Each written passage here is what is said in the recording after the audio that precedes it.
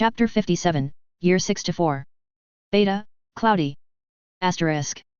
Snow was swirling against the icy windows once more. Christmas was approaching fast. As with every year, the professors assisted in decorating the halls of Hogwarts into something splendid and cheery. Although I could not help but notice that year seemed to have an abundance of mistletoe wreaths. I noticed a group of girls setting them up throughout the corridors, and I wondered if perhaps they were hoping to grab Harry's attention. It wasn't only girls setting them up and lingering underneath them. There were several boys with an air of bravado that made me snort derisively. It was vexing to see some people wink at me under them. More often than not I found my Oxio ripping the mistletoes apart if I had to approach them. The mistletoes did not bother everyone, though. Theodore gave Hermione a sweet and chaste kiss under one that made the surrounding girls go ah. Blaise kissed Millie outside of potions. Tracy straight up snogged Lisa so passionately she made Professor Sprout turn red in the face. I was told through the grapevine Luna wore a mistletoe hat and waited for Neville outside the Gryffindor dorms, so go her. I did get caught under one of the mistletoes by Cormac. I figured he grew it above me when I wasn't looking, but a quick inside AIO burned that and his hopes to ashes. Kiddo had guts, gotta give him that. On the bright side, Hermione and I had made good progress on our house elf research. The house elves of Hogwarts were delighted to be of assistance in providing us a baseline in biology. I kind of hoped I'd find a dead house elf to dissect soon, but hey, I'll take what I can get. We had roped in Hannah Abbott, who had a fantastic talent in sketching, to put together our reports. She was delightful company, too. Perhaps not passionate about the project, but such a genuinely nice girl, she was happy to help. Plus, since Hermione and I couldn't draw for shit, having her sketch out the different systems of the house elves was a huge help. Classes progressed well enough. Alchemy, potions, and Dada had become my favorites. One chilly morning a week before Christmas break, I was on my way to the library for a good old-fashioned study session when suddenly, I felt two hands around my waist. I let out a surprised squeak, dropping my books and whipping out my wand. To my surprise, Tom pulled off an invisibility cloak and smiled slyly at me. I'm disappointed you didn't immediately fire off a spell. Could have been one of my friends, I said, lowering my wand and placing a hand over my heart. Geez. You scared the daylights out of me. What are you doing here? Tom did not answer right away. My brow furrowed. Tom. Your list, he said. The broom cupboard one. It took me a moment to process what he was implying. I let out a little gasp. Really? Yes, he said. Merry Christmas. Really? Yes, he repeated, a touch annoyed. Don't make me repeat myself again.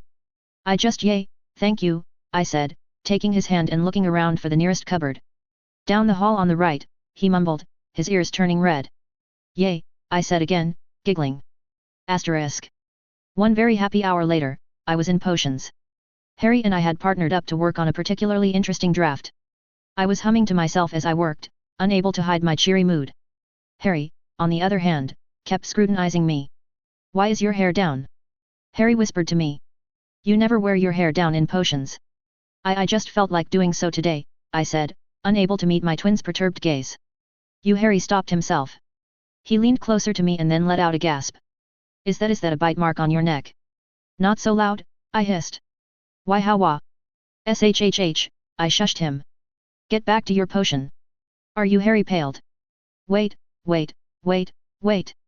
You were wearing stockings at breakfast. What happened to them? I didn't answer that. Oh, Merlin, he bemoaned. I don't want to know. I kissed his cheek. Good boy. Asterisk. After class I hooked my arm through Daphne's, steering her away from the others. Daphne. I paused. Got any cover up on you? She frowned, turning to peer oddly at me. Rosie, where are we going? A broom cupboard, I said. She raised an eyebrow. Why? I forgot something. Daphne reached forward and brushed back my hair. Goodness.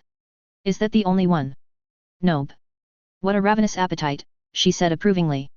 We shared a giggle at that, both a little red in the cheek. Then a thought occurred to her. She subtly glanced at my skirt. She flipped it up briefly and I yelped as I hurried to push it back down. Rosie. Yes, Daphne. Is that what you forgot? Shhhh. Asterisk. For Slughorn's Christmas party, I early asked if any of my baby snakes would be available to escort me. Theodore was already going with Hermione, Blaise had already asked Millie, and oddly enough Daphne and Draco were planning to meet up with Harry there. Are the three of you going? I asked curiously. Together. We'll be going as a group, yes, Daphne said with a delicate shrug. I raised an eyebrow. You know what I'm asking, Missy. I don't think any of us knows what's going to happen, said Draco. It just, kind of is working out that way. Okay, I said slowly. Welp, as long as they were happy. Either as a happy friend group or budding poly relationship. I was a shipper for Harry X's happiness. Harry hadn't seemed very interested in dating whenever I brought it up. He acknowledged who was attractive to him, but the actual concept of dating made him anxious. He preferred to spend his time with people who made him feel comfortable rather than searching for people who gave him butterflies. Sirius had always encouraged both of us to explore our feelings regardless of the genders. It didn't surprise me that Harry was open to the idea of being in a same-sex relationship. That being said, it did surprise me that the three of them would consider a more inclusive relationship. Actually, it doesn't surprise me with Daphne now that I think about it. Daphne had always been a no-nonsense kind of witch. She'd be exactly the type of witch who, if she liked more than one person, would propose a three-way. And she, much like Harry, didn't have a jealous bone in her body. Neither were the possessive sort, and neither lacked for self-esteem. But Harry always struck me as a, well, vanilla traditionalist. Maybe that was just my previous view of canon Harry tainting how I saw him. Sirius was by no means a traditional parent and I knew the dog Animagus was certainly fluid with his desires. Sirius didn't really do relationships. I suspected he was aromantic or had some kind of aversion to emotional romance, but he dabbled in physical adventures. And I knew for a fact that those adventures could occasionally have more than one partner. I guess maybe it's not that surprising for Harry then. Oh well. As long as they were happy. Luckily for me, Tracy volunteered herself. I'll be happy to escort you. Lisa won't mind. I asked. Nah. As much as I adore you, I adore her way more, said Tracy with a goofy smile. Ah, I cooed, reaching over to kiss her cheek. Thank you, dearie. Asterisk. Tracy and I walked arm in arm to Slughorn's fabulous Christmas party. Slughorn had really gone all out that year, even decorating the hallway leading to his office. Whether it had been built that way, or because he had used magical trickery to make it so, Slughorn's office was much larger than the usual teacher's study. The ceiling and walls had been draped with emerald, crimson, and gold hangings, so that it looked as though they were all inside a vast tent. The room was crowded and stuffy and bathed in the red light cast by an ornate golden lamp dangling from the center of the ceiling in which real fairies were fluttering, each a brilliant speck of light. Loud singing accompanied by what sounded like mandolins issued from a distant corner, a haze of pipe smoke hung over several elderly warlocks deep in conversation, and a number of house elves were negotiating their way squeakily through the forest of knees, obscured by the heavy silver platters of food they were bearing, so that they looked like little roving tables. Rosie, my dear. Boomed Slughorn, almost as soon as Tracy and I had squeezed in through the door. Come in, so many people I'd like you to meet. Slughorn was wearing a tasseled velvet hat to match his jacket. He offered his arm out to me, and I gracefully accepted it, giving a wink at Tracy as I was swept away. Rosie, I'd like you to meet Eldred Wurple, an old student of mine, author of Blood Brothers, My Life Amongst the Vampires and, of course, his friend Sanguini. Wurple, who was a small, stout, bespectacled man, grabbed my hand and shook it enthusiastically. The vampire Sanguini, who was tall and deathly pale, offered me a thin smile. Rosalind Potter, I am simply delighted. Said Wurple eagerly. I was saying to Professor Slughorn only the other day, where is the biography of Rosalind Potter for which we have all been waiting? You know, I actually hadn't thought about that, I said with innocently wide eyes. Just as modest as Horace described. Said Wurple. But seriously, his manner changed. It suddenly became businesslike. I would be delighted to write it myself. People are craving to know more about you, dear girl, craving. If you were prepared to grant me a few interviews, say in 4 or 5 hour sessions, why, we could have the book finished within months. And all with very little effort on your part. I assure you. Ask Sanguini here if it isn't quite Sanguini, stay here. Added Wurple, suddenly stern, for the vampire had been edging toward the nearby group of girls, a rather hungry look in his eye. Here, have a pastry, said Wurple, seizing one from a passing elf and stuffing it into Sanguini's hand before turning his attention back to me. I, on the other hand, was looking warily at Sanguini. Ennio had told me to be extremely cautious of any vampire who wanted to feast upon witches or wizards. Freaks, Ennio spat out rather venomously. Sick, twisted, and nasty things. You ever find one who gets too close to you, get away from them and let me know. I'll be sure to straighten them out. Surely I could handle it myself. I asked curiously. Those types tend to get obsessive. If they crave a witch's blood, it's likely an addictive substance for them. Please leave it to me, my lady. I would hate to see you harassed by one of those ilk. I made a mental note to write to Ennio about Sanguini. My dear lady, the gold you could make, you have no idea. Sure, I said. But you'll have to promise not to release it until I graduate. Wurple trembled with utter delight. Oh. Yes. Yes, of course. Do you think you could visit Hogsmeade in January? I asked him. We can properly discuss the details then. But of course, Wurple blustered, grinning so widely. How about the second weekend? Sounds good, I agreed. Oh ho, laughed Slughorn. What an excellent start to the evening. Come now, I won't let Wurple keep you. I've so many people I want to introduce you to. Thank you ever so much, I told Slughorn with a sweet smile. You networking genius. I hadn't considered the biography route, but hey, why not? Everyone in the village knew my alias, and I could just imagine how fantastic the sales would be once it was unveiled. After graduation, I had no intention of hiding behind my alias. Honestly, I didn't really care if anyone found out about it now. The people I was using to hide it from already knew my family, so there was no real reason to keep it up except for the sake of convenience. Obviously I'd have to lie about my Gentleman Rose adventures. I'd simply tell him I got the money for the village from my inheritance and ask Sirius to back it up. Not like there were record books of the Potter fortune to contradict me. As the night went on, Slughorn chauffeured me around the party with the grace of a veteran gentleman. Tracy checked up on me every so often to make sure I wasn't uncomfortable. I thanked her profusely for that, but was more than happy to spend her time mingling with the guests. Slughorn did get tipsier as the night went on, and a sudden thought occurred to me. If only I could get him drunk enough to give me memories of Tom. Certainly Dumbledore had a lot, but I'd bet a galleon that Slughorn had more. Didn't Tom say Slughorn was the one who gave him a dictionary to help with his slang? I want that memory. I would kill for that memory. And so my new goal of the night was to get Slughorn absolutely wasted and in a vulnerable state that would make him easy to manipulate. The party went on well into 3 in the morning, and I had to completely focus on getting Slughorn drunk, but damn it. I got it. Asterisk. Bonus. It was soft, barely audible. I kept my eyes closed, not moving a single inch as I laid across Tom's chest. My right ear was pressed into him so I could hear his heartbeat, and the low vibrations in his chest as he hummed the familiar melody. I wasn't sure what time it was. I had promptly fallen asleep as soon as my head hit the pillow for the second time that evening. My body was exhausted and the bath afterwards made me feel warm and gooey like melted chocolate. Tom had told me in the bath he planned to stay up a bit more, but clearly he had joined me in bed at some point. It was still dark, though I did not dare open my eyes to steal a glance at the clock. Any sign of movement on my part and I knew he'd stop. He continued to hum softly, running his fingers lightly through the back of my hair. What song is that? I thought to myself, my mind groggy. Sleep hovered on the edges of my thoughts, threatening to pull me back in. Am I awake? Or is this a dream? L is for the way you look at me, he sang softly. I almost physically reacted at that. It took every ounce of self-discipline I had to not reflexively smile. O is for the only one I see. Don't react, he'll immediately stop. Don't react, he'll immediately stop. Don't. V is very, very, extraordinary. He stopped singing and went back to humming. Now realizing what the song was, I caught on to his tune, easily picturing the words to his low murmurs. Between the low reverbs, being wrapped in his tantalizing warm arms, and genuinely exhausted from earlier, I found it increasingly difficult to stay awake. With great regret, my mind slipped away into oblivion. I woke up to an empty bed, blearily staring up at the ceiling. It took me a few minutes to process being awake, then realize. Gah! I shot up, scrambling to find clothes. Rosie! I heard Tom's voice call out from somewhere in the house. I'm fine, fine, fine, fine. Just I need to talk to Grandpa, I shouted back, tripping over my feet as I hurried to put on my skirt. I tossed on a sweater, then sprinted for the vanishing chest. Love you, bye. Have a good day. You too, sweetie. Grandpa. I shouted as I burst into his office using the password he gave me at the start of the year. I need your pensieve. It's an emergency.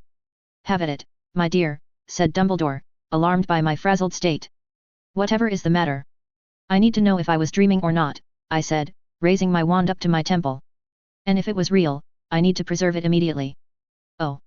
Sorry, not life-threatening emergency, I said, abashed. Dumbledore laughed. Nonsense. I got to see you in such a frazzled state, a truly rare moment I'll be sure to enjoy. You can be a brat sometimes. He laughed again. Don't mind me just patting the fluff. 58, Gringotts. 59, patting. 60, Tom's interlude. 61, a sprinkle of angst and or punch to the gut depending on how attached you are to these characters. Chapter 58, Year 6 to 5. Beta. I chugged a large espresso right before I wrote this chapter. Laughing face, asterisk. Harry and I were escorted to Grimald's place with the Weasley family for our Christmas break. It was surprising that Sirius wasn't there to greet us, but that explanation came barely 30 minutes after we got home. "Merry Christmas, Molly!" Sirius hollered, hoisting a moving burlap sack over his shoulders. He dumped the sack onto the couch. He pulled it down to reveal the head of a disheveled Percy. "You kidnapped me!" Percy shouted, struggling to get out the bag. "Yab. You're staying with us for Christmas and only then will you get your wand back," said Sirius happily. He kissed the top of Percy's head. "You rule-abiding prat. Accept our love." "Percy!" squealed Molly, rushing into the room to embrace her wayward son who turned red in the face. "Oh Sirius, bless you. Anything for one of my favorite witches," said Sirius, patting her on the back. "Speaking of which, there's my unicorn princess. I threw my trunk at him. It knocked him down the very same way that big-ass unicorn did my first Christmas at Hogwarts. Beautiful retribution. Asterisk. Christmas Eve was a bit of a mess. A glorious drunken mess. Sirius went shot for shot with the twins, and roped Remus, Arthur, and Molly into arguably too much alcohol as well. Bill and Fleur were a little reluctant, but I mean you just can't say no to a charming drunk Sirius, so they got hammered. Percy gave up resisting an hour in. Then Tonks showed up, realized she was the last sober adult and proceeded to drink twice as much to catch up. The result was a house filled with drunk adults and a sober Ginny, Ron, Harry, and I left to watch the madness. "Aw fuck it," I said, grabbing a bottle. "Rosie no," Harry admonished. "Patty, can I get drunk?" "Sure," he hiccuped. I shot Harry a victorious look. "Bollocks," he sighed, grabbing a bottle himself. "Are you drinking too?" asked Ron with a raised eyebrow. "She's my twin." "He's my twin. We get drunk together," we said in sync, raising a bottle of fire whiskey together then chugging. Magical booze didn't taste like muggle booze. Certainly didn't need to acquire a taste for it as it went down like liquid candy. Therefore, it was ridiculously easy to get drunk on magical booze. "No, stop," cried out Remus when he saw Harry and I chugging. "Too late," I hiccuped. "Damn it SSSU," cried Remus, jabbing a finger at Sirius which made our godfather cackle. "You're too drunk to even say my name," he laughed. And that was the last thing I remembered. Asterisk. I woke up with a pounding headache the following morning. The world spun around me as I slowly sat up, blearily looking around me. It took several seconds of concentration before I recognized my home at Lunar's Orchid, and that I was in bed with a very tired Tom. Tom glanced up at me. "Good morning." "Not so loud," I whispered. He seemed conflicted. I could feel his temptation to purposefully raise his voice because my darling was a sadistic bastard like that sometimes. "Please," I half-begged. "Okay," he agreed. "As long as you promise not to go heavily drinking without me there." "I promise," I immediately said. "Ah. I hurt." "Come on," he said. "Let's get you into a bath. I'll brew up a potion for you." "There's a hangover potion?" I hopefully asked. "Close enough," he said with a shrug. "I adore you. You certainly conveyed that last night. I hope in a positive way and not an annoying way." He chuckled. "Let's say you were enthusiastic about letting me know." I blushed. Then noticed I was pretty tender in areas besides my head, and I was naked. "Oh," I said as I realized what I had probably done. Asterisk. The last night before our winter break ended was time for the family heist. Sirius and Harry had planned the whole thing. Or, well, Sirius planned how to get in and Harry planned how to get out. I had absolutely no idea if it would work or not, but on the off chance their plan completely fell through, I had Tom prepare some emergency port keys for us, and if I didn't message him by 7 in the morning he was to take my Worgen army and raid the bank.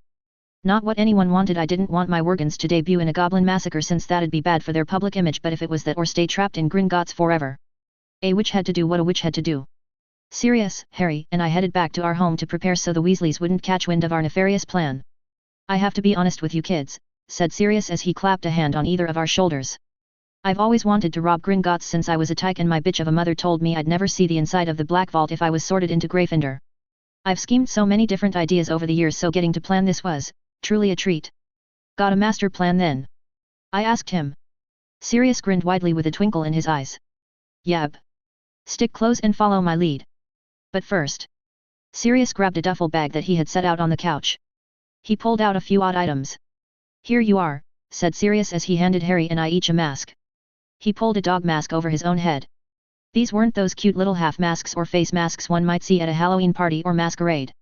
They were practically masked heads in their size and shape. I stared at mine. "This is a unicorn head." "Yes," he said. "Harry gets a cat, and you get a dog, but I don't get a fox." I asked, continuing to stare at the unicorn mask. You're my princess, admonished Sirius. You deserve the unicorn. I don't want the unicorn. But the unicorn wants you. I glared at him. Patty. Rosie, he returned with a sweet smile. You're a team player, aren't you? No. For me. I sighed. This better be the only unicorn-themed item I have to wear. He pointedly looked away. It is now. With great reluctance, I put it on. Thankfully, Sirius heavily enchanted the mascot head so it was featherlight on me. I could hardly tell I was wearing it. We probably look absurd, I thought, taking the head back off. Sirius had also procured us some muggle suits. So. Muggle suits with cartoon mascot heads. Awesome. I'd put it back on when we actually started the heist. Harry seemed content to keep his cat mascot head on though. Now I'm about to share with the two of you the culmination of a decade's worth of hard work and ward study, said Sirius. Something I have only shared with Dumbledore and Remus. Oh wow, I said. Is this your Worgen baby? This is my Worgen baby, he confirmed with a somber nod. Nowhere near as cuddly, but I think as impressive. I have revised the Fidelius charm, and made it mobile. I couldn't help myself. I gasped. Loudly. My hands flew up to my mouth as I gaped at Sirius in sheer disbelief. That's possible. Wards were the pinnacle of charm defense, mostly due to their stabilizing anchors. Shield charms were literally wards without anchors. The Fidelius charm was the pinnacle of wards, followed shortly behind blood wards, and Triskide Kagans. They could not function without an anchor, it wasn't mathematically possible. It'd be like trying to get an airplane to fly without using lift or expecting someone to light a fire underwater. I mean I guess with magic those things were possible but from an arithmetic point of view. The entire structure of a ward was focused on an anchor. Therefore, not having an anchor, could it even be called a ward anymore? It is, said Sirius proudly as he pulled out a rock. Ta-da! It was an ordinary rock by every glance of it. I felt no magic coming from it. Harry peered at it. Is that from our backyard? Quite so, said Sirius. This will be our home. This is our home? I asked flatly. Yes. This will be our home for the charm. Rosie will be our secret keeper, said Sirius. Why me? I asked. Because you're more likely to get it right on the first try, said Sirius. No offense, Harry. None taken, said Harry. I know I'm miles better at Quidditch than her, and that's really the most important thing. Couldn't agree more. Here, Rosie, watch my wand movements. Contrary to Sirius's expectation, I could not cast his insanely complex spell in the first attempt, nor even the second or third. Nope. It took me 13 tries before I got it. At least my family was understanding about it, and wisely did not tease me when I started to get frustrated. With the charm cast upon the rock, Sirius then broke it into 3 pieces and had us hold onto it with one hand. Make sure your skin is constantly touching the rock, he said. It won't work if it's just in your pocket. And now we're under a mobile Fidelius. I shrewdly asked. Yep. As long as no one else touches you, no one can see you. Not even Mad Eye Moody.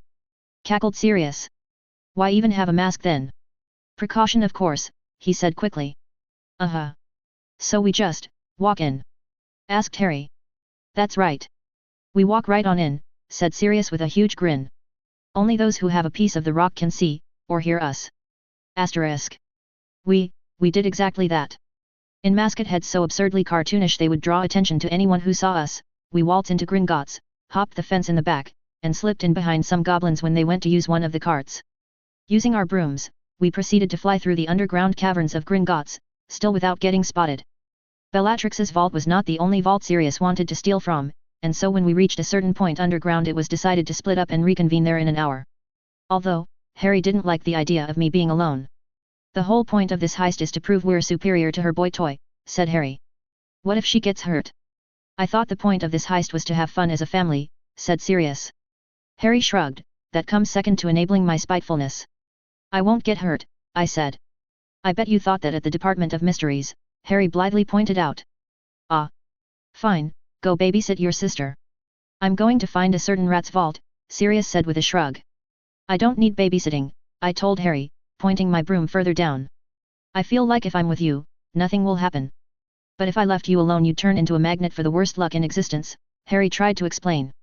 I considered that. I can't exactly say that's impossible. Right. Honestly it feels downright correct. Right.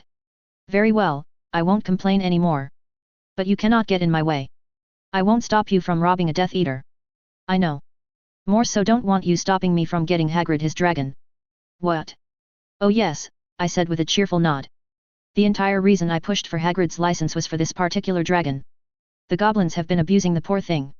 I've got some animal protection laws pushing forward this summer, but why wait around to rescue the cutie when I can save it right now?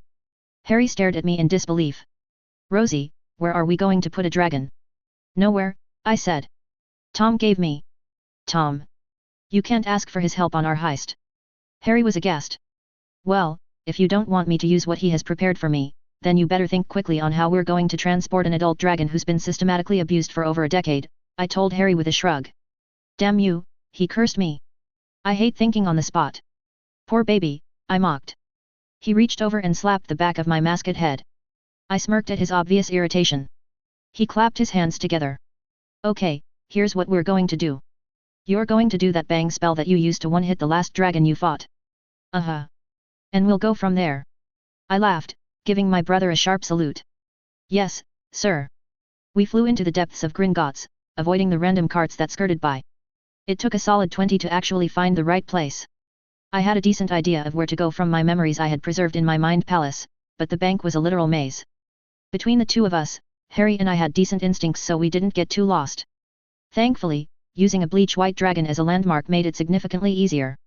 We found the poor abused baby, I knocked its ass out in 2 spells, and now we were left floating above its unconscious body. Can you shrink it? He asked me, staring at the sleeping dragon warily. I dunno, I said. Dragon scales are pretty resilient to magic. It takes a dozen or so wizards to use stunners on them. Harry scratched at his chin. I got it. Oh. Make me a hammock to carry that thing, said Harry, pulling off his expandable backpack and beginning to pull out brooms. I brought a lot of extra brooms. We'll tie to the broom's end. Fly it out the front door. I asked with great amusement. Harry clicked his tongue. No. Port keys work up near the top. We only need to get up there, then we can use one of our backup port keys to get it home. All right, I said. Can brooms fly on autopilot? Not very well, admitted Harry.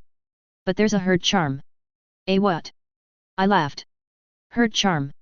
For when people need to travel great distances on a broom. Makes the broom follow one broom, explained Harry. I'll enchant them to follow mine. Okay, I said. Should make for a good memory at least. Before that, though, let's rob Bellatrix's vault. It should be near here, Vault 3155. Harry gestured to a group of vaults on the right. Right. I think I see it over there. Excellent find, Harry. I'll make the hammock, you go rob that bitch. Think it's trapped? Definitely. Pour the basilisk venom on the door, then toss in this. I handed him a small runestone. Then open the expandable bag. The runestone negates all magic so nothing will explode while the bag sucks it in. Harry bobbed his head, guiding his broom forward to the vault. Sirius had prepared all of our equipment including the basilisk venom, which was an expensive purchase despite the fact I literally had access to an obedient basilisk for free. The runestones were items I had brought along as I always kept some on hand for my heists. I worked quickly to transfigure the surrounding chains and rocks into a sturdy hammock that could hold a dragon. As an extra precaution, I charmed the hammock with extra strength and durability. By the time I had finished that up, Harry returned, triumphantly holding the expandable bag. This thing is an infinite bag, right? Asked Harry. Yeah, I said. Okay, good. For some reason one of the cups started to multiply, he said. Ah. Means the magic on it was stronger than my runestone, I said, holding out my hand to accept the bag. No worries, I know a certain wizard adept in the dark arts who will know how to handle that. Harry handed over the bag. Snape. No, Tom. Boo. You haven't even met yet. Stop booing him. Harry shrugged. It's my right. Or the two of you could actually get along pretty well, I said. He's quite the charmer. I didn't need to see Harry's face to know he was giving me a deadpan look. Stinker. Let's go. One moment, said Harry, pulling out a dozen brooms from his expandable pouch. We worked quickly to hook the brooms up to the hammock, and once that was set up Harry enchanted them with the herd charm. It was, certainly a spectacle. In a woven hammock slept a battered dragon with bleach-white scales. It was slowly, lovingly, lifted into the air by a swarm of firebolts, which seemed like a huge waste of money who needed that many top-tier brooms, that followed closely behind Harry and I. Harry and I, who were dressed in black muggle suits with masked heads. What a sight! I wish someone else was there to take a picture or something. It made for a nice conclusion to our relatively peaceful raid at Gringotts. Considering the last raid I was on, I supposed it was nice to have a non-combative one. Asterisk. Bonus, Rosie and Ennio having a candid discussion in the den while Tom tries to read in his recliner. Trigger warnings for mature conversation. You sure I can ask anything? Rosie pressed upon Ennio. The vampire took another drink from his goblet. Their shared adventures into creating fancy booze-infused blood for the vampire community meant that Ennio was their main test subject. He had come over to try out some new wine ideas Rosie created. He was on his second bottle and nearly finished. Rosie, my dear, we have been friends for years, admonished Ennio, his voice slightly slurred. Ask. I have to know. How different is sex as an undead? She asked. Not too different, said Ennio. Although outside lubricant is needed. Wow. Can you know? Finish. Not the same way, but ultimately yes, said Ennio. Damn, said Rosie. Thank you. But of course, said Ennio with a tilt of his head. Not many would think to ask such a question. Most witches find vampires repulsive. Not when twilight comes out, Rosie privately thought to herself. She shook her head. That's silly. I'd tap you if I wasn't already in a healthy and committed relationship with a wizard I love. Tom made an acknowledging noise while Ennio chuckled. Ennio said, if you're single when you're 30, we can open that box. That box will be staying shut tight, said Tom ominously. Or you could join, Ennio pointed out, eliciting a giggle from Rosie and a disgusted look from Tom. I'd be down for a three-way, giggled Rosie. Freak, Tom muttered, which causes Rosie to laugh in delight. There was a soft chiming from Ennio's pocket. He pulled out a small watch. Ah. I must be going. Thank you for the lovely evening. I definitely think we could market whatever concoction you've been feeding me. That made Rosie smile. Safe journeys, said Rosie, hopping up from her seat on the couch to escort Ennio out. The two shared a quick hug at the front door before the elder vampire left. Rosie then headed back to relax on the couch. She thought about reading a book, but then she decided she'd have more fun teasing Tom. In a light tone she teased, so sure the box will stay shut.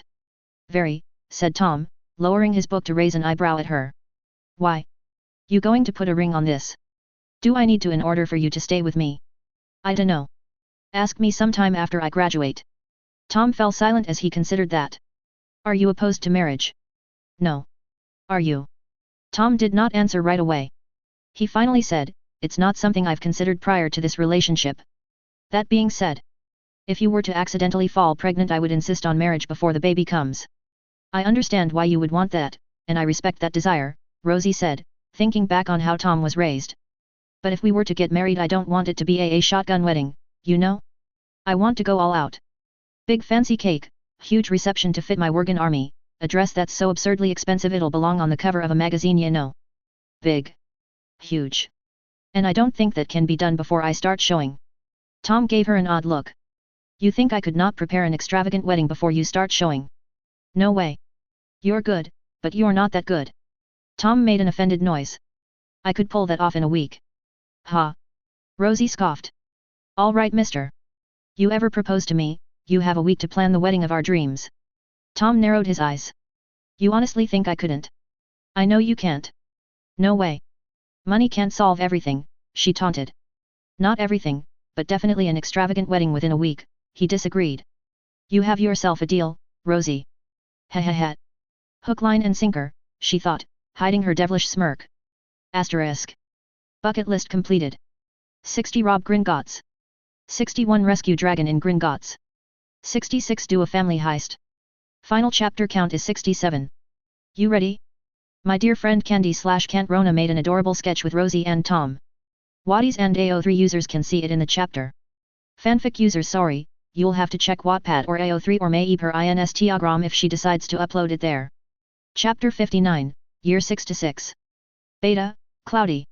Asterisk. Hagrid and Dumbledore graciously accepted the anonymous donation of a pretty dragon with scars. Hagrid was in tears looking at the poor thing, and profusely promised me he would take perfect care of the darling. Dumbledore assured me that the habitat set up for the dragon would be completely safe for the other students. Dumbledore himself erected a barrier that would prevent the dragon from escaping it and harming anyone. The dragon would have the entire area to itself. It was large enough it would have plenty of room to soar and stretch its wings, and all the amenities it could possibly ask for. The habitat had been designed to house several dragons, but for now it would only keep one. Returning to Hogwarts, I did let it slip to Millie that Hogwarts had a dragon. Millie had repeatedly mentioned her dream was to work with dragons, and the strong girl was beyond ecstatic. So giddy with joy, in fact, she rushed straight over to Hagrid, who always came to pick the students up from the train, and begged him to let her help care for it. It was pretty darn cute. I got caught up with my snakes over winter break. Theodore and Draco stayed at Hogwarts that year and listened to their happy holiday tales. Daphne assisted her father in Wisengamot paperwork, and answered letters on behalf of the Greengrass family. Vincent actually spent some time at the twins' shop talking to them about some jokes he thought up. Blaise toured Italy with his mother. Gregory actually got to meet the Yorkshire Quidditch team and talk with their keeper, Uga, who invited Gregory to try out for Beater once he graduated. Tracy met up with Lisa over break and the two had several dates in Diagon Alley. Pansy took a trip to Germany with her family and had a bit of a winter fling with one of the locals. It was wonderful to listen to how happy my snakes were. Seeing them smiling, relaxed, and hopeful for their futures. It warmed my heart. Canonically, they were probably scared and stressed out. Certainly Draco, what with his father sentenced to Azkaban and he had been given the task to murder Dumbledore. Voldemort wasn't in any position to threaten the Malfoys, though. Or really any of my snakes. He would not be able to touch them while they were in Hogwarts, and Tom and I planned to take care of him before graduation. Although I couldn't help but wonder what he was planning now. If I were him, I'd launch an attack on the Ministry. The Aurors were stretched out between all the other public places, Hogsmeade, Diagon Alley, Devonsmoor, Fogwood, and so on, that a small, powerful, strike team could potentially take over the Ministry. Voldemort was insane, but he was still a powerful wizard. He hadn't been trying to kill Tom, after all, and he still blew up his foot. Had he been trying to kill Tom instead of capture? Deranged, but still dangerous. He was not an opponent to underestimate, and because of his unstable mindset, predicting his next movement was impossible. The only thing I could say for absolute certainty was that he would not attack Hogwarts, nor Lunar's Orchid. Hogwarts because he was afraid of Dumbledore, and Lunar's Orchid because he was, likely, afraid of Tom and a giant Worgen army. What will you do, Voldemort? Asterisk. The new term started next morning with a pleasant surprise for the 6th years. A large sign had been pinned to the common room notice boards overnight. Apparition lessons. If you are 17 years of age, or will turn 17 on or before the August 31st next, you are eligible for a 12-week course of apparition lessons from a Ministry of Magic apparition instructor. Please sign below if you would like to participate. Cost, 12 galleons. Hell yeah, I thought, eagerly signing myself up for that. Man, heists would be super easy once I knew how to apparate. Then I could start stealing back all the priceless museum artifacts I sold and giving them back to the museums. That'd be so much fun. I'd have to come up with a different calling card. Maybe a picture of Robin Hood? For the rest of the day all I could think about was my tales as Robin Hood and Gentleman Rose. Setting them up as separate identities, then feeding bogus stories to the media about how the two were notorious rivals. Maybe I could get Harry and Tom to role-play as one of them and set up some dramatic confrontation to be witnessed by a massive crowd. Screw getting a typical job after Hogwarts, I know what I'm doing, I thought to myself. Asterisk. Entering alchemy for the first time in the 2nd semester, I wondered what I'd be studying next. Dumbledore had mentioned we were progressing a lot faster than his previous classes, likely due to the one-on-one teaching style. I adored learning alchemy. Well. Okay.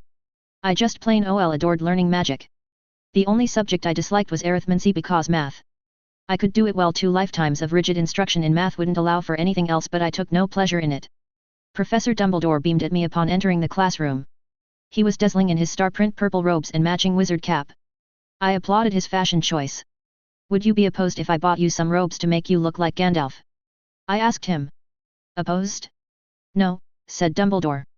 You know Harry sent me some already. What? Really? Dumbledore nodded happily. For Christmas. Said I'd pull off a magnificent Gandalf and thought it was a shame I hadn't already dressed like him before. My boy, I mock sniffed.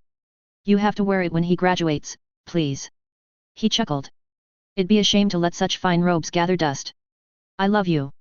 Thank you, my dear girl, he said genially, taking a seat at his desk. We are quite ahead in our lesson plan for the year. I thought today we could spend our lesson on casual conversation, and perhaps review some more memories if you'd like. 1. I am always down to look at more baby pictures of my baby. And 2. I must know something. It's very important. He had a fan club, right? Pardon. He keeps insisting he did not, I said. But I mean, come on. He had one, right? Dumbledore tilted his head as he considered my question. Not in the way you are thinking of. No way, I gasped.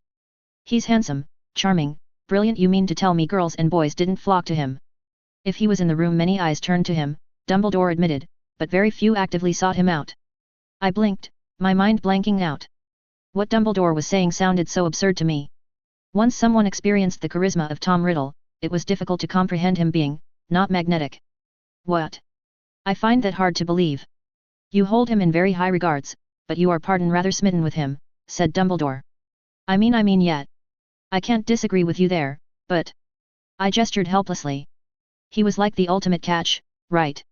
You misinterpret his charisma, said Dumbledore. And I believe you are under the false assumption that he like you used honey more often than vinegar. My confusion must have amused Dumbledore because he smiled. You see too much of yourself in him, he said. While you are alike, you are so very different. Come here, I have a few memories you might enjoy. Dumbledore got up from his chair, waving with his left hand. A cabinet that had been pressed against the back wall moved forward and opened up to reveal his pensieve. Dumbledore hummed to himself as he pulled out his wand and poked around in the waters to find the appropriate memories. In a feathery tone he said, for now, why don't I show you more memories of him during his 5th year? Ah! I wanted to hear more of his accent, I said. You know I got Slughorn to give me the memory of when he gave Tom the dictionary. Dumbledore's pale blue eyes widened. Did you really? Yet. I got him drunk and vulnerable, I cackled. Ah! That sounded wrong. I applaud you on getting such a memory, said Dumbledore. Horace has been exceptionally tight-lipped about his previous experiences with Tom, at least to me. I got him drunk enough to forget what decade he was in, I said with a wink. He thought Tom was still his prized student who only just graduated. Fascinating, said Dumbledore. I do what I can, I said with a shrug, then dunked my head into the Pensieve's water. The world lost its color as it shifted into a different scene. I found myself standing in the Transfiguration classroom, only instead of McGonagall's minimalist style, it was decorated with a clutter of magical artifacts and pictures. The desks were lined up in neat little rows, and I immediately spotted my paramour. Tom Marvolo Riddle looked exactly like when I first saw him in my mind. Dark, sharp, and with an angelic smile that could make people swoon. He held himself with an air of quiet confidence. As soon as he entered the room, I found it impossible not to stare at him. And, hey! The first memory shown was Tom having an intellectual debate with his classmates in Dumbledore's Transfiguration class. Tom argued dispassionately, sticking solely to logic as he and some other boy went back and forth on some gamp laws. The past Dumbledore encouraged the debate, bringing in other students by calling upon them for their opinions. His words made sense, and indeed, I had heard him use similar arguments before, but... He feels stiff, I murmured, circling around the past Tom. It was not really an easy visual. Frankly, it was hard to pick out how I found him stiff. The longer I watched him, the more disquieted I became. There was something inherently off about the Tom I saw. It looked like my Tom. Sounded like my Tom. But it wasn't. Dumbledore showed me 2 more memories that day, both leaving me with a similar impression to the first one. It had been a while since I had seen Tom behave so coldly polite. Don't get me wrong, he could turn up the charm, but after I had seen how warm he could be. I watched the memories transition to a time when Dumbledore watched Tom and his group of followers study together. I say study together rather loosely, as it was largely Tom explaining concepts and everyone nodding and looking admiringly at him. Some would try to flatter Tom, and Tom would rebuff them and have them refocus their attention on their work. I might have been impressed by his ability to deflect, but I was more concerned with his irritation. Had I not known Tom so intimately, I would have missed the subtle clenching of his jaw and the way his dark eyes coldly appraised his peers even as he smiled and spoke honeyed words. His fellow Slytherins were not much better. They admired him, but it was not a warm kind of affection. Closer to a keeper admiring a prized lethal pet, or how a dog might look upon its temperamental owner. They spoke as if they were friends, but I did not find any friends among that group. And then Dumbledore did something that surprised me. From a memory of Tom, it transitioned to a memory of me. I saw a younger me sitting near the staff table, chatting amicably with my baby snakes. Dumbledore was too far away to hear what we were speaking about, yet that did not matter. It made my cheeks grow hot as I realized how obvious I was with how much I adored them. I was like a doting mother, reaching forward and affectionately patting them or saying something that would make them smile ear to ear. I had apparently even wiped some food off of Theodore's mouth, making the poor boy turn red in the face as he smiled shyly at me. Unlike how Tom's peers viewed him, my snakes held nothing but warmth in their gazes for each other and me. If someone took a transcript of Tom's group, and my group, the dialogue could be interchangeable without notice.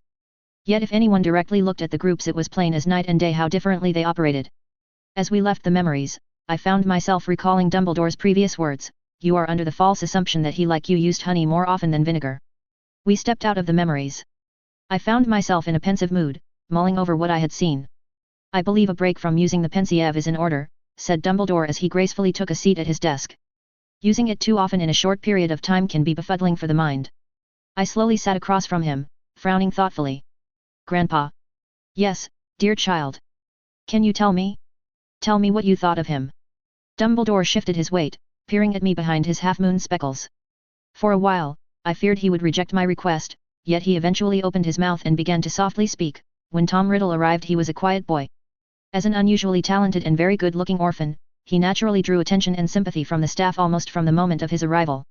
He seemed polite, quiet, and thirsty for knowledge. Nearly all were most favorably impressed by him. He was very guarded with me, he felt, I am sure, that in the thrill of discovering his true identity he had told me a little too much. He was careful never to reveal as much again, but he could not take back what he had let slip in his excitement, nor what Mrs. Cole had confided in me. However, he had the sense never to try and charm me as he charmed so many of my colleagues. Because you were wary of him, I pointed out. Dumbledore did not respond right away, his pale blue eyes looking out the snowy window. Correct. I did, briefly, entertain the thought that he wished to start a new life at Hogwarts and truly move beyond his past. Yet, I could not completely dismiss our first introduction, nor what Mrs. Cole had previously told me. It was that set upon prejudice that diverged our paths. Dumbledore folded his fingers together. I am, forgive me, a clever man. In the past, I believed myself even cleverer than what I truly was. I was the sole professor he treated differently, and in turn, I believed only I could see the truth behind his facade. We were equally stubborn in continuing this charade, but he was a child and I was meant to be his professor. You and him are terribly similar, he said. But you, unlike him, have been open to love from the very start. I can plainly see your sincerity in your beliefs, so while I find some of your actions in poor distaste, I know you ultimately mean them for the best. Your actions on the surface level are nearly identical. Both of you took control of Slytherin, gathered a group of determined friends, dabbled in illicit affairs, used your connections to manipulate the staff. Need I go on? I shook my head, smiling bashfully. But how and why you both went about this could not be more different, said Dumbledore. Tom Riddle was a brilliant boy, but throughout his time at Hogwarts I had never seen him shine. Not the way you have, Rosie. He could smile in a charming way, even set the mood for classes, but no one would miss him if he did not return the next year. Do you understand? I shook my head again, my brow furrowed. He could pull in a group, and while he was there he could convince them to do all manner of things. Without him, though, the crowd would disperse and scarce few would even remember him. All the connections he made were superficial at best, and easily broken at his convenience. He preferred it that way, and I for many years was under the assumption it was an impossibility for him. And then there is you. You've built powerful foundations in your friendships, gently encouraging your peers to better themselves not for your benefit, but for what you believe to be their benefit. Gone without a trace and you'd have hordes of people searching for you high and low. I was suddenly reminded of the stark difference between our friend groups of the clinical control Tom exuded against the jubilant warmth in mine. A talent, mused Dumbledore, that has not gone unnoticed by Tom, I am sure. My eyes closed at that, and I leaned back in my chair as I processed. Thank you for your honest insight. It is nothing that you would not have noticed yourself in due time, he said simply. I must thank you, Rosie. There are terribly few willing to discuss a version of Tom that is not Voldemort, and fewer still who would indulge this old man in his past mistakes. You regret it? I regret much, he said after a pause. Yes, Rosie. I regret how I handled Tom. As I look at you, I could not help but ask myself if I had taken a stronger role in his life could he have turned out more like you? Perhaps not morally righteous, but warmer, kinder. Maybe you should ask him yourself. Maybe I should. He said you could come by whenever, I said. Ennio knows my address. Dumbledore smiled at that. Asterisk. Next weekend was a bit of a busy one for me. First, I met with Warbles at Hogsmeade with Barrett who brought us both to Lunar's Orchid. I had asked Fenrir to answer Warbles' questions for my biography, and to give the man a proper tour of the village. Fenrir was delighted to show off the village and the Worgen lifestyle, and seemed exceptionally proud to be given such a task. He was eager to show off what had been accomplished. I used Warbles as an excuse to my friends for my absence for the day, and instead went to steal the Necronomicon for Tom. It wasn't as easy as I would have liked, but c'est la vie. Tom was quite impressed by my steal and wanted to know all the details. I would tell you, love, I really would, but, nope. I'm taking that story to my grave, I explained with a grimace. Why? He asked with narrowed eyes. I saw things, I whispered. Things that made the Rosiers look like angels. Tom peered at me, clutching the book made of wheezing human skin. Now I really want to know. Nope. I'm going to ask Daphne to obliviate my memories. Ta-ta, love. Why not me? He asked curiously. You'd be liable to try and extract them from me and then obliviate me, I said as I wagged my finger at him. He clicked his tongue in annoyance but did not refute my accusation. He did not pout, per se, but gosh, if he didn't exude the air of a pouting man, I'd eat my sock. Tom said slowly, reluctantly, a hint. Fulhu. What? What's a fulhu? Something that I will ask Daphne to obliviate from my mind, I said cheerfully. Whoever created the guards for that bloody book was clearly a fan of Lovecraft. Who? Asterisk. Bonus. With a free weekend, I decided it was finally time for my other half to meet my better half. Meaning it was time for Harry to meet Tom. Harry had been dropping hints on wanting to be introduced for a while, and Tom let me know he was ready whenever. Harry wouldn't be able to recognize him as Voldemort, at least. Sirius and Remus, on the other hand, well, let's just say I was procrastinating that encounter for as long as possible. Harry wasn't terribly pleased to find out about my vanishing chest, nor did he look happy to find that it led directly into Tom's home. My home, technically, but I didn't think Harry would be comfortable to learn that we were living together yet. Little bit at a time. Tom graciously met us in the dining room. Harry, this is my boyfriend, Tom, I said. Tom, this is my twin brother, Harry. Tom extended a hand, a charming smile on his face. Pleasure to meet you, Harry. I've heard a lot about you. Harry smiled politely back as he accepted the handshake. Nice to meet you, too. I've heard nothing about you. Tom pulled off a remarkably convincing beam. What a clever brother you have, Rosie. I'm terribly proud of his sarcasm, too, I said, patting Harry on the back. Harry, please be nicer to my boyfriend. Sorry for offending you, Harry lied with a shrug. Being offended would imply your opinion matters enough to hurt me, Tom said cheerfully. Always good to see a healthy dose of confidence in a young boy. Harry's eyes narrowed. Young boy? Exactly how old are you? Harry, I warned sternly. Tom, please. Anything for you, Tom lied with ease. Oh geez, I sighed. Anything except basic reconnaissance, Harry quietly muttered under his breath. Harry. Come now, Rosie. Let the boy air out his frustrations, said Tom soothingly. Ah, before I forget, Fenrir left you something on the counter. Not one word out of either of you, I warned the two of them, turning away to head into the kitchen. I did not hear a single peep out of either boy, but as soon as I turned around, Harry was red in the face and pointing his wand at an incredibly smug Tom. Harry James Potter. Later. How did you piss him off that badly? You didn't say anything, I asked Tom. Tom smiled sweetly at me. I don't need words to aggravate a child, Rosie. What did you do? I asked him again, more curious than exasperated at that point. Tom chuckled. Nothing you need to worry about, dear. Chapter 60, Year 6 to 7, Tom's Interlude. Beta, Cloudy. Y'all wanted the Tom interlude. Here you go. You've opened this story's Pandora's box. No take-backsies. Tom's Interlude. Tom Marvolo Riddle was a clever wizard. Genius, really. Most things came easily to him. He rarely needed to be told something twice to remember it, and he was able to make leaps in logic that others would never see. When it came to hard facts and defined variables, Tom was comfortable and in his element. Even people fell into that category. Tom was an astute observer from a young age and had a natural intuition at reading people. He had not known it was due to his inherent use of legilimency, but it did not change the fact. Tom was able to glean truths from anyone and everyone he came into contact with, no matter how much they tried to hide it. It had saved him many times in the past. He knew how to avoid the child sellers from a glance in their eyes, and he knew all the dirty little secrets people would do anything to keep hidden. Maneuvering conversations was pleasant as a breeze in the park once Tom had the upper hand. His time at the orphanage was not pleasant, not by a long shot, but he survived it thanks to his wit and magical advantage. Hogwarts was much the same. There were a few people who had a natural talent for occlumency that Tom avoided like the plague, but for the most part everyone was easily played. I wish he would look at me. I'm struggling in potions, I'd do anything to pass. I'm so lonely. Why doesn't she notice me? I hope no one finds out what I did. Everyone had a thought that Tom could use to control them. Life was a game of chess to Tom, and he had double the pieces. Tom casually took a sip from his to-go coffee cup, relishing the dark roast as the bitterness seeped into his mouth. He was casually leaning against a brick building in the shadows, watching muggles scurry by and pass him over. He had cast a very minor disillusionment spell, so none would bother to look his way. He knew he was handsome enough to stand out. Helpful in certain situations, but certainly not for watching someone. He could, he supposed, have one of Rosie's people do this instead. As much as she would love to sing praises about her people, there were plenty of sordid folk who had an unsavory reputation and dour personalities to match it. Tom ultimately chose against that approach because he enjoyed the hunt. It was a simple way to pass time and gave him an excuse to leave the house. Tom was the sort of man who could stay inside for months on end without hesitation or issue. It was not helpful, though, because becoming a recluse was dangerous for someone like him. Too much time stuck in Tom's own thoughts made for unsavory results. Rosie broke up those dark thoughts, but Tom had to do his own part in preventing them.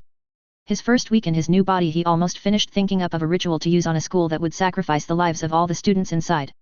It was needlessly cruel, and something completely unnecessary. He didn't want to perform something so ghastly, yet he couldn't stop his thoughts from absently drawing up the designs and completing the equations. It wasn't that Tom craved death. He was just drawn to the macabre side of magic. He did not see himself ever doing such a deed, but he would be lying if he said he wasn't curious if it would work. And that was the crux of the issue. Tom saw firsthand what happened if he let those thoughts carry on, if he let those interests take precedence over everything else. Voldemort happened. He saw inside that husk's mind. He knew the steps that lead there, and so Tom actively worked on preventing those mistakes. Step 1. Readjust his mindset. Anytime Tom found himself drifting closer to morbid interests, he actively sought something else out. He had been doing that for almost a year by that point, and he was already seeing the results. Instead of ruminating something dark every night, he found those thoughts only popped in his head once a week or so. Still frequent enough to be concerning, but a drastic improvement compared to before. One of the ways he's found to break up that mindset was actively stepping out of the house. Tom found that taking the time and stepping away from his books and dimly lit den, and into sunlight and fresh air did wonders for resetting his mindset. Going for a stroll, trying out a new restaurant, striking up a conversation with a stranger. All very healthy, non-dark, things to refocus his mind and help combat his obsession with the dark arts. One step at a time, he would ensure he did not make the same mistakes as Voldemort. Tom took another drink from his coffee, watching a young Muggle man enter the apartments across from him. On time again, thought Tom, taking a mental note. Of course, not all of Tom's endeavors were for his mental health. He still loved the dark arts and did not want to entirely give it up. He only wanted to have a moderate appreciation for it, and remain completely in control over his desires for it. He wanted to be able to research and use the dark arts whenever it fancied him, not go cold turkey. And, you know, he needed the dark arts to create his perfect homunculus body. Speaking of which, the man was of similar stature and height to Tom, even had the same hair and eyes. Nowhere near as attractive, naturally, but that aspect did not matter to Tom. He would need another cadaver for his next body, and the ideal one was a fresh specimen as close to his body type as possible. The Muggle Tom had found had a strict routine. Tom had been watching him for a couple weeks by that point, popping in for a few hours in the day while Rosie was at school and monitored the man. It'd make Tom's life much easier if the man remained on a strict schedule. When the time came, Tom could properly extract the Muggle from his life without leaving a single trace. Tom's eyes twitched when he saw another Muggle call out to his target. A new friend? They embraced. Oh. A new lover would make things a touch more complicated. They would have to be obligated or dealt with in another manner. Or I could imperious them to never see my target again. Tom took another sip from his coffee as he considered his options. Or use them both. Rosie would need some cadavers for her own experimental work. She'd never care to question where Tom got them, so long as he didn't leave a trail behind. An option to consider, but for now. Right on time there was a quiet ding in his pocket. He pulled out an engraved pocket watch, opening it up to affirm the time. Time to head back, thought Tom. His dark gaze lifted to watch the Muggle man for another moment, then he disappeared with a sharp pop. Tom returned home and headed straight to his office where he was brewing a potion. He had set his timer to remind him to stir it again. Rosie had provided him with another Horcrux, and Tom was developing a potion to act as a type of pensieve, only instead of memories specifically withdrawn it would hold soul fragments that Tom could then peruse through the memories of. The Horcrux soul fragment from the Hufflepuff cup was significantly smaller than the Slytherin ring Tom obtained previously. He planned to test the fragment in Hufflepuff's first. If it worked, he'd try it with Slytherin's ring, and if that worked Tom felt he could move on to Voldemort. Tom stirred his potion with methodical precision, pleased with himself at how well it was progressing. It changed colors from a cool blue to a steel gray as his notes predicted. He went about to start adding a few more ingredients. He worked for another hour until he heard the grandfather clock chime from the hallway. A glance at the clock in his office told Tom that Rosie would be arriving in a couple of hours. Plenty of time to practice one of his new spells while he waited for the potion to cool again. With a soft hum he headed down to the basement that had been set up as his workroom. Rosie did not need the basement very often. The last time she needed it was for her Worgen ritual and had graciously handed it over to Tom for his own experiments. He preferred to work on the drafting and theoretical side upstairs, but when it came to practically trying things out he headed to the basement. Tom practiced a few of his spells against the dummies, testing their limits and efficiency. As he was starting to get into the swing of things, Sil appeared beside him. "Sir?" inquired Sil. Tom cocked his head to acknowledge her. "Someone's at the door, sir," said Sil. "A skin for you." Tom restrained from showing his displeasure at being interrupted. Keeping a pristine fake smile, he thanked Sil and headed back up. Opening the front door, he was greeted by one of his workers, along with a new face. All of Tom's workers preferred their feral form to their human form, taking pleasure in their new strength and agility. Many of the residents at the village relished their Worgen selves, embracing the gift Rosie had bestowed upon them with zealot fervor. "Good day, sir," greeted the russet-furred Worgen, Fredrickson. "Got what you wanted?" Tom glanced at the package Fredrickson held out to him. Had Tom not had excellent control over his expression, he would have grimaced at having to accept a package with his bare hands. Thankfully, he at least had a spare handkerchief that he deftly pulled out and placed over the steel box before accepting it. Tom smiled angelically. "Thank you for your work. If you would wait a moment, I'll be back with your payment." Fredrickson's tail wagged. "That'd be nice, thank yes sir. For I get, wanted to introduce ye to someone. Johnny wants to work for yes well." Tom's dark gaze swung over to the smaller tabby-striped Worgen. Johnny eagerly held out his clawed hand for Tom to shake. "Nice to meet you, sir. Heard a lot of good things about you," he said earnestly.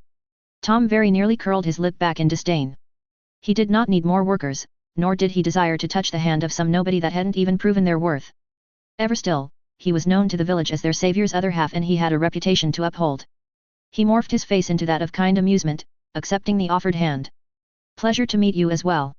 I take it Fredrickson has filled you in on what I usually want." "Yes, sir. I actually have a contact in Germany," said Johnny. "Ich kann die Schitten finden." Tom did not have any expectations or delusions of Johnny's success in that. Anyone could talk, and while a cursory examination of the Worgen's mind confirmed he believed he could find dark artifacts that did not equate to actually accomplishing such things. "Wonderful to hear," smoothly lied Tom. "I have high hopes for you, Johnny." Johnny perked up. "Won't disappoint, sir." The three made small talk for a bit longer before Johnny left after promising to wait for Tom's owl. Tom excused himself to put away the item and retrieve payment for Fredrickson as soon as Johnny left. Tom shut the door behind him, opening the box and peering into the contents. "Destroyed," he thought, closing his eyes as a rush of hot anger shot through him. It was the second time Fredrickson had clumsily mishandled one of the items Tom hired him to obtain. Tom could fix it, of course, but he would have preferred it not broken at all. Once he could overlook, but twice? Twice meant Fredrickson would not be so useful to Tom. Tom had already used Fredrickson often enough that the Worgen could prove potentially detrimental to Tom's lifestyle if ever blabbed. Fredrickson had also been seen visiting Tom, so if Tom wiped his memories and others asked, they would immediately know Tom obliviated him. Had it been anyone other than one of Rosie's people, Tom would have invited the man inside for some poisoned tea, but of course Sil would report such to Rosie. Which meant Tom had to be a little more creative than the easiest route. With a dark glower, he put away the item and grabbed the sack of galleons for payment. His glower immediately vanished as he returned to the front door, smoothing out into the perfect fake smile. "Always so helpful," murmured Tom as he placed the sack of galleons in Fredrickson's eager paws. "Truly, I don't know what I'd do without you." Fredrickson's tail wagged fiercely. "Always happy to help, sir, always, always." "Yes. Thank you." Tom put on a falsely pained face, a subtle crease in the brow and small frown. Obvious enough that even Fredrickson could pick up on it, but subtle enough to trick the Worgen into thinking Tom had not meant to slip up. "Sir? Something wrong?" "Oh, I couldn't bother you." No, I want to help," insisted Fredrickson. "How can I help?" Tom sighed heavily, dropping his shoulders to perfectly replicate that of a heavily disappointed and distressed wizard. "One of my contacts in America went missing." "Oh no." "Yes. I'm terribly worried for them," Tom fretted. "I can't leave here to investigate myself, though. Rosie would be so worried." Fredrickson nodded firmly. "Can't worry I'm not sure what I can do," stressed Tom. Fredrickson shifted his weight anxiously. I call Lou in it." "Could you?" Tom asked, adding in a brush of nervousness to his tone. "Could you really?" Fredrickson nodded firmly. Yeah. Leave it to me." Tom feigned relief. "That would be wonderful." "Thank you, Fredrickson. I knew I could count on you." Fredrickson wagged his tail. "Course ya can. Always can count on me." "Thank you." Tom rattled off an address in America for Fredrickson to follow his head. Fredrickson assured Tom he would be back with only good news. Tom watched the Worgen leave, content his problem would be resolved. It was not an outright lie. Tom had sent a previous broker there to obtain something valuable. What he failed to tell the first broker and Fredrickson was that it was the home of a powerful and psychotic lich. Tom had little doubts that the first broker had already perished, and he suspected Fredrickson would also die. A perfectly excusable reason. Everyone knew Fredrickson procured dangerous artifacts and no one could fault Tom if the foolish Worgen died for his job. Some might say it was extreme of Tom to go that far to get rid of an ex-employee, but Tom was not of the mindset to leave loose ends. Perhaps Johnny will be more useful, thought Tom as he returned inside. Tom thought briefly about Fredrickson. I wish I could see the look on his face when he realizes what he's up against, thought Tom. He could picture it with such exquisite clarity, that moment of pure despair, and it made him smile. Tom enjoyed the rest of his Saturday afternoon in peace as he waited for Rosie to come home. Rosie had dedicated her Saturday evenings and entire Sundays to spending time with Tom. She needed Saturday mornings to complete her schoolwork with her peers, but if she had no work by Friday nights she'd come over early and spend the weekend with him. As soon as the grandfather clock chimed for 6 o'clock, Tom headed back upstairs to wait for Rosie. He did not have to wait long. The auburn-haired witch climbed out of her vanishing chest in the dining room. Tom offered her his hand, and she accepted it with a gracious smile as he assisted her out of the chest. "Honey, I'm home," she sang cheerfully, bright eyes sparkling with mischief and adoration. Tom met her gaze and, "Ah! There!" That instant rush of soothing warmth that shot into his chest upon meeting her eyes. It was an addicting sensation, intoxicatingly sweet and powerful. A bullet of pure, unadulterated, pleasingly warm adoration. For the time spent staring into her eyes, Tom was at the edge of her solacing mind. If he focused hard enough he could hear the gentle waves of starlight crashing against the soft sandy beaches. He knew she had not intended for such an effect, but he knew her well enough to know she would not care one way or the other. Rosie was not a private person for the sake of privacy, rather for convenience. If someone found out anything she kept secret, she would not bat an eye and move on. She was an open book for those who learned how to read her, something she did not care to change.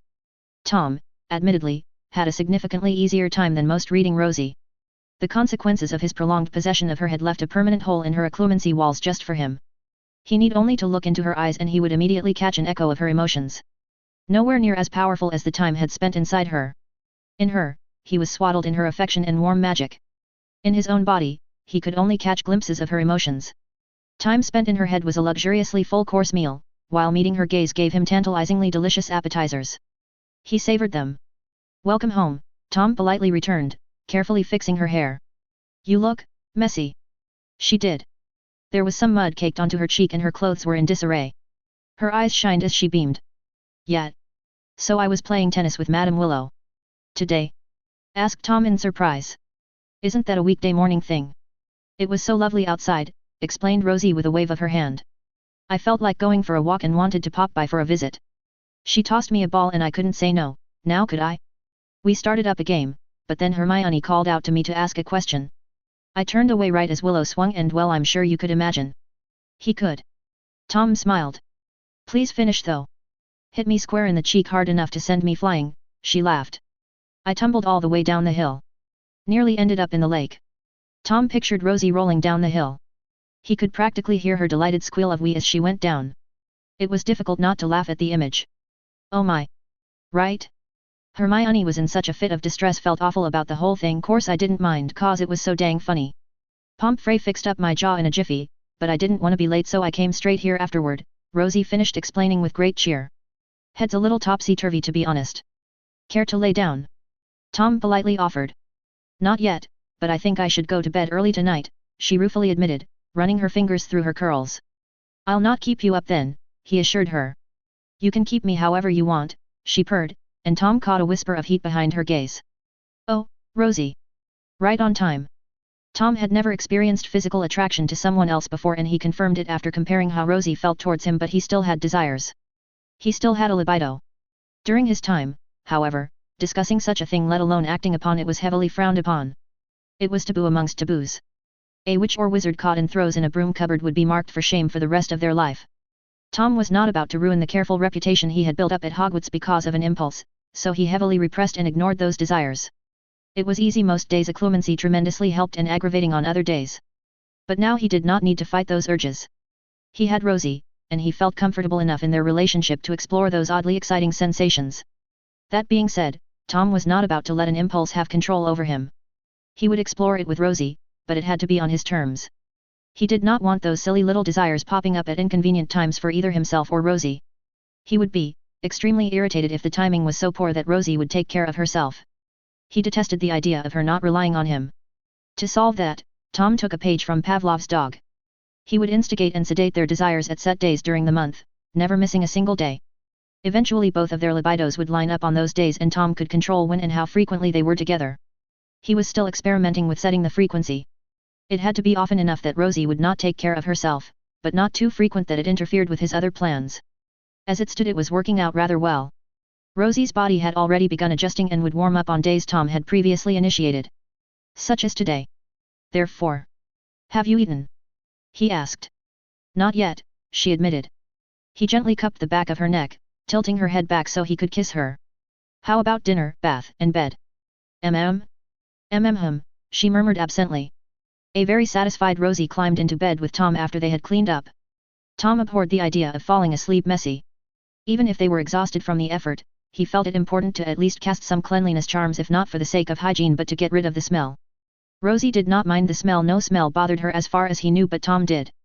He could tolerate it during the act, but having it linger in the air just made him think of the filthy brothels and chippies who prowled the worn-down streets near the orphanage. Tom laid back in the bed, raising his arm as he knew Rosie would want to cuddle. He was quite proud of himself for being able to do that much with her. He had been the sort of wizard who wiped his hands after shaking hands with any of the other students or even professors. He was not a germaphobe, he simply held an inherent disdain for any type of physical contact. Everyone else was beneath him. They were creatures or tools to be used as stepping stones or instruments for his greater plans. Being forced to touch such things was unpleasant. Not that he let on to that fact while he attended Hogwarts. Tom Riddle was a very clever wizard, after all. He knew exactly how to present himself to woo others. Rosie smiled in delight at his open invitation, eagerly cuddling into him. He met her gaze and... ah! That shot of love made him smile. An exquisite high. She rested her head on his chest. Thank you. You are welcome, he said. I mean it. I know. Rosie, he said firmly, I'm okay. She smiled tiredly in response, then rested her cheek on his chest. It did not take the witch long to fall asleep. Tom had to admit he adored having her feel so comfortable around him. Feeling her reach out to him, crave him, need him. Rosie sleepily nuzzled into his chest. I love you. It was a soft murmur, barely heard in the quiet of the night. It was one of the favorite things Tom liked to hear her say, and it was something she'd give freely whenever asked. Tom ran his fingers through her hair, absently petting her as she cuddled into him. Rosie loved him. But Tom did not love her the same way. It was not for lack of trying. He didn't think he could love her the same way she loved him. Indeed, had Tom never been inside her head and soul and felt exactly what she felt, he would have deluded himself into thinking what he had for her was equivalent. He had not realized exactly how differently he saw the world from others until he saw it through Rosie's eyes. Everything was vibrant to her. Colors were brighter, sounds sweeter, and living was exhilarating. In comparison, Tom's world was barren. He had lived to survive, never surviving to live. Through her, Tom had a taste of something he could not have previously comprehended. Truly, what a mute life he had lived before. Even in his own body there were moments where he wished he could go back in her head and see those vibrant colors, feel those overwhelming echoes wash over him, have her magic wrap tightly around him. Obtaining his own body with memories of how she saw the world had drastically changed his mindset. He found himself enjoying the simple things in life, taking pleasure from tasting good food, reading a good book, finding a new hobby. He felt so many new and wonderful things because of her. His life was undeniably better for the time he spent inside her head. Ever still, with that new mindset, it did not change a fundamental fact. Love. Once he had directly felt what Rosie defined as love, Tom doubted he could ever feel the same way. Tom preferred her over anyone else, and he would choose her over a lot of things because of how happy she made him feel. But Tom did not delude himself into thinking what he felt was love. Tom genuinely did not know if he was capable of love. He had always suspected as much. When people described love, it was a foreign, abstract concept that Tom could not understand. He could enjoy things. Things could make him happy, but not in a selfless manner. Love was giving, accepting, and selfless. Rosie's love for him was all of that and more. Tom was not giving, and far from selfless. If he had to put a word to how he felt, it would be closer to possession. She belonged to him, became a part of his life in a very permanent way. She was an extension of himself, and consequently, belonged to him as sure as his left hand did. He cared for her as much as he cared about his wand hand. An affront to her, injury, insult, whatever was an affront to him. Her happiness could make him happy, and in turn her despair could perturb him. To be clear, it was not empathy or sympathy. Tom did not feel either of those things. A child could be bleeding out and begging for help in front of him, and he would not bat an eye to assist if he did not want to. He would not lose sleep, nor would he be bothered by his lack of action. He did not care. He did not see others as equal to him. Rosie was an exception, and he knew that exception only existed because of how utterly addicting her love for him was. Her love was a cigarette for chain smoker that had gone without for weeks. It never, ever, failed to give him that rush of warmth. So long as Rosie loved Tom and kept her mind open to him, Tom would not stray from her side. And if the day were to come that she stopped loving Tom, he knew she would be willing to let him go if she thought it was for his best interest, no matter how she felt. She would respect his feelings and his choice above all else. He, on the other hand, would not return that courtesy to her, regardless of her desires. He understood, quite plainly, he was not a good person. He was not a kind man, nor someone who did nice things for others. Tom Riddle never did something out of the goodness of his heart. There was always and there always would be a catch. An angle for him to work it. Everything had a price to pay, and Tom Riddle was such a keen negotiator. Fortunately for the both of them, that day would never come because Tom knew exactly what to do and what to say to keep her. He did not see his actions any different from self-care. She was as essential to his life as his wand hand. He was kind when she needed him to be sweet. He knew when and how to smile to please her, and he knew what words to say to keep her around. It was satisfying that he did not need to put much effort into it. She was clever enough to pick up on his moods, and she loved him enough to not push for more than what he could give. He knew what stories to tell her to make her emotional. He knew when to exaggerate, and when to go silent to leave it to her imagination. He knew when to make snide remarks to elicit giggles, and when to remain quiet. He knew when to initiate affection, and when to pull back. Tom knew exactly what to do to keep Rosie at his side. And if she still insisted on leaving him, he knew how, and most importantly, would break her. A fact that prevented him from ever claiming his love was selfless. He did not love her the way she loved him.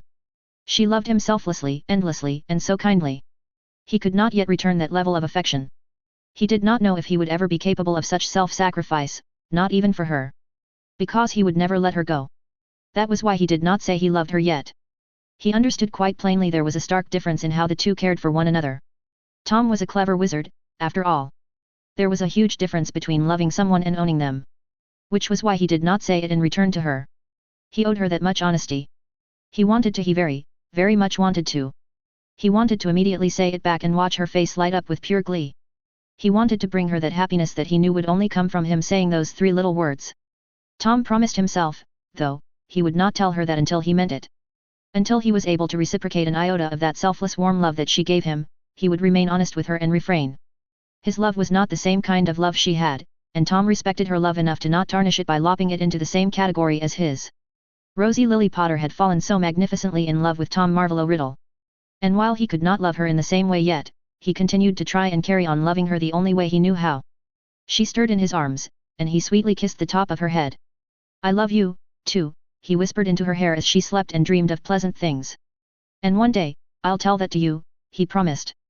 I've based a lot of Tom's traits off Psychiatric Times, a lot of it written by William H. J. Martins, MD, PhD, coupled with a few AMAs of ASPDs, psychopaths and sociopaths who have kindly explained their relationships to their family. Most of the knowledge I found was dated 2017, so new things could have come out that I didn't find. I would encourage anyone curious to do their own research and check sources. Hope y'all like my interpretation of him this late into the story. Chapter 61, Year 6 to 8. Beta, Cloudy. Here's the promised angst seasoning / punch to the gut depending on how attached you are to these characters. Mwah. Warning, if you're already in a bad mind state, I would suggest holding off until the next couple chapters are posted so you can binge read straight to the ooey gooey warmth. Epilogue coming soon and will be titled so you can easily spot it. The story should be completed July 3, 2021. Please take care of your mental health. Love you. Asterisk. The snow melted around the school as February arrived. It was replaced by cold, dreary wetness. Purplish-gray clouds hung low over the castle, and a constant fall of chilly rain made the lawn slippery and muddy. The upshot of this was that the 6th year's first apparition lesson, which was scheduled for a Saturday morning and took place in the Great Hall. I headed into the Great Hall with all of my snakes. The tables had disappeared.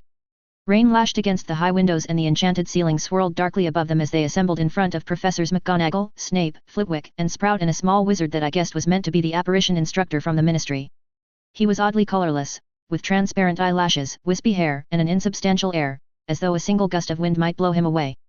I wondered whether constant disappearances and reappearances had somehow diminished his substance, or whether this frail build was ideal for anyone wishing to vanish.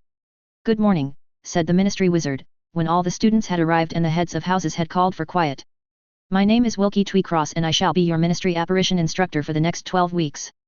I hope to be able to prepare you for your apparition tests in this time. As you may know, it is usually impossible to apparate or disapparate within Hogwarts. The headmaster has lifted this enchantment, purely within the Great Hall, for 1 hour, so as to enable you to practice. May I emphasize that you will not be able to apparate outside the walls of this hall, and that you would be unwise to try. I would like each of you to place yourselves now so that you have a clear 5 feet of space in front of you. There was a great scrambling and jostling as people separated, banged into each other, and ordered others out of their space. The heads of houses moved among the students, marshalling them into position and breaking up arguments. Thank you, said Tweecross. Now then. He waved his wand. Old-fashioned wooden hoops instantly appeared on the floor in front of every student. The important things to remember when apparating are the 3Ds, said Tweecross. Destination, determination, deliberation. And on the lesson went. I wasn't a natural at apparition.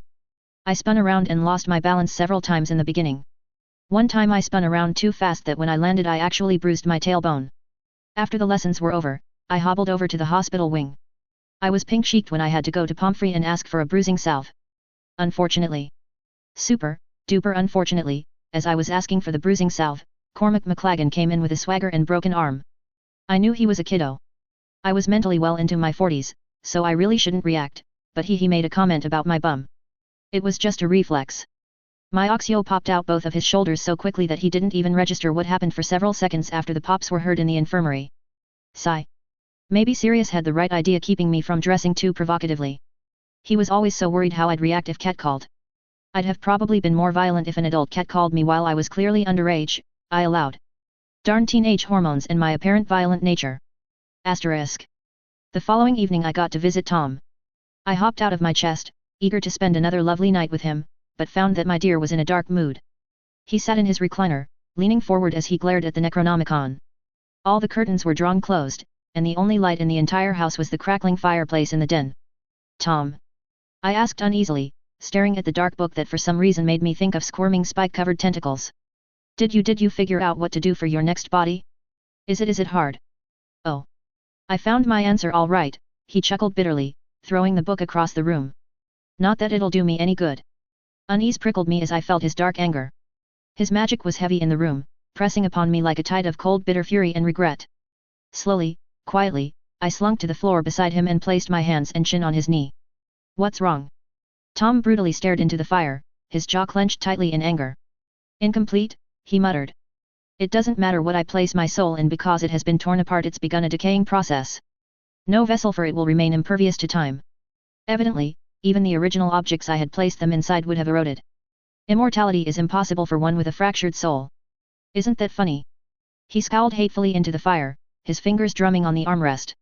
He went on, there is no salvaging the damage done.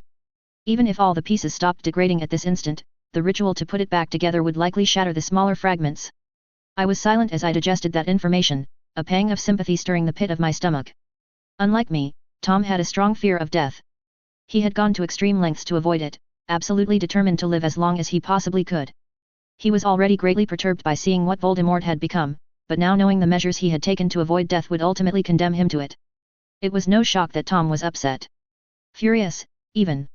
If healing his soul was no longer an option, then that meant there was only one path to take. I murmured, then, the only solution would be to undo what happened. Right, he scoffed. And pray tell, Rosie, how do you suggest such a thing? Time travel. He gave me a look of utter disbelief, as if I had grown 3 heads mid-conversation. I held up my hands. Not in a linear sense. Rather, I would suggest crossing dimensions and traveling back in time. Again, he kept staring at me. This world carries on, and you send your soul back in time. You fuse with your past self so you've got a complete soul, and I don't know. You're insane. It's not impossible. I can start creating mass amounts of magic stones to use to power it, I pointed out. We know time travel is possible with magic, and I know with absolute certainty other dimensions of reality exist. At that, Tom's jaw dropped. He abruptly shut it closed as his eyes widened. In an instant his anger was gone, replaced by 1,000 racing ideas that sparked new life in his eyes. We sat in silence as Tom's brilliant mind worked through the probability of success and I patiently waited. Time travel. If it was possible. I thought back to Lily. Closing my eyes, I could perfectly envision her terrified face as her scream tore through the air. The guilt and shame of that night reared its cold claws as they dug into me. If I could do it over again, save her. Time travel. Once it was in my head, I couldn't stop thinking about it. The prospect of being able to provide my family with an even better life, oh, the temptation was strong. Not to mention time travel. There were so many things I could do, so many schemes I could put together. I could potentially stop World War II. I could invest heavily in big companies, and when they were in power I could make them go green. I could switch the entire planet's focus from non-renewable energy sources to something else. Maybe. I mean, it was certainly going to be a lot easier to do so with future knowledge than it would be in the present. And wouldn't it count as an epilogue to my prophecy? Therefore fate shouldn't intervene? If what was done was already done and instead we were moving on to an alternate universe. The potential. Oh, the tantalizing potential. Of course it'd be after I saw Harry have his grandkids. I had to make sure everyone was taken care of, finish setting up the necessary bills, have an epic showdown between Robin Hood and Gentleman Rose. It'd give us plenty of time to prepare, and I'll need to set a date, he said in a soft voice. The longer I work on the equation, the more power it will require, and the more complicated it will become. The sooner I complete it, the better. A date. Wait, sooner? Which meant? How long? I asked him, a small tremor in voice as I realized what Tom meant. Tom considered it. I can wait until after you graduate. Ah. Oh. Oh, my. Oh, my. Crucio hurt. Crucio hurt a lot. But the fact that Tom and I had an expiration date made me breathless. The entire world tilted as my mouth dried out. I could hear my heart pounding harshly in my head, but I could only feel the pinpricks of icicles digging into my chest. No. I didn't want that. My world tilted sideways and I suddenly found it difficult to catch my breath, like a strangling claw stole it away from me. I couldn't even feel the ground underneath me, everything giving away in a rush of agony. I don't want to lose him. And the alternative? A life without my family. To say goodbye to Tom, or say goodbye to everyone else. Both hurt. Hurt a lot. Hurt so much that my eyes immediately started to burn. I quickly looked away, ashamed of the burst of raw emotions that shot through me. I quivered, pulling away from Tom even as he reached for me. But, 2 lifetimes of learning to compartmentalize and distance myself from intense trauma had me mentally shoving that hysteria aside. Pain was a lot easier to control than anger. Pain was something I was intimately familiar with from my first life, after all. With that dissociation, my logical side went to work. It wasn't only a question of Tom v family. It was also a chance to undo my greatest regret, Lily's death. To save a woman who so dearly deserved a chance at motherhood. To save the woman who taught me how to love again, despite how horrible my life prior was. It was a chance to go back further and help even more people. I could, potentially, stop Fenrir from ever experiencing that horrid childhood of his. I could remove Sirius and Regulus from their abusive homes. I could save Snape from his father. I could do so much. But I could also do a lot of damage. I wasn't perfect, and making such a huge change that far back. What if I made everything worse? What if in giving up this version of happiness, I was condemned to something far more tragic? What if Lily was never even born in the new timeline because of something I inadvertently did? What if it was all for nothing? It was a gamble, a huge, daunting unknown factor that terrified me in an indescribable way. But Tom. Did I take that gamble and keep Tom, or did I play it safe and lose him? What would I regret more? With a small voice, and burning eyes, I whispered, I don't want to lose you. Tom did not respond right away. His eyes met my own and for a moment I thought he could see straight through me, that he could feel exactly how hurt I was. He reached for me as I reached for him, pulling me into his arms and embracing me tightly. He kissed the top of my head, gently running fingers through my hair. You have a life here, he whispered. I have a life with you, too, I said quietly, wishing my voice would stop trembling. I love you. Rosie, this is very sad and would be a lot to ask of you, he said gently. But please. Please take the time to think about this. Don't bring it up again for at least a week, he said. If you choose me, choose me. If you don't, then let's enjoy our time together in peace. A week, I echoed weakly. 1 week, he said. At least that long. I closed my eyes. Okay. The rest was a blur. Our emotions were raw and powerful, and our need to be close was overwhelming. But come morning I knew I had a lot of thinking to do. And I couldn't do it alone. Asterisk. Harry. Yes, Rosie. We need to talk. Asterisk. It was a blur. I didn't even remember leaving Tom, yet somehow I made it back to Hogwarts, found Harry and dragged us to the room of requirement. In the room of requirement, Harry listened as I told him.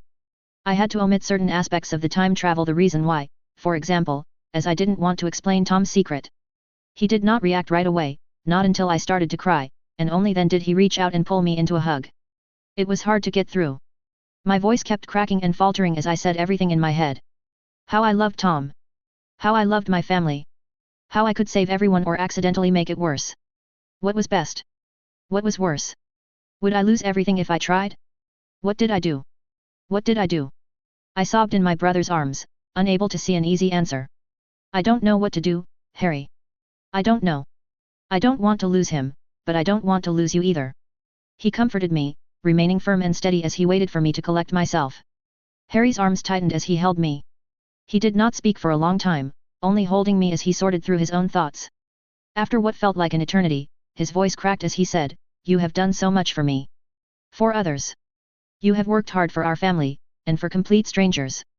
I am so grateful for what you have done, and I am so proud to be your brother." There was another long pause as he took a shaky breath. "And as your brother, I think I know you pretty well. If you stay, you would be staying for others, but not for yourself. I want you to choose what you want, what's best for you. Even if that means saying goodbye." "Oh, Harry. I love you, Rosie," he said, squeezing me tightly. "More than I can say." I sniffled as more tears fell from my eyes. We held each other tightly, both quietly crying as we realized what answer I would choose. I wasn't sure how much time had passed long enough. My eyes had dried up and my head pounded. Rubbing at my eyes, I mumbled, "Harry." "Yes, Rosie. Your mind palace, did you finish building it? Enough, I suppose. Enough to keep your memories. Yet. Then. I pressed my forehead against his. "I want to give you mine. I want you to keep these memories. Whenever you feel sad, whenever you feel angry, whenever you miss me, look through these. Feel how much I love you, and how often I think of you. Remember the best times we shared and the worst." He smiled wryly, eyes puffy and red. "I wish I could make new ones with you. Every story comes to an end, my darling Harry. How much time do we have? We still have a few years left. We need to prepare. Then, can you do me a favor? A promise?" "Yes. Take my memories too. And Patty's, and Uncle Mooney's, and everyone willing to share. I don't want you to forget how much we love you. Not even for a second." The tears came back. I thought I didn't have any left to spare, but Harry's words spurned on a new wave. I hiccuped as I sobbed, leaning heavily into my brother.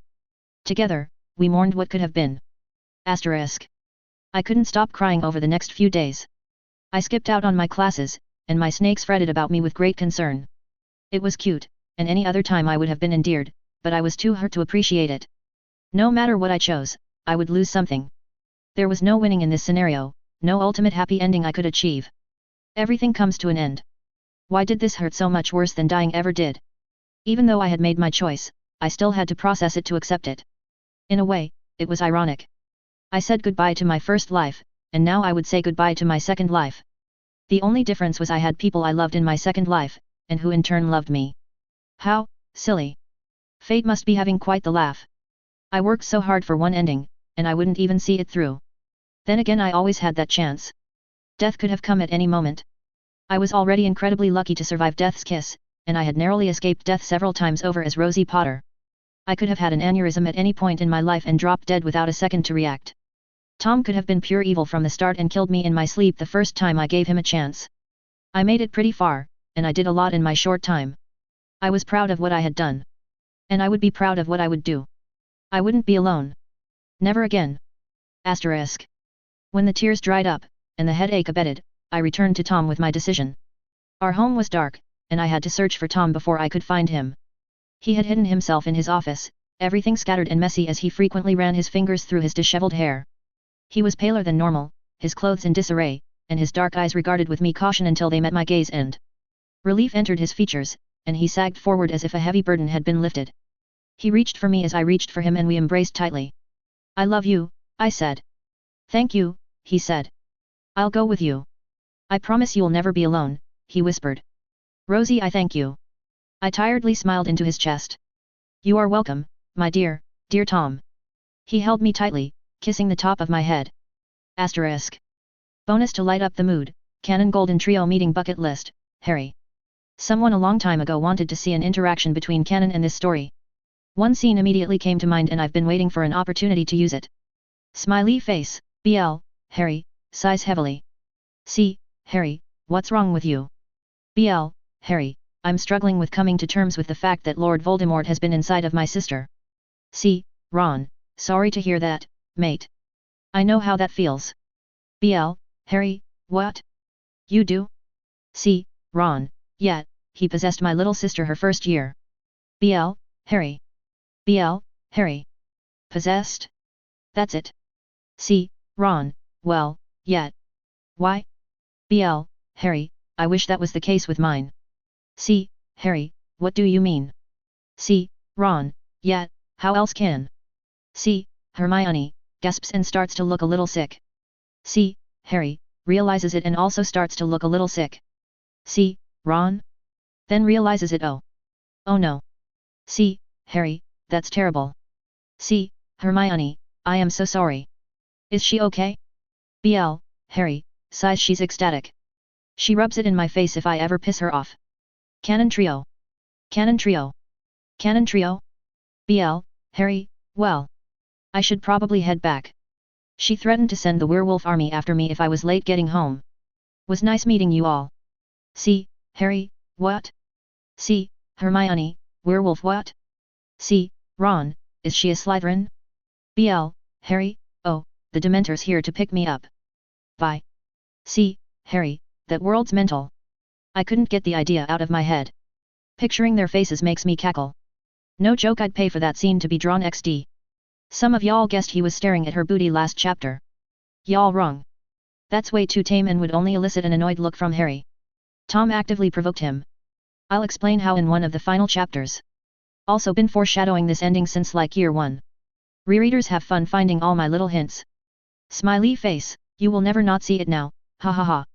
Chapter 62, Year 6 to 9. Beta, Cloudy. Shout out to June Tunes for a cute fanart of Rosie. Asterisk. Originally, I planned to explore the Chamber of Secrets in my 7th year after NEWTS. The fact that Tom hadn't even found the spare chambers Salazar Slytherin hid during his tenure at Hogwarts meant they were incredibly well hidden, and given Salazar's penchant for the dark arts and, you know, the fact that he put a basilisk in a school meant the hidden rooms were likely dangerous. I wanted to be as well prepared as I could before tackling the Chamber of Secrets. But now that Tom and I were planning on jumping back in time, that meant I had to readjust. Namely. My, said Dumbledore as he looked around the Chambers of Secrets. Right behind him was Hagrid, who was nervously wringing his hands. That's right. I taught them how to open the chamber. Pretty impressive, right? I asked. Very much, he said, observing some architecture. Think you'll be able to find a Cursebreaker team to raid it? I asked, idly twirling one of my curls. I believe Cursebreakers across the world would jump at the opportunity to explore the chambers over the summer, said Dumbledore. Excellent. All I ask is a detailed report of all of their findings. I don't care about keeping any of it, I just want to know what they found and how they found it, I said with a smile. After all, why should I take that risk when I could let a bunch of complete strangers do it? Then when Tom and I jumped back in time we could reap the benefits. Showing off the chambers wasn't the only reason I had brought Dumbledore and Hagrid along. I actually wanted to introduce them to the basilisk, and try to have the basilisk become part of the 7th year's curriculum. It was something I had recently brought up with the basilisk when I visited the snake last week. It was quite the conversation. The old basilisk kept blending Old English, Latin, and modern English. I was decent at Latin, but not fluent enough to easily keep up with him. It was a long conversation on top of it all, nearly all night. Salazar imprinted upon him one purpose: to protect Hogwarts. He was previously under the impression that it needed protecting from Muggleborns and Muggles, and it took a lot of explaining to dissuade that impression. From that point, it was time to decide what to do with him now. He wanted to remain in Hogwarts since that was his home, and I agreed with him. But, I didn't want him to be alone down here. I asked him if he'd be okay becoming part of Hogwarts curriculum, a creature to be introduced for 7th year students in care of magical creatures and defense against the dark arts. It seemed like a win-win scenario. I wouldn't be able to take him with me after I graduated anymore, and basilisks were talked about in 6th and 7th year classes. Also, you know, he deserved a proper home. That was why I brought Hagrid along. Come out on, dear one, I hissed out to the statue. The basilisk slithered out, his eyes shut tight. He inhaled deeply, sniffing at Dumbledore, then at Hagrid. This, I said, moving closer to Dumbledore, is the headmaster. Headmaster, repeated the basilisk. Magister. With a smile, I confirmed, yes. And this I stepped next to Hagrid. Is the groundskeeper and professor of care for magical creatures. Professor, echoed the snake. Half-giant. Yes, I said, then nudged Hagrid. Hagrid stepped forward, a big grin on his face as he eagerly stretched out a hand for the basilisk to smell. Hello. Rosie said you can understand. The basilisk let out a long hiss, then moved his head up and down. Bloody brilliant, breathed Hagrid, petting the basilisk's nose. Beautiful. He doesn't have a name yet, I said. But I was thinking about maybe Basileus. Dumbledore raised an eyebrow. The Greek word for king. Sounds like a wonderful name, said Dumbledore. Basileus, said Hagrid firmly. Good name. I hope they get along with yet, Basileus. Basileus let out a long hiss, thank you. He said thanks. He'll know to close his eyes when he smells you or Dumbledore now, I said, gently patting his snout. Thanks, Hagrid. Hagrid patted the basilisk's snout, a soft smile on his face. Happy to help. Basilisks are seriously misunderstood creatures, yet. Yet, I agreed, looking over at Dumbledore. I'll pass along some extra funds to build a tunnel from the chambers to Hagrid's menagerie over the summer. Many thanks, said Dumbledore, blue eyes twinkling. Asterisk. So much to do in what felt like too little time. In between classes, studying, and socializing, I had to prepare for my inevitable departure. I had made a lot of reforms in the government, but I had to admit I was nervous about what it would become without my guidance. I wanted to make sure I had as many laws in place to protect my fluffies, the future of Muggle-borns, and house elves. Using my connection to Rita, I found several talented writers, and I paid them generously to begin writing positive propaganda regarding the Worgans. Over the summer they would be sent to the village where Odette and her wife would provide them with all the information they needed. Their works would be released over several years, each coinciding with an article written by Rita and published to the Daily Prophet. We'd pump the media with so much positivity regarding my Worgans the masses would be swayed to their direction for years to come. Coupling that with Barrett's inevitable entry into the Wizengamot, I felt more comfortable about my village's chance for the future. I had to work on my will as well since I would have to be declared dead. The profits I had originally been reaping from the village's botany and potions business would be entirely redirected back into the village. Profits obtained from my side business in potions for vampires with Ennio would be directed to Hogwarts. The stocks I had purchased in the Muggle world would be given over to Hermione so she could continue to fund research regarding freeing the house elves. I hoped we'd find a cure for them before I left, but I had to acknowledge there was the possibility that may not happen, and so I wanted to make sure Hermione could. Harry already had stocks in his name that I purchased for him years ago, so I left details explaining how he could find them. Syl also knew about all the stocks, so she could explain anything I didn't forget to Harry. Syl. I was going to have to bind her to someone else. Kreaker was still bound to Sirius, so my departure wouldn't kill him. I'm sure he would miss me as I would miss him, but I couldn't take him with me. It was already going to be one hell of a complex ritual. It would be best to avoid adding complications. Iris would likely have to be summoned after the fact. As she was my familiar, our bond should theoretically be upheld through time travel. I'd have an easier time summoning her to me, than I would getting her to survive the initial ritual with me and Tom. Whatever money I actually had left when Tom and I departed, I willed to be split between Fenrir and Harry. Although Harry wouldn't need any of it since he'd solely inherit the Potter fortune now. On top of likely inheriting the Black fortune when Sirius passed away. But he was my twin, and I just wanted to make triple sure he'd be taken care of. Fenrir was making a decent living in the village. I paid him pretty well to manage it, after all, but he was getting closer to retirement. I suspected the Worgans would have an extended life in comparison to wizards. There were a lot of vitality ingredients used, but Fenrir's body had already taken a significant beating before his transition. He had a rough life and his body was paying the price for it. He'd need to start slowing down within the next decade. I wanted to make sure he'd be comfortable doing so, and have enough to cover any unpredictable medical expenses that came with old age. I let out a long sigh. That was a heavy sigh, commented Harry. The two of us were heading into Hogsmeade together. My baby snakes left earlier that morning, but I had some letters I had to send out before I could leave. Harry, as captain of the Quidditch team, had to set up reservations for the pitch, and so he also wasn't able to leave with his friends in the morning. The two of us coincidentally ran into each other on our way down. So much to do, I said. So little time. Harry grabbed my hand and gave it a squeeze. Anything I can do to help? He asked. Being an amazingly supportive brother is already plenty, I assured him with a smile, which he returned. Harry asked, do you want to get some butterbeer with me? Sure, but it'll have to wait until lunch, I said. I need to hit up the apothecary. You can't mail order. I need Whispersos, I explained. Too volatile to mail. Professor Snape's out, too, so I'm getting some for both of us.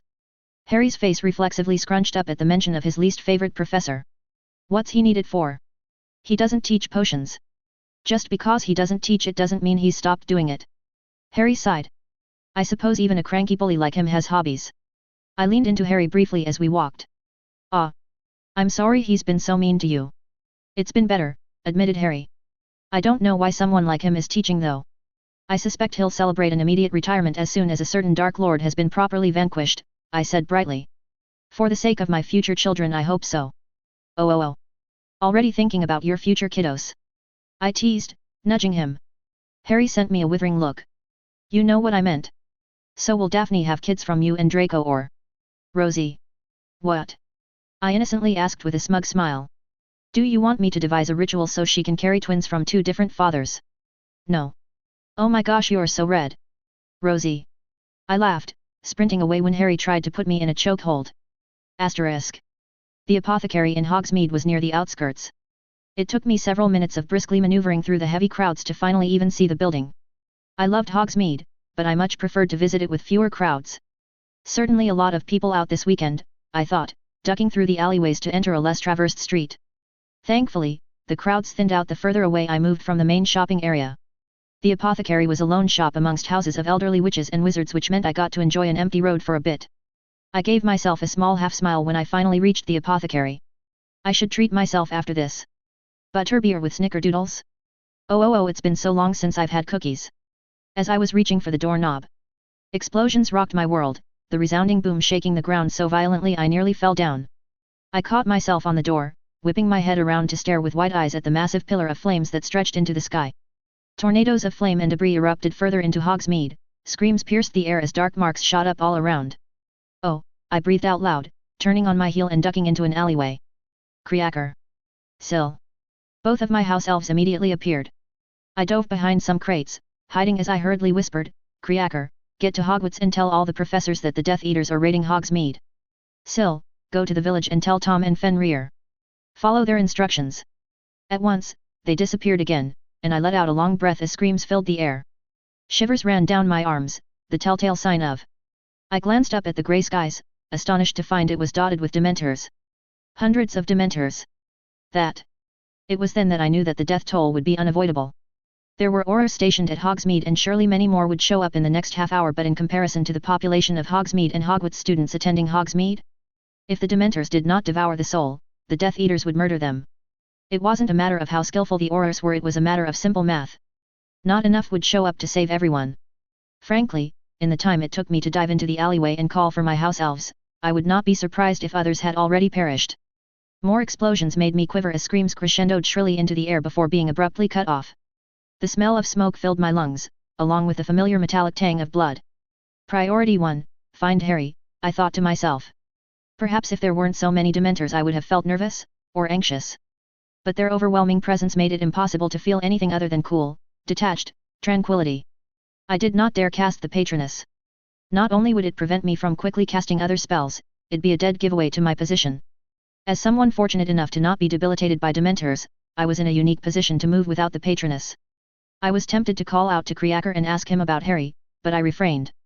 House elves could only apparate so many times a day, and the greater the distance they had to travel, the more taxing it would be. Creaker and Sill would likely be exhausted after my initial orders. Dobby was not bound to me, and so I could not call him. I had to trust in Harry's ability to fend for himself until I could get to him. I cast as many silencing spells as I could on myself, followed by disillusionment charms, and notice me not. I was ashamed I had not thought to bring my deathly holograde invisibility cloak, but my expertise as a thief had instilled in me the capability of casting powerful stealth charms. I would not be noticed unless I did something to directly call attention to me, such as loudly speaking, or touching them. Dementors were obviously immune to such tricks, but it did not matter. They could not feed on me, and by consequence, they would ignore me unless I called out to them. Better prepared, I clambered up to the rooftops and surveyed my surroundings. Mayhem. The screams came from all over as scores of bodies swarmed the streets. Buildings exploded, smoke billowing out into the sky as Dementors circled above with some randomly dive-bombing onto unprotected civilians. Aurors worked in tangent teams, a few casting Patronuses while others worked on combating the enemy force. It was not only Death Eaters and Dementors attacking Hogsmeade. Acromantulas, quintapes, and giants could be seen scattered about. I shivered as I saw an acromantula tackle a witch to the ground and tear into her face. That was gruesome, but seeing the one of the quintapes devour another. Horrible. I had seen death firsthand murdered in cold blood myself, but the sheer volume of grisly and brutal attacks was enough to make me feel sick to my stomach. Blood soaked into the air, filling my nostrils as the screams of pure terror chilled me in a way the Dementors never could. I hopped from rooftop to rooftop. The buildings were grouped closely together so there wasn't much distance between them, and broke the necks of any Death Eater looking the other way. Harry probably met up with his friends at the Three Broomsticks. As I leapt from another rooftop, suddenly a powerful force pulled me down onto the ground. It happened so quickly, I did not have any time to react. I stared down with wide eyes at the web that clung onto my abdomen, looking sharply up at the acromantula that had yanked me down. It skittered as it drew closer to me, and I immediately oxyed its legs off its body. Its shrill shriek of pain had the other acromantulas surrounding me within seconds. Right, they could probably still smell me. No spell to block that. I shot off as many spells as I could, not pausing to think or consider my actions. I needed to get rid of them as quickly as possible before another web rocketed too fast for me to defend, and it slammed into my right hand. The force was enough to knock away my wand, and the sticky substance made it impossible for me to pull it off me. A cold, nauseating stone dropped into my stomach as the spiders hurried to devour me. Then searing cold pain gripped my sticky hand as I was yanked up into the air quickly. I looked up at my savior, eyes wide. Boo-boo. Boo-boo lifted me into his painfully cold arms, slowly disintegrating my cloak and clothes wherever he directly touched. Oh, Boo-boo, thank you, I said. Boo-boo cocked his head, a soft, rattling whisper carrying over the wind, friend. I smiled adoringly. Yes. We are friends. Birdie, said Boo-boo, carefully setting me down on another rooftop. Birdie. Get away. Snarled a deep voice as a giant fluffy worgen barreled in between Boo-boo and me. Fenrir's tail wrapped around me, yanking me to stand behind him as he snarled dangerously at Boo-boo. Fenrir, it's okay. I soothed quickly. This is Boo-boo, my friend. Fenrir abruptly stopped growling to peer at me. What? Boo-boo, say hi, I said, doing the spirit fingers. Boo-boo showcased his spirit fingers for Fenrir. See? Friend, I said. Fenrir, buddy. I'm so glad to see you. Glad you're okay, said Fenrir, straightening up and handing me a duffel bag. Your mate told me to give ya this. I'll stay with ya, Rosie. No one will hurt yet. Ah, I said, stepping onto my tippy toes to kiss Fenrir's fluffy cheek. Thanks, buddy. Ah. Great, I've got clothes in here. Stand guard for me while I change. Yes, ma'am. Boo-boo, block the other side, I said, quickly changing into clothes that weren't half rotted due to being directly touched by a Dementor. Loved Boo-boo and all, but Dementors always froze and or rotted anything they touched, which made hugging them rather tricky. Worth it, though. As soon as I was done changing, a giant magical red barrier shot up around Hogsmeade. It surprised me until I recognized what it was. Oh. Tom's barrier, I said. Fenrir let out a long growl at seeing it. What kind of barrier is that? I flippantly answered him, anti-apparition, anti-flu, anti-portkey, anti-flying runes, you know, so brooms won't work. Fenrir stared at me in abject disbelief that morphed into fury. He snarled, so he trapped us in air with the enemy. No. He trapped them in with us. Asterisk. Tom. Tom was enjoying a nice cup of tea as he worked on the time travel ritual in his office. There had already been many proposed rituals in the past, some even devised by Merlin himself. Tom had procured as many notes on them as he could, quickly tossing out any that had incorrect math to support their idea. Merlin's initial draft seemed the most likely to work at a glance. He, like Rosie, proposed time hopping through alternate realities. Completely ahead of its time. Merlin never finished the draft, however, because he could not foresee a way to power such a ritual without significant human cost. Merlin estimated it would take hundreds of thousands of human lives sacrificed for one person to use it. Power was not something Tom had to be concerned about. Jump-starting the Hades ritual to what occurred at the Rosier Manor would have taken 2 to 3 human sacrifices. One incomplete stone did that. Rosie had already stockpiled 100. They were easy to make. She could make up to 3 a day before she exhausted herself. Using Merlin's draft as his base, Tom continued to wheedle out the specifications. Man really was a genius, appreciated Tom. Some of Merlin's ideas were things even Tom doubted he would have thought of. The wizard made leaps in logic that genuinely impressed the last descendant of Slytherin. After Rosie and I live our second lives, perhaps we should do this again and jump back to Merlin's time? Tom mused. If only to have a long discussion with him. What would it have been like to be his classmate at Hogwarts, I wonder? A tantalizing idea. Sir. Syl said shrilly as she appeared on his desk. Tom lowered his teacup back onto his saucer. Yes. Hogsmeade is under attack. Be by Voldemort, Dementors, and monsters. Mistress is there, fretted Syl. She told me to tell you and Fenrir, sir. It only took Tom a second to process, accept, and act upon that information. Tell Fenrir to come here immediately. Alert Barrett to shut down the village and ready defenses, ordered Tom, standing up. Go. Syl disappeared as Tom quickly hurried out of the office and into their bedroom. He and Rosie had prepared go-bags in the event either of them were under attack. Tom changed into his combat gear, and grabbed Rosie's duffel bag along with a small black box. Fenrir was already at the front door by the time Tom had finished preparations. We'll be going to Hogsmeade, told Tom as he stepped outside. I need you to round up Worgans you trust that can handle Death Eaters, Dementors, and other dark creatures. Split them into groups of 5 and have them. Tom waved his wand in the air, conjuring a very crude shape of Hogsmeade. Tom touched 5 points outside the village. Each one goes to a point here, said Tom as he handed Fenrir the black box. There are 5 stones and 5 pieces of paper in this box. Give each group 1 stone and 1 piece of paper. Tell them to place the stone at the center of the paper, then tap it with a wand and repeat in Sipe. Once you have relayed your instructions, find Rosie at Hogsmeade and give her this duffel bag. She'll know what to do next. Fenrir accepted each item and the orders with a grimace. And yet, I am going to activate the village defenses then head to Hogsmeade to assist, said Tom. I'll see ya there. Indeed. Asterisk. Rosie. Fenrir, I need you to go find Harry and protect him at all costs, I told him. But. Fenrir, I've got everything I need right here, I said, patting the duffel bag. Harry doesn't. I can't concentrate if I think my twin is in danger. Please, my friend. The Worgen let out a small groan, his tail drooping. Fine. Fenrir threw back his head and let out a long howl that was echoed by dozens more scattered throughout. Brought some pals? I asked him. Some of us liked the taste of Death Eaters, said Fenrir with a feral grin. See ya, Rosie. Stay safe. Safe as can be, I promised him as Fenrir headed away. Come on, Bobo.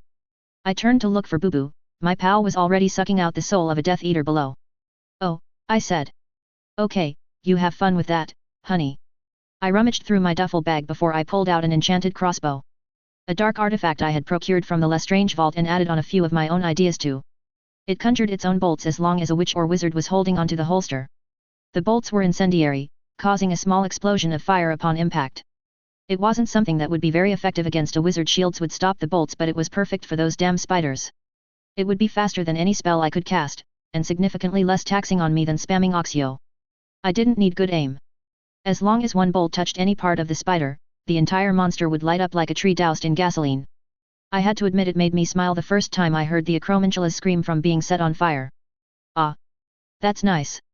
I had faith in Fenrir's ability to reach Harry faster than I and most importantly, protect Harry.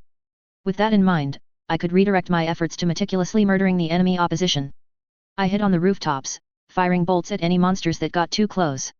If there were any vulnerable Death Eaters, I either snapped their necks with my Oxio or watched Boo-Boo go number like the cutie patootie little death machine was. I'm glad Iris went flying with Hedwig today, I thought.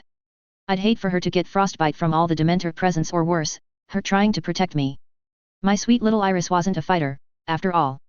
She was my cuddle buddy first and foremost. I didn't count how many died by my hand. I didn't think that was something I wanted to know. At some point, I stopped renewing the stealth charms. I was entering combat so frequently that it would be a waste of my energy to constantly refresh them. As I hopped from one rooftop to the other, I heard a familiar voice. There you are. I looked down at the streets as Tom floated up to stand beside me on the rooftop. With a smile, I asked, "Missed me?" "Terribly," he said. Tom tossed me a vial with red liquid inside. "Here, drink this." "What is it?" "Antidote." "For what?" "Sedative." "For?" "Yes." "What, no dramatic 1v1. Tom scoffed. "Last time I did that I got my foot blown off. Why would I risk that again? I'm not some cannon fodder Gryffindor." I grinned. "No, but you are my favorite drama queen.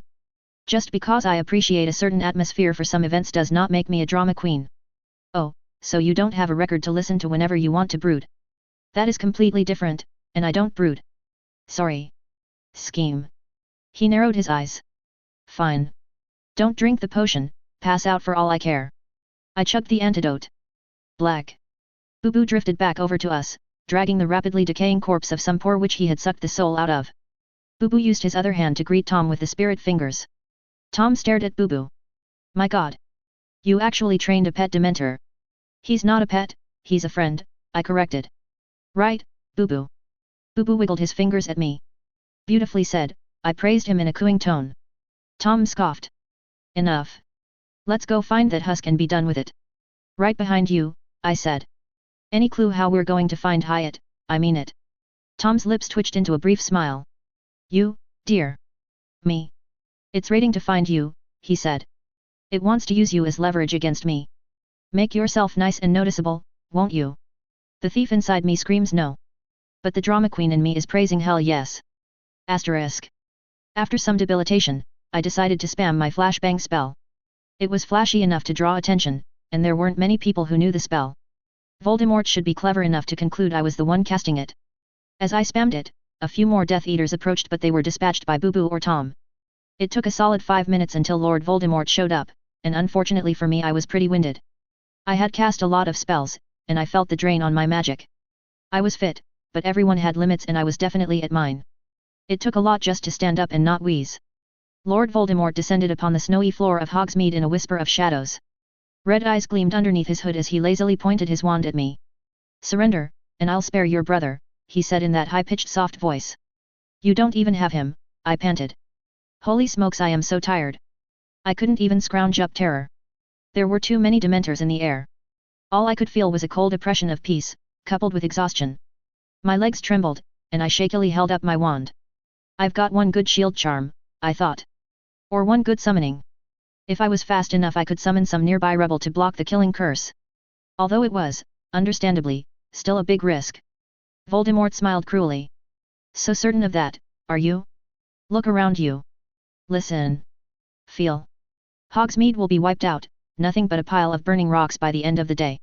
You and your brother's fate was sealed the moment the prophecy was made. The only choice you have now is how painfully you will die or if only one of you has to die. Surrender, and your brother will get to live a long happy life. Resist and... Lord Voldemort toppled over. I stared at his unconscious body. What? Tom hopped down from one of the rooftops, waving his wand to conjure bindings. The ropes flew towards Voldemort, wrapping round his limbs. There we go. What? What was that? I told you, sedative. He was monologuing. Perfect time to use it, he was clearly breathing, dismissed Tom. But I gestured. This feels lame. I feel like I've been cheated from witnessing an epic battle. Tom raised an eyebrow. The battle best one is the one never fought. I sighed. Yeah. I guess. So what are? Tom flipped Voldemort over and then did something odd with his wand. He muttered a spell I didn't recognize, but it made Voldemort seize for a bit until a small white orb flew out of his mouth and into a jar Tom had prepared. Tom immediately put a cap over it, then put the jar in his pocket. Okay, he said. I've got its soul fragment, how do you want to kill it? You did that way too easily. I'm a genius wizard who has had months to prepare. Why wouldn't it be easy? Your ego is getting out of hand. Don't be silly, he dismissed. If you don't choose how it dies, I'll just slit its throat and be done with it. That is way too boring, I protested. Let me think, Okay, give me 5 minutes. Tom stepped away from the body. Have at it. I eagerly rubbed my hands together. Hat. Asterisk. Despite Voldemort being taken care of, it still took another solid hour to eliminate the remaining forces. More and more Worgans showed up to assist after we told Syl to let Barrett know that Voldemort had been defeated. But at the end of that hour, I proudly presented Voldemort's head on a pike. There was an uproar of celebration. Screams of joy and triumph from the Aurors as I was hoisted into the air. Everything was a bit of a blur after that. I had to answer a lot of questions and repeat a practiced story that Tom made up for me. When I was finally released I had to repeat the story several times for Sirius and Harry, who listened with rapt attention. News broke out the following morning. The death toll, along with the headline that Voldemort had been defeated once and for all. It was bittersweet. It might not have been the canonical Battle of Hogwarts, but it was still a huge battle. There were a lot of deaths, a lot. Some students were killed. Children. That couldn't be dismissed, or understated. Innocents were murdered that day. People who were minding their business, living their own life, suddenly thrust into a massacre not seen since in England since the last war. The scars of the survivors would linger for years to come, physical and mental. I was happy Voldemort was finally dealt with, but I wouldn't ignore the fact that many had to die for that to happen. The students were mostly at the Three Broomsticks and so they were able to hole up in there during the assault. I had been told through the grapevine that Theodore and Harry were particularly impressive in creating the defenses and commanding the cowering students. I was grateful that my friends had stuck close together and consequently they survived. Not everyone was that lucky. Mothers were lost. Fathers. Daughters. Sisters. Brothers. A lot of deaths. There was no battle at Hogwarts. But I had to wonder if the death toll was still similar, or perhaps even greater as a price for my meddling. Asterisk. With only a few weeks left in the year, my 6th year at Hogwarts ended quietly. Tom, as promised, got rid of the jinx on the opposition so Snape was able to keep his post, although he already expressed an interest in retirement because let's be honest, he hates kids. Slughorn promised to remain for at least one more year at Hogwarts to give Dumbledore ample time to find a potion's replacement. Voldemort was gone. The dark marks vanished with him. Although not because he was actually dead. Tom knew how the dark marks worked and severed their connection to Voldemort so they would fade upon his death. Otherwise, the Death Eaters would just assume he'd return again. There was no lingering tension in the air as the Ministry refocused its efforts on continuing to shift to the light side. Hermione and I kept working on safely freeing the House Elves, a project I suspected we would not finish prior to my time jump, but that was fine because I believed we could finish it separately if need be. The Malfoys and Knots returned before the year ended, meeting up with their children in Hogsmeade for a very loving family reunion. The Worgans were heavily credited with assisting the Ministry at Hogsmeade and I paid all the media outlets to paint them in the best light possible, and in doing so I felt it was finally safe for Lunar Orchid to open its doors to everyone. It was a turbulent semester, but things were healing at the end. Things were looking up once more. I hoped things would remain peaceful for many years to come. Sorry for those who wanted some kind of epic battle. I hate fight scenes. I hate them so much. So very much. Fuck that shit. I didn't want to write it. Smiley face. We have technically concluded the main chunk of the story. Next chapters will be epilogues and bonus chapters. Home stretch everyone. 63, Year 7. 64, Graduation. 65, The bucket list / ending notes / questions. 66, Bonus, PT1. 67, Bonus, PT2. Chapter 63, Epilogue, Year 7. Beta, Cloudy. A few scenes throughout Year 7. Pure fanfare. Asterisk. I only returned to my childhood home twice during the summer of my 6th year. On my birthday, and on the first day I returned from school to tell Sirius I wouldn't be staying with them over the summer. With great cheer, I told him, I'm gonna stay the summer with my boyfriend. Sirius mocked me, how sinful. Do you not feel ashamed for your blatant debauchery? I snorted, I don't want to hear that from the man who has slept his way through the entire population of Hogsmeade, Godric's Hollow, Devon Meadow. Whore, added Harry idly as he carried in his trunk. Sirius gasped with great indignation, it was not the entire population. Just most of it. I teased. Sirius grinned, unabashed. Harry sighed, you're both terrible. Nah. I'm a slut for one wizard. Sirius is a slut for anyone hot enough. And they get hotter by the shot. Harry repeated, whores. Sirius and I high-fived. Welp, you're practicing safe sex. Sirius asked me. Super safe, I said. We don't even need a safe word yet. Okay, he said. Then all that's left is meeting him. Bring him over for your birthday, which you are not allowed to skip out. I saluted. Yes, sir. Love you bunches. Love you too, princess. Asterisk. Tom meeting Sirius and Remus went about as well as one could expect. Tom was invited over for our birthday dinner, along with Remus, Tonks, who was dating Remus, and Dumbledore, at my insistence. Since I was staying with Tom that summer, the two of us arrived together, with Harry opening the door and immediately giving Tom the stink eye. I kicked Harry's shin. Don't make me actually hurt you. Harry, while clutching his shin, muttered, that already hurt. Consider that a warning. Devil incarnate, Harry grumbled. You two are perfect for each other. Thank you, we said. Harry, what did we talk about when calling your sister a devil incarnate? I heard Remus's voice from further inside. Harry ushered us inside as he innocently asked, it's an insult to the devil. Ha! Harry! Scolded Remus while Sirius and Tonks chortled. As Tom and I entered, Sirius came into the front room with his hand raised. He stopped short as soon as he saw Tom, plainly dumbfounded. Have we met before? I don't think so, said Tom. You look so familiar, said Sirius, frowning. Hey Moony, see me here. Remus came in behind, frowning as he adjusted his tie. What's hey? Right. Asked Sirius. Doesn't he look familiar? Have we met before? Asked Remus. I don't think so, repeated Tom. What's your name? Sirius inquired, offering a hand. Tom accepted it with a charming smile. Tom. Hey, said Sirius again. It's a common name, pointed out Tom. You're too pretty. I definitely would have remembered you, mentioned Sirius, his eyes narrowed as he thought. Did you go to Hogwarts? I did, said Tom. I don't believe we would have met there, though. Family go? Asked Remus. A long time ago, responded Tom. I can't say I knew them, but I have been told I look very similar to some of them. That might be it, said Remus, nudging Sirius.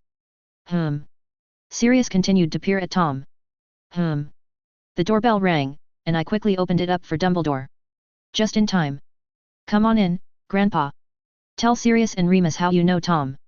Tom used to be a student of mine, immediately said Dumbledore, coming in to place a friendly hand on Tom's shoulder. Rosie is in good hands. Said Sirius again. Well, come on in. Dinner's about ready. Remus and Sirius kept thinking Tom looked so darn familiar and repeatedly asked about Tom's family. Tom was amusingly evasive. It was fun to watch him expertly spin the conversation around and get the adults talking about their family. Sirius got so frustrated towards the end he threw up his hands and said, You're a damn Slytherin, aren't you? Aren't you? I was Slytherin prefect in fact, said Tom with a smug smile. You belong in politics with a silver tongue like that, Sirius grumbled. Harry stopped giving Tom the stink eye halfway through dinner after I kicked him in the shins again. It helped that Tonks and Dumbledore were there. Tonks because she had an excellent way of lightening the mood, and Dumbledore because he too could spin conversations to suit his needs. Not a bad meeting overall. Plus the presents Harry and I got at the end were great. Minus the obligatory sparkly unicorn onesie that made Tom laugh for some reason. Asterisk. Weekend of Halloween in Year 7.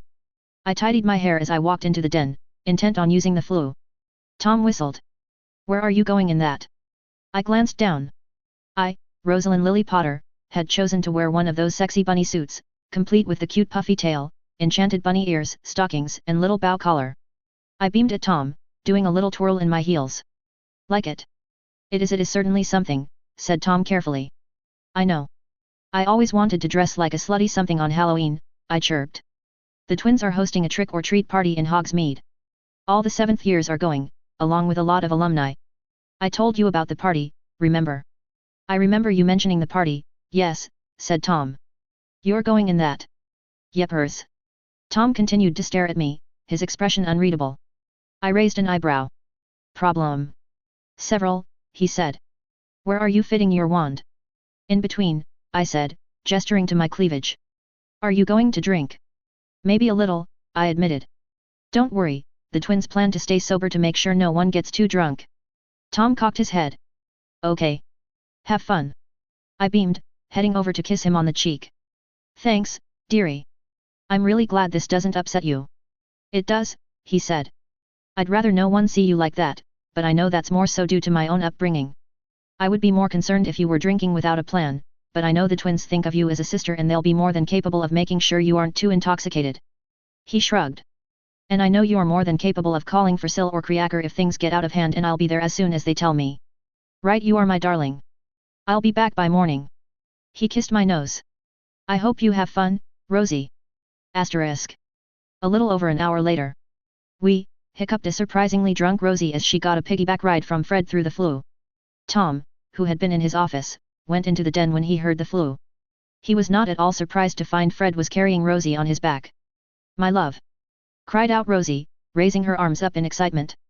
She's drunk, observed Tom. Swear she only had the one drink, laughed Fred, helping Rosie onto the couch. One, she giggled. She is lightweight, said Tom with an easy smile. Party going well? Definitely, agreed Fred. Want to pop by and say hi? Actually, yes, said Tom, his smile widening. Sil, help Rosie get changed. I'll be back in a few minutes. Yes sir, said Sil as she popped into existence beside Rosie. Thank you for bringing her home, said Tom. Course, said Fred. George and I promised we'd look out for her. Especially since Harry's already wasted. Being lightweight must run in the family. Yes, said Tom with an oddly cryptic smile. I had noticed that. Asterisk. The following morning. I laid in an empty bed, staring at Hermione's groggy face in the handheld mirror. When I realized I had blacked out and woke up at home, I tried to call my friends through the handheld mirrors to make sure everyone got home okay. Sorry again for getting drunk, I apologized to her. You were fine, Hermione reassured me. I think. To be honest, said Hermione slowly, I don't remember anything before midnight. Really? The mirror glowed red. Oh, hang on Hermione, someone else is trying to talk to me, I said, tapping at the mirror with my wand. Daphne came into our shared vision, greeting the two of us with a groggy smile. Hey ladies. Hi Daphne, we said. Rosie, how come you weren't at the party? Asked Daphne. I said with wide eyes. I even wore the bunny suit. I don't remember you being there, said Daphne with a raised eyebrow. Same, said Hermione. The only reason I know she was there was because I remember Fred talking about taking her home. Hey, I said. Daphne, do you remember anything that happened before midnight? Daphne opened her mouth then immediately closed her. Her eyes widened. Oh. I don't. Hey. The three of us exchanged bewildered looks then immediately set out to contact everyone else at the party. As it would turn out, most people didn't remember anything that happened before midnight. Only a few did, and those few Fred, George, Theodore, Astoria and Luna were the only ones who did not drink at all. Coming to that realization, I was astonished. I sat up in bed, frowning to myself. It was then that Tom came in with breakfast on a tray, smiling brightly at me. I stared at him as a thought occurred to me. No. Don't want breakfast? He asked with a tilt of his head. Tom, did you spike the alcohol last night? I asked. Why do you ask that? He sat down on the bed, placing the tray in my lap. And I can assure you, I did not spike your drink, Rosie. You're just a lightweight. Not my drink, I allowed. But maybe everyone else's? With a forget-me potion. He smiled. That's a bold accusation. You're a bold wizard who has definitely poisoned people in the past, I pointed out. You did, didn't you? I certainly did not, he lied with such a shit-eating grin. I wagged my finger at him. Naughty. Naughty, naughty. No one remembers me even being there. Their loss, he said unsparingly with a shrug. I laughed. You're such a prat. What did you even do with my bunny suit? It's somewhere around here. In pieces. Somewhere, he said again. I couldn't hold back my laughter. You're so freaking cute. I'm quite glad you think so. My little jelly bean. Am not. Oh you so are. I love it. He flicked my nose. Asterisk. Later that day.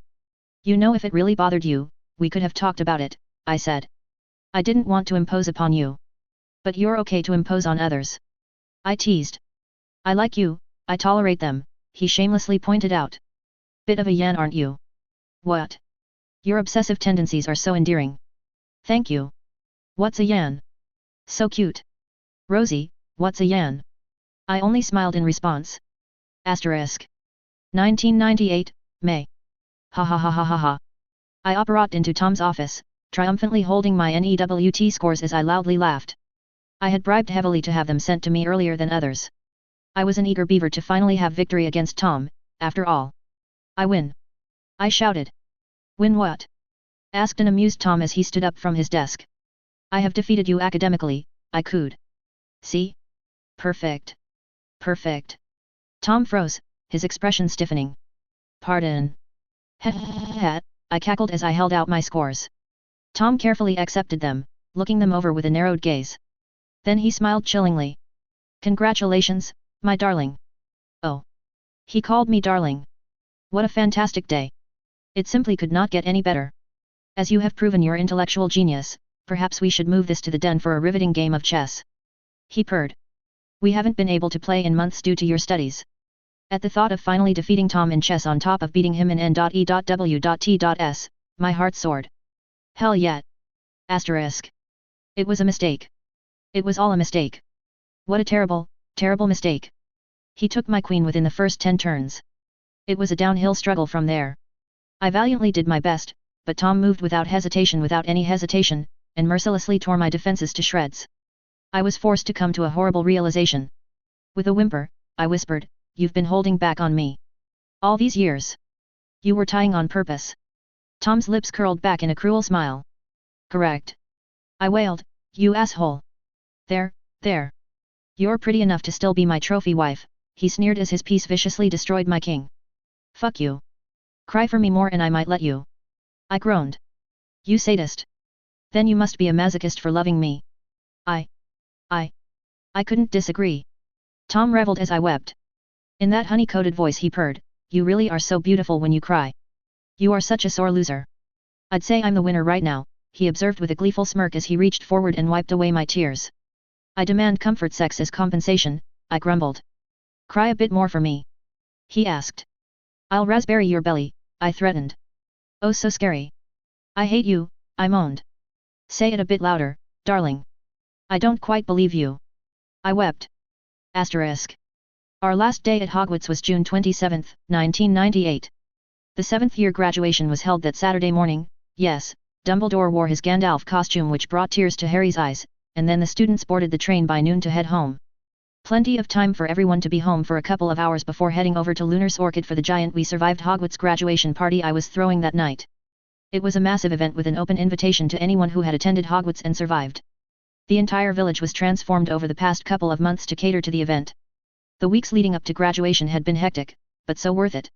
I was able to bring in a lot of top-tier caterers in England and surrounding countries. I even got a traditional magical candy maker from Japan to set up a stall. The twins played a huge role in helping me prepare. We cleared out a massive lot to transform it into a dance floor and hired a variety of bands to come and play throughout the night. The twins developed a gigantic inflatable magical funhouse that was so bouncy it would shoot the people up so high they could see the entire village. We set up another area that was heavily enchanted to snow throughout the entire party in preparation for a massive snowball fight that was scheduled an hour before midnight. We set up a pool, along with a variety of water-related activities and toys. Fireworks were scheduled at midnight, and we'd have a broom racing event at 2 in the morning. Naturally, to keep the energy going, all the provided drinks would be laced with a mild pepper-up potion. And we would have a lot of booze. A lot of booze. Fenrir set up security. There would be a rotating staff of Worgans on patrol to make sure nothing got too out of hand.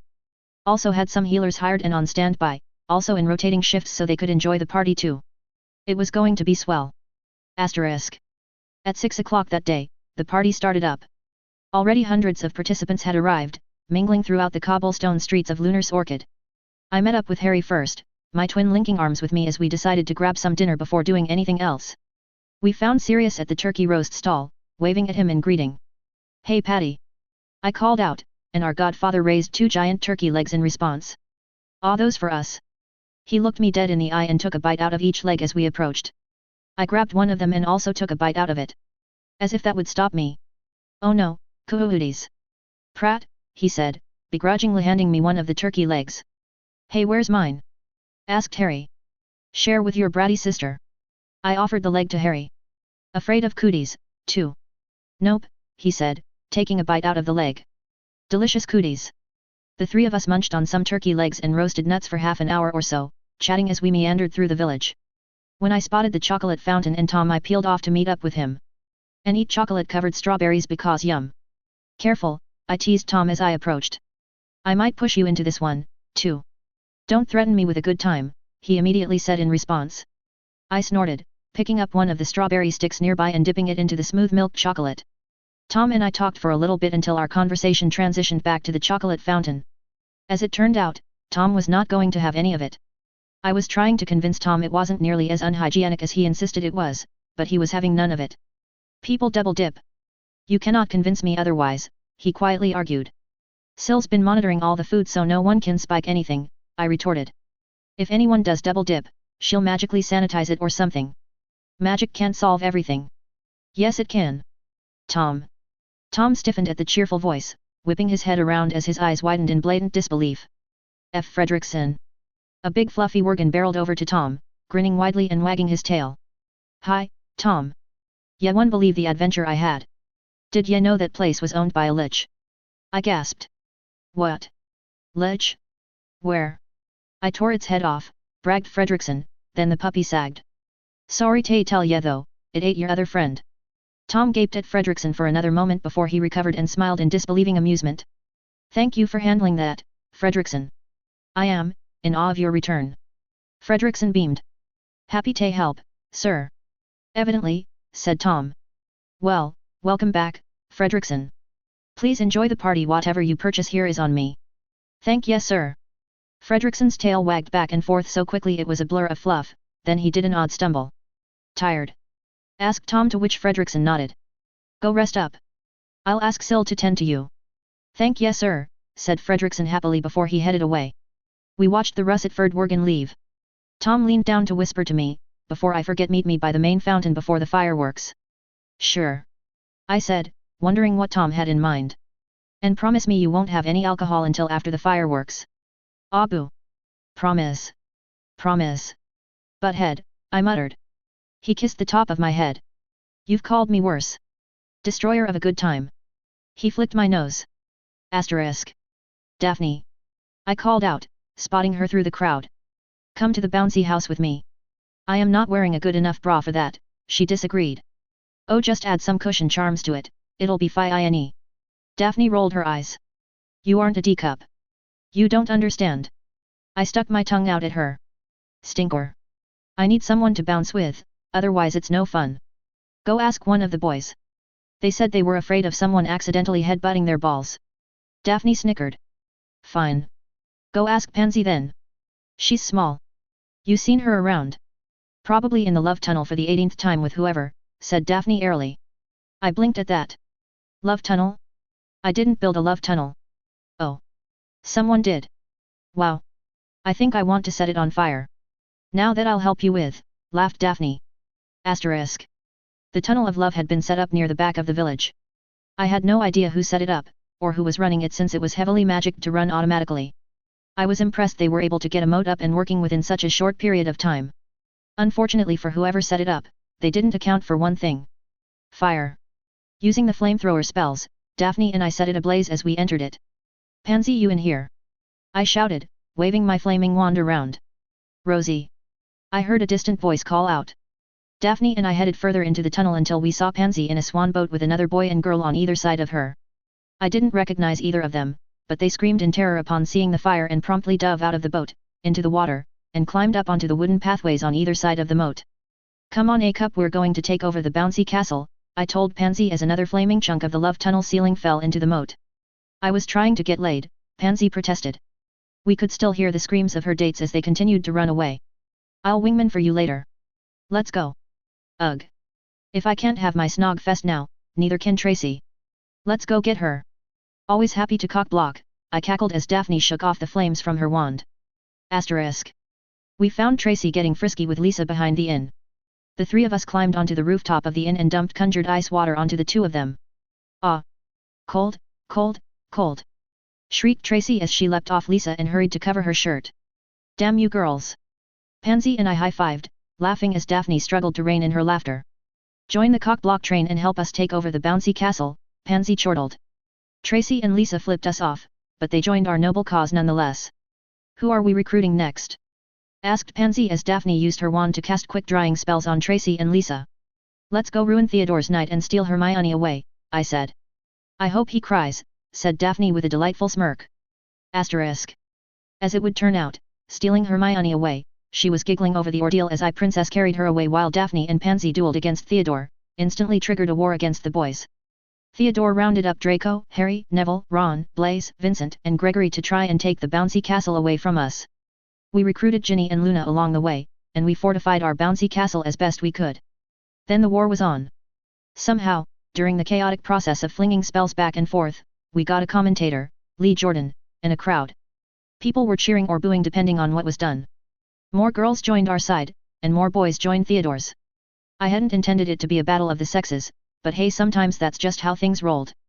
Things continued to escalate until Sirius decided to be a butthead and join Theodore's cause. Which meant that Fred and George instantly joined their side as well, and I just couldn't handle fighting all three of those chaotic masterminds. So I cheated. All drunk fluff buddies report to the bouncy castle to defend. Glorious fluffy chaos as dozens of stumbling Worgans laughing and holding booze ran to the bouncy castle. The battle didn't last much longer after that. Mostly because we accidentally deflated the castle, and escaping it was a dramatic mess of screams, high-pitched squeals of laughter, and people getting abandoned to sink into the rubber. Beautiful. Asterisk. Sipping on a virgin strawberry daiquiri, I wandered throughout the village chatting up with whoever came over. I was making my way to the fountain to meet up with Tom. I had finished my drink as soon as I arrived at the fountain, vanishing it with a wave of one of my wands. Tom was already at the fountain, sitting down and relaxing. It was odd to see no one else was sitting at the fountain. There was a decent crowd of people standing around, yet none approached. In fact, all of my friends and family were standing around there. They smiled at me, some waving and calling out Hayes as I approached. Taking a seat on the fountain next to Tom, I looked around. Hey! Everyone's here. Did you make plans? Yes, he said. I thought you'd like to watch the fireworks with everyone. I beamed. Yeah. Thanks, dear. But of course, he said, leaning forward to give me a chaste kiss on the cheek. My lips turned up into an automatic smile. Then the first of the fireworks shot up into the sky, an explosion of white sparklers that danced in the air. It was rapidly followed by several more, their beautiful lights brightening the night sky. At first they were regular fireworks, each forming the standard shape upon explosion, but when the fifth round of fireworks hit the air, they formed the shape of roses. Hey, I thought. Fred and George were in charge of the fireworks. I didn't think either of them would choose fireworks in the shape of flowers. Certainly not a rose. Then the sixth round hit the air as the rose fireworks magically lingered. Will you marry me, Rosie? My heart stopped, as my head snapped back down to look for Tom. He had been sitting beside me, but now he was in front of me, kneeling and presenting a sparkling ring. Oh my god, oh my god, oh my god, oh my god, oh my god, oh my god. I was hyperventilating, the instant shot of raw elation pierced my heart and melted it into a gooey mess. My head was scrambled into incoherence for several seconds as I floundered before I finally found the right word of, yes. Woo! Shouted several people around me as the crowd erupted into cheers, whistles, stomps, and claps. Fireworks continued to explode as Tom placed the ring on my finger, then stood up, pulling me up with him and kissing me sweetly. Happy engagement! Congratulations! Long live the Queen! Chapter 64, Epilogue, Graduation. Beta, cloudy. Asterisk. I have 1 week to plan this, said Tom as more fireworks exploded above us. So I need you to cooperate. Sure, I said. You have until the end of the night to pick out your bridesmaids and tell me, he said. Then you spend the rest of the week preparing for your wedding dress. That's it. Really? Yes. I'll coordinate the rest, said Tom. Okay, I said with a smile. Guess I'll go hunt down some lucky pals after the fireworks. Sounds good, said Tom. As everyone I wanted to ask was still at the party and wanted to congratulate me on my impromptu engagement, I had a pretty easy time. Naturally, I asked all my Lady Baba snakes plus Hermione and they agreed without fuss. I did choose Daphne to be my maid of honor, and the heiress enthusiastically hugged me. I'd like to say the rest of the week was a blur of planning and stress. But it wasn't. Not for me, at least. Per our agreement years prior, Tom was determined to plan the whole ordeal within a week. The day after our graduation party, I went dress shopping with my babas plus Sirius and Remus. Sirius was determined to buy the dress for me, and Remus was there because he was an excellent uncle and wanted to show support. Daphne, Pansy, and Tracy already had an excellent idea at what I would look good in. It was only a matter of finding the store that could have it ready on time. I didn't have much of an inherent fashion instinct and they did excellent in picking my Yule dress, so I mostly left it to them. They did keep insisting I provide input, but to be honest, after trying on the 13th dress they all kind of blurred together. I couldn't even tell the difference between ivory and bridal ivory, but they insisted there was a huge difference. I felt like they were pulling a prank on me, but Daphne wasn't the type to kid around when it came to appearances. Once we found the dress, got it fitted, and had an impromptu bridal shower, I got to relax for the rest of my week. And watch Tom run around like headless chicken. He didn't bother consulting me over anything, he knew what I liked. The man had literally been inside my head. Heck, I wouldn't be surprised if he regularly read my mind. I knew he used legilimency out of habit, after all. As he was so frantically busy, we didn't have a chance to casually speak until the day before. I prepared our wedding in a week, said an utterly exhausted Tom as he slouched in his recliner. Admit defeat. I admit it, I said cheerfully, brushing out my hair for bedtime. Why do you look so happy after losing? Asked Tom with narrowed eyes. I got you to plan an extremely stressful event within a week while I got to sit around and relax, I chortled. You did all the hard work for me. Thanks, dear. You manipulated me. Yes. Tom stared at me in utter disbelief. I leaned forward and kissed his cheek. Thanks for being such a champ, honey. Damn you, he whispered softly, closing his eyes in resignation for his loss. I hummed happily. Asterisk. And then it was time. The morning of the wedding, Sil and Kriaker prepared a lovely breakfast for me. Tom was already gone by the time I woke up, but that was fine because I knew I'd see him later. Sirius came by to pick me up. We spent the rest of the morning and afternoon relaxing as he took me to various spas to treat my skin and hair. We had a light lunch, and then my bridesmaids swept me away back to the village and into a dressing room. We lounged as we drank champagne, snacked, and slowly prepared for the wedding. It wouldn't start until 8:30 p.m. so we had plenty of time. At around 7, Daphne started working on my hair. Daphne softened my curls, then gently weaved blue roses into a single braid across my hair in the back. She pulled some of my bangs forward and toyed with them until they were perfectly curled.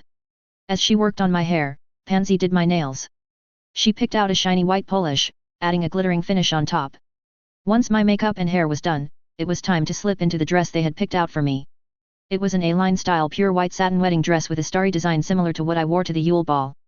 The bodice had an intricate design, and it left my shoulders completely bare. We found an accompanying veil that trailed to my knees. I shimmied into it from the bottom up so as to not mess with my hair or makeup. Then Tracy dusted my shoulders with a glimmering highlight just as the flowers for us had arrived. My bridal bouquet was made up of blue roses, white hydrangeas, and baby blue eucalyptus. I didn't know all the details about the wedding, but Tom insisted blue roses be a part of its design. When asked, he pointed out that it was the first flower he had ever given me. That made me go all ooey-gooey inside and I mumbled something incoherent as I blushed. The bridesmaid bouquets were made up of white hydrangeas, baby eucalyptus, and one blue rose in the center. At 8:30 p.m. I could hear orchestral music begin to play. My mates left to meet with Tom's chosen groomsmen, and Sirius arrived to escort me. At 9 on the dot, I left my dressing room and stepped out to see the outdoor wedding Tom had prepared. It was enough to take my breath away. The once empty lot had transformed into a starry wonderland. There were these gloriously sparkling bubbles that lazily floated around and seemed to be filled with dozens of tiny twinkling stars. The trees had been covered in fairy lights, and someone had charmed the area to subtly sparkle like softly falling snowflakes. Rows upon rows of hundreds of faces sat on either side a long aisle of blue rose petals. And at the end of that aisle were my dear friends and family, and Tom. Upon my arrival, everyone stood up. Sirius gripped my arm tightly, leaning in to whisper in my ear, "You say the word and I drop a box of exploding dung and we run for it. You drop any such thing at my wedding and I'll kick your shins so hard they'll be bruised for a year," I whispered back. "Stinker. That would be you carrying around that stuff," I said. The music picked up, a lovingly sweet symphony striking up a familiar tune of Merry-Go-Round of Life. Step by step, Sirius guided me down the aisle. I felt the petals squish underneath me, soft and springy. Each step I took the air filled with their floral scent, intermingling with the tantalizing scents that wafted from my bridal bouquet. It was a long walk, we had several hundred guests, after all, and yet it was over in a blink of an eye. Although Ennio wore his mask, I could feel him smile at us behind it. "Good evening everyone," said Ennio. "Friends and family who have come to celebrate this joyous day with Rosie and Tom. Today, we thank you for being here with us to share in this momentous occasion. You may be seated. I have been blessed with the good fortune of seeing these two together for some years now," said Ennio. "I have lived for centuries, and seen many unions come together and fall apart. But when I watch these two, I know they can stand the test of time, for I can only see pure, warm, kind love between them." Tom's lips twitched at that. "Who gives this bride today?" asked Ennio. "I do," said Sirius, kissing my cheek before letting me go. He took his seat at the front, next to Remus, who was already crying. "If there is anyone in attendance who has cause to believe that this couple should not be joined in marriage, you may speak now and be torn limb from limb," said Ennio, eliciting 100 agreeing growls from my fantastic Worgen army that I so adored. "Excellent choice," continued Ennio. "If you would now, before these witnesses, give your vows as an opportunity to express your love." "I," said Tom, "will take you as my wife for now and always. I will be at your side, helping you through any capacity you require. You will never be alone. And I vow to always let you steal the covers, you blanket hog." I snorted, a small giggle escaping me. "I will take you as my husband for now and always.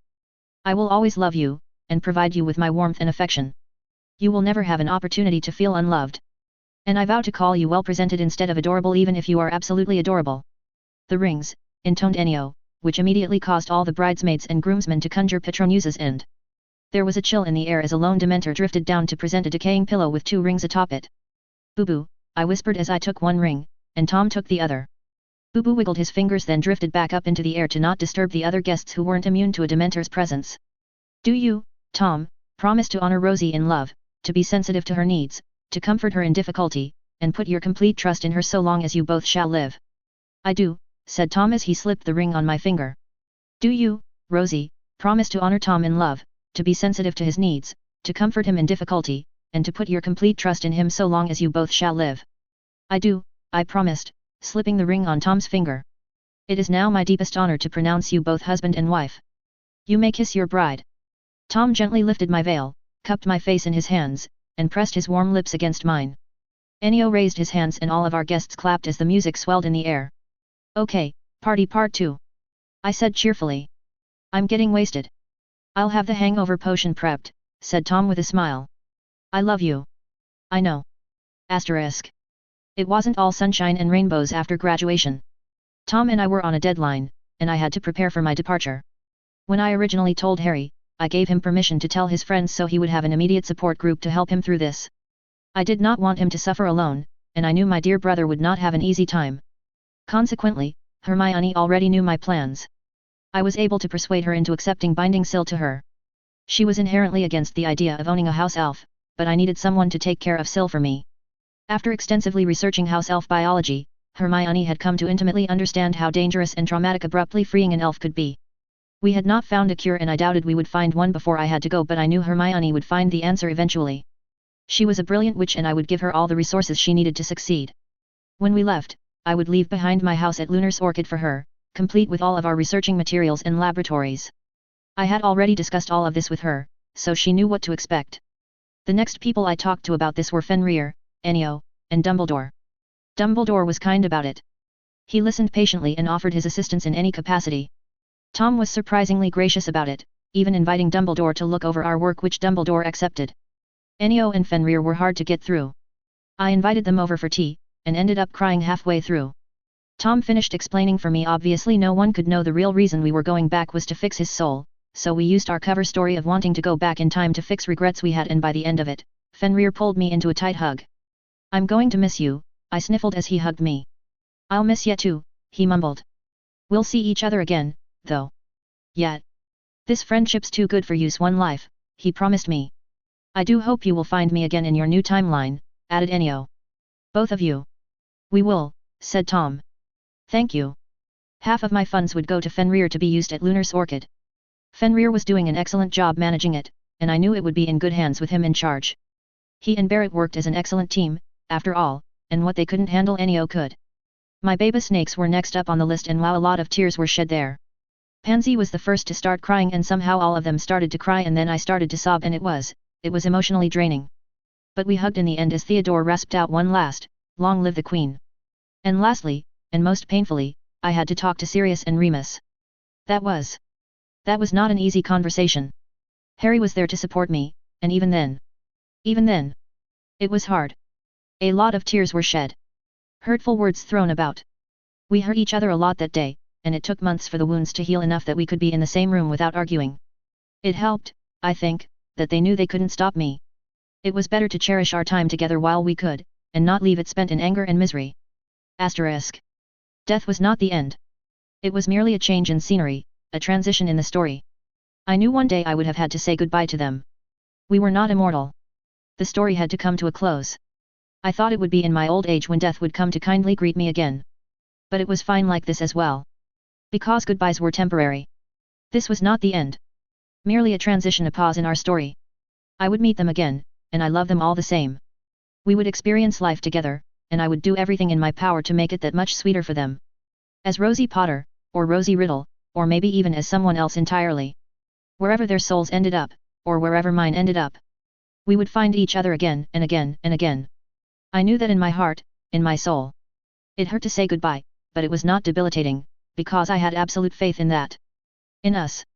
And so, December 30th, 2001, Tom and I met with all of our friends and family in our backyard at Lunar's Orchid for one final time. There was a ritual circle engraved into the grass with dozens upon dozens of magical stones laid atop the designs. I was dressed in a simple robe. Within the hour, it would be time to start the ritual, so now was the time for our temporary goodbyes. I love you, I whispered to Harry as I hugged him tightly. I never doubted that, he told me. So never doubt that I love you just as much. We smiled at each other. I'll see you again, he promised me. I'll be waiting, I assured him. Take care of him, okay. Daphne and Draco each gripped Harry's shoulders, both of them wiping away at their own tears. We will, Daphne promised. He'll be spoiled like royalty, joked Draco. I turned to Sirius next, who pulled me into a bone-crushing hug. Raising you and Harry was the greatest thing to have ever happened to me, he told me. I am so proud of you, princess. I love you more than I could ever put into words. Sniffling, I squeezed him back tightly. I love you so much, Patty. You are the best godfather anyone could ask for. And while you aren't James, I love you like a father. I know, princess. Then it was Remus's time. He looked at me with glistening eyes as he pulled me into his own hug. We didn't need to speak because we already knew how much we loved each other. One by one I hugged all of my loved ones. Fenrir started to cry, but the Worgen wished me all the best nonetheless. Dumbledore was one of the few ones there who didn't cry, for which I was grateful. Do take care, said Dumbledore. We will, Tom promised him. I pulled Iris off my shoulders to give her to Fenrir. Baby girl, hold on for just a few minutes, I cooed to Iris. I'll bring you with me shortly.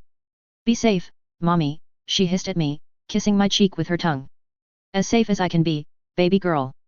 It's time, said Tom, holding out a hand to me. I accepted his hand, and the two of us stepped into the circle. Goodbye, I told everyone with a wobbly smile. For now, said Harry. For now, I agreed. Asterisk. Blinding white light pierced my vision. Even with my eyes squeezed shut, the light shone through. Sensation was lost, a weightlessness lifting my body. I was carried away in a breeze as indescribable sounds bounced in my head. It was not painful, that transition. I could not tell you how long it lasted. It simultaneously felt like hours, and yet it was over in a second. The first thing I felt was my bare feet sinking into something crunchy and cold. A shiver ran through me, and I opened my eyes to stare up at a dark, cloudy night sky. My breath trailed up into the cold night. It worked. Spoke a small voice. I looked to my left, finding myself staring at a baby-faced Tom in thin, ragged clothes. He was marveling at his tiny little hands. My eyes roamed to my own body and... Oh dear, I said, sneezing as I realized I was a very naked kiddo. The process of reassimilation appeared to have worked, but the cloak I had worn did not survive the process.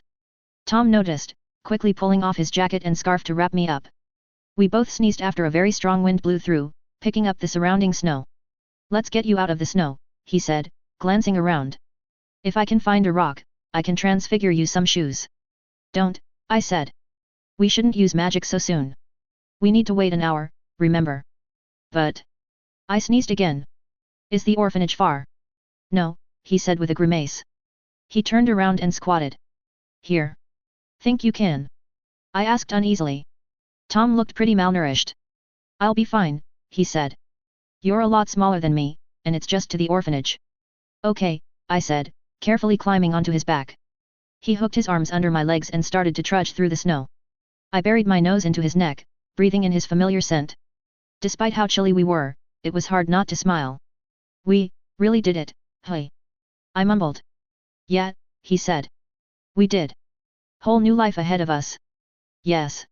I'm glad I can spend it with you. As am I. Tom. Yes, dear.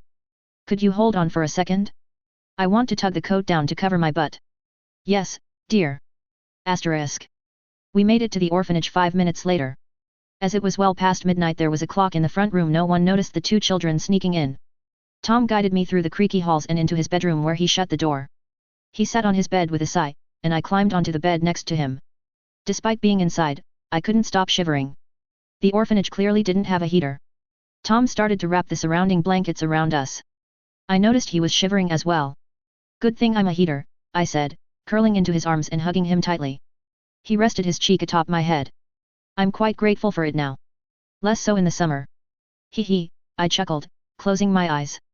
Rest for a bit. For a bit, he agreed. Then we'll need to move. We'll have to prepare for our return to Hogwarts. Tom. Yes, Rosie. I love you. Tom leaned down, bumping his forehead against my own and brushing his nose against mine. His cinnamon eyes filled with warmth like a cup of hot tea on a chilly day. Rosie. He whispered. I love you, too. Asterisk. Bucket list completed. 70. Be happy with your life. Have no regrets. Applause for Candy, at Kent Rona on Instagram, for some bomb-ass final scene artwork. Just. Chef's kiss beautiful. Smiley face, this is my ending. In a couple days I will upload the final chapters. This will include bonus scenes, post-time travel, the official bucket list, and the new one created, and a Q&A. If y'all have any SFW and NSFW questions for Rosie and the HP gang, feel free to ask now and they'll respond in character for the last chapter. Unless it's something they'd never admit to, in which case I'll respond. The real reason I took the break was to try and work on the Tom and Dumbledore scene, but every time I tried, my mind kinda blanked out. After a month of trying, I realized it just wasn't happening yet, and I didn't want to put an entire story on hiatus for one scene. Reviews are love. Chapter 65, The Bucket List Q&A. Questions I forgot to answer / couldn't figure out how to comfortably fit in. Reincarnation isn't special, everyone dies and is reborn. Rosie was simply someone who remembered.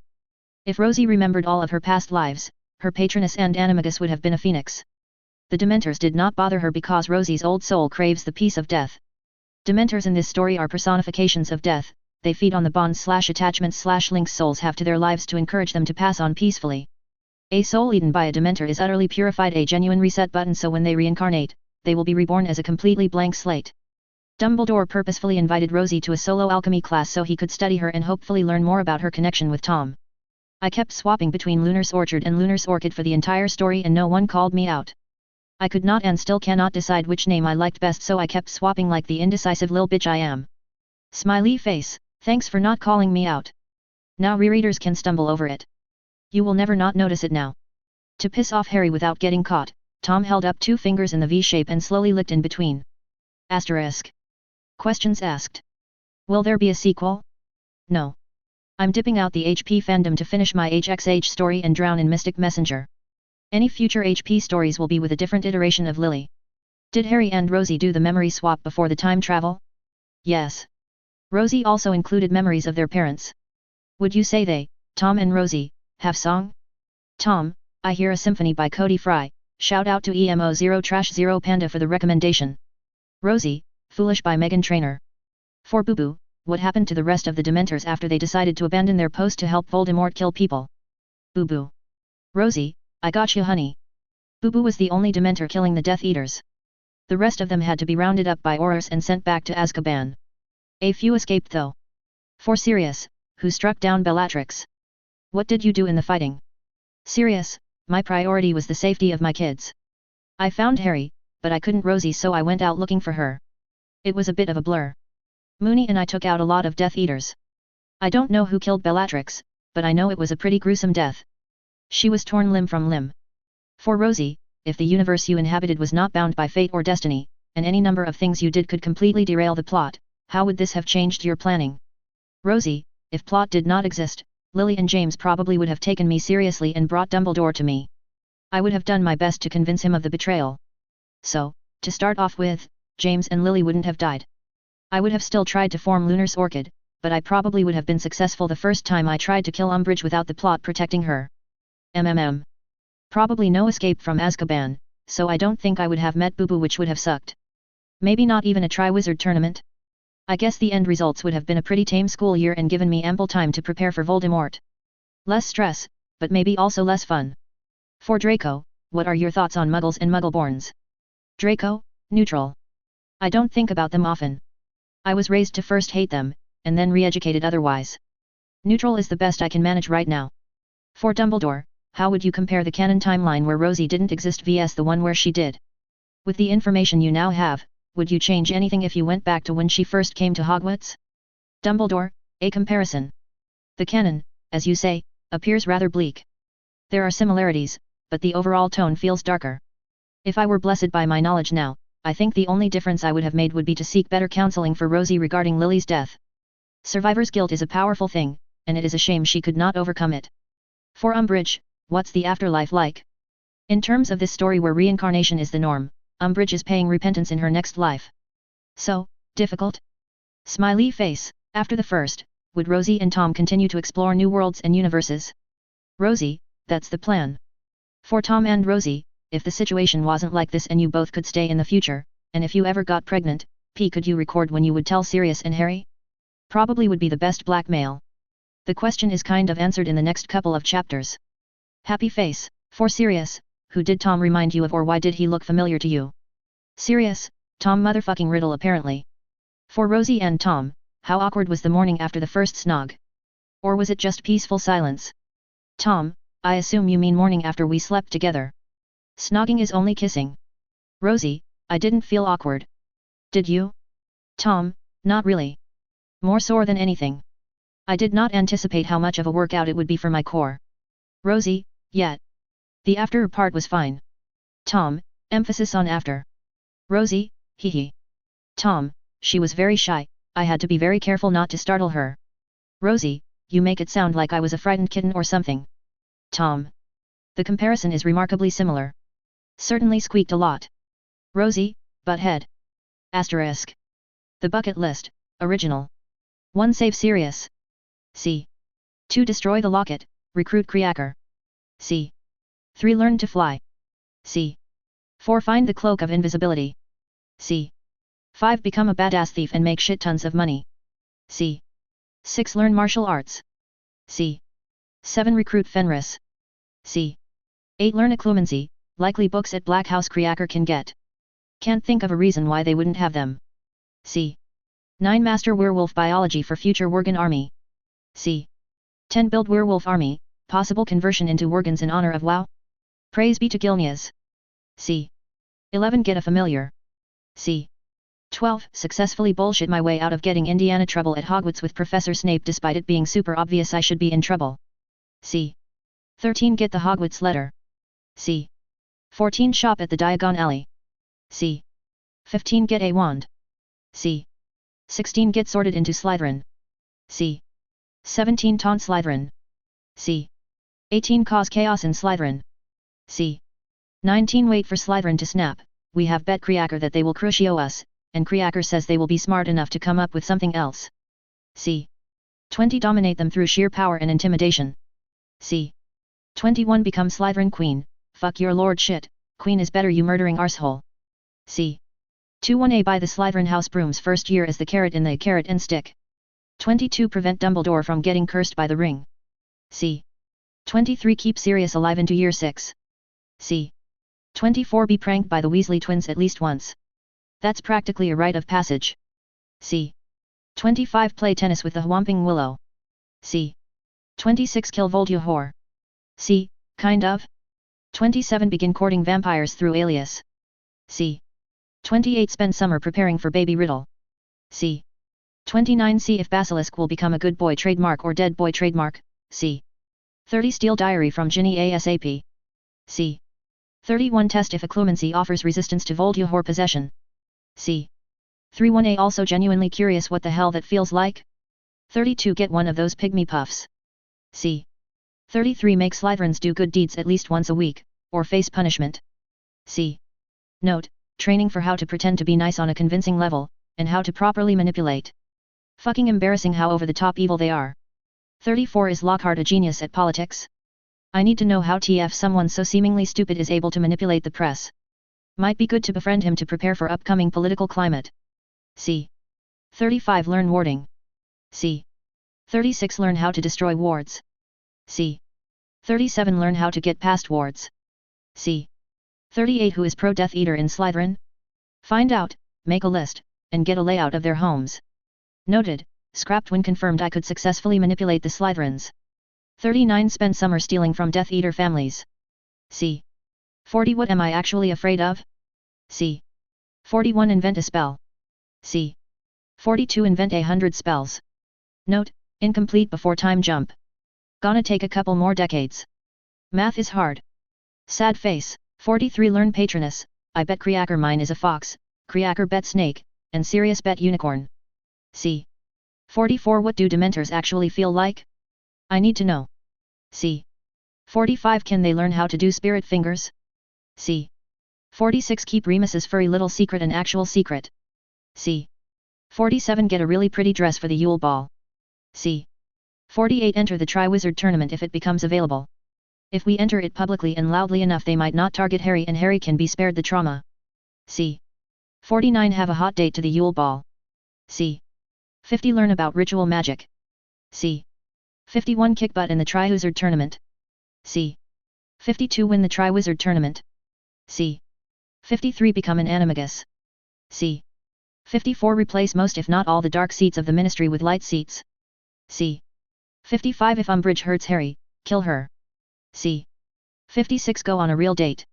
C. 57. Share a New Year's kiss. C. 58. Try that whole losing the virginity thing. C. 59. What does our love potion smell like? C. 60. Rob Gringotts. C. 61. Rescue dragon in Gringotts. C.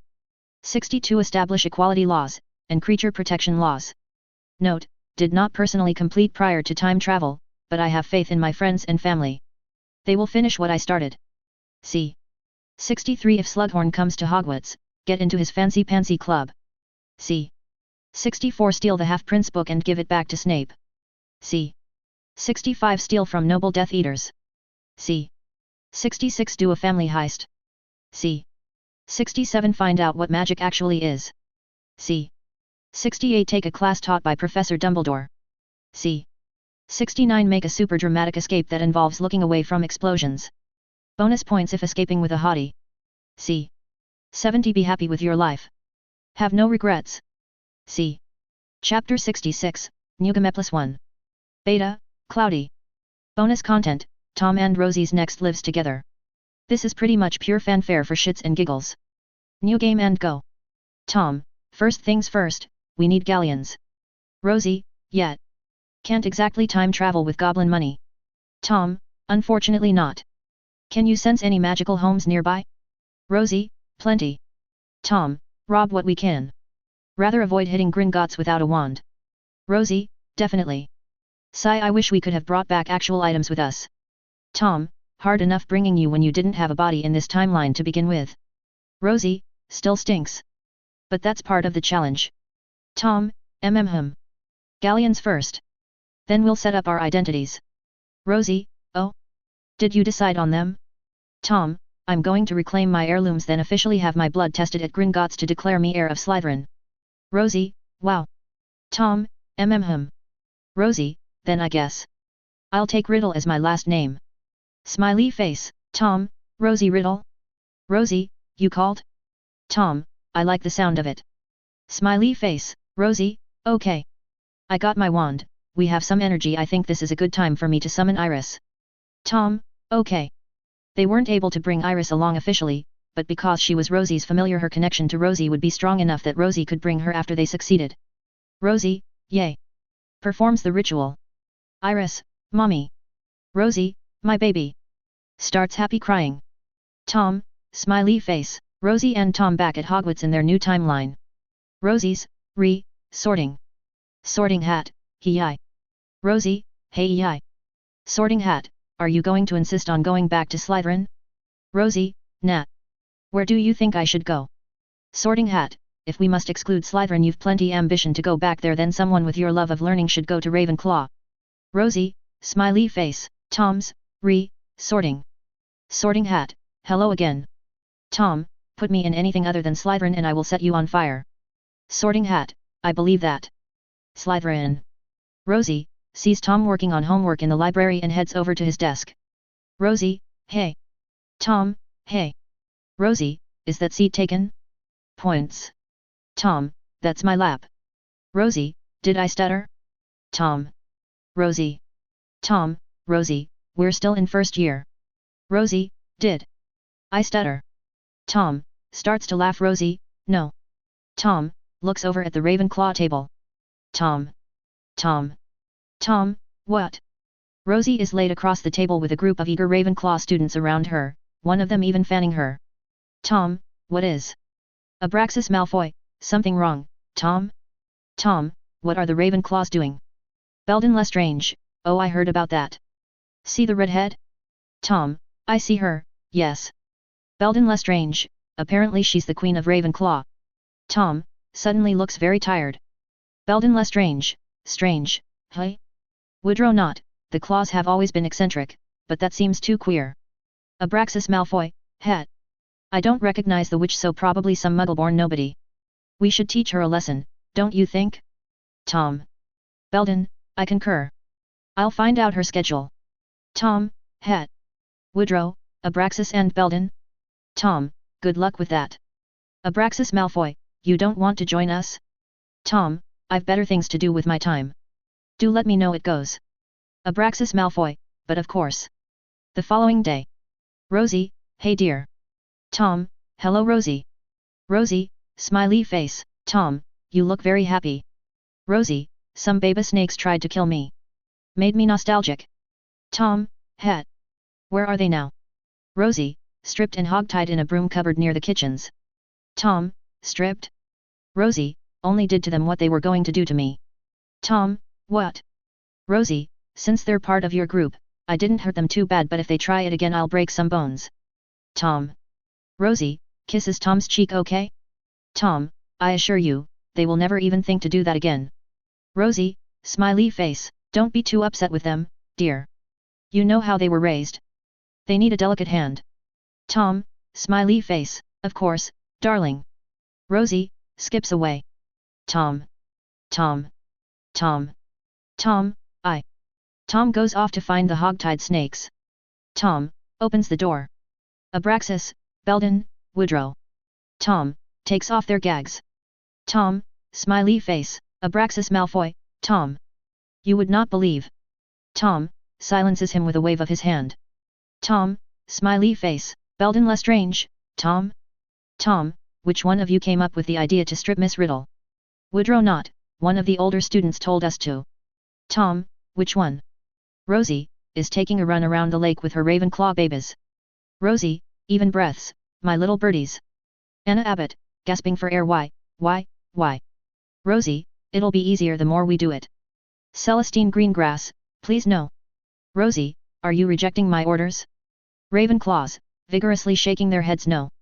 Rosie, smiley face, what sweet little birdies I have. After today's run we'll do another chemistry experiment. Ravenclaws, laughing face, Rosie, visits the Slytherin table. Hello snakes. Abraxas Malfoy, flinches. Good day, Miss Riddle. Tom, hello, Miss Riddle. Rosie, haven't seen you boys in a while. Didn't you three say something about me never being alone again? Smiley face, Belden Lestrange, we er. Woodrow not, we decided you were perfectly capable of escorting yourself around Hogwarts.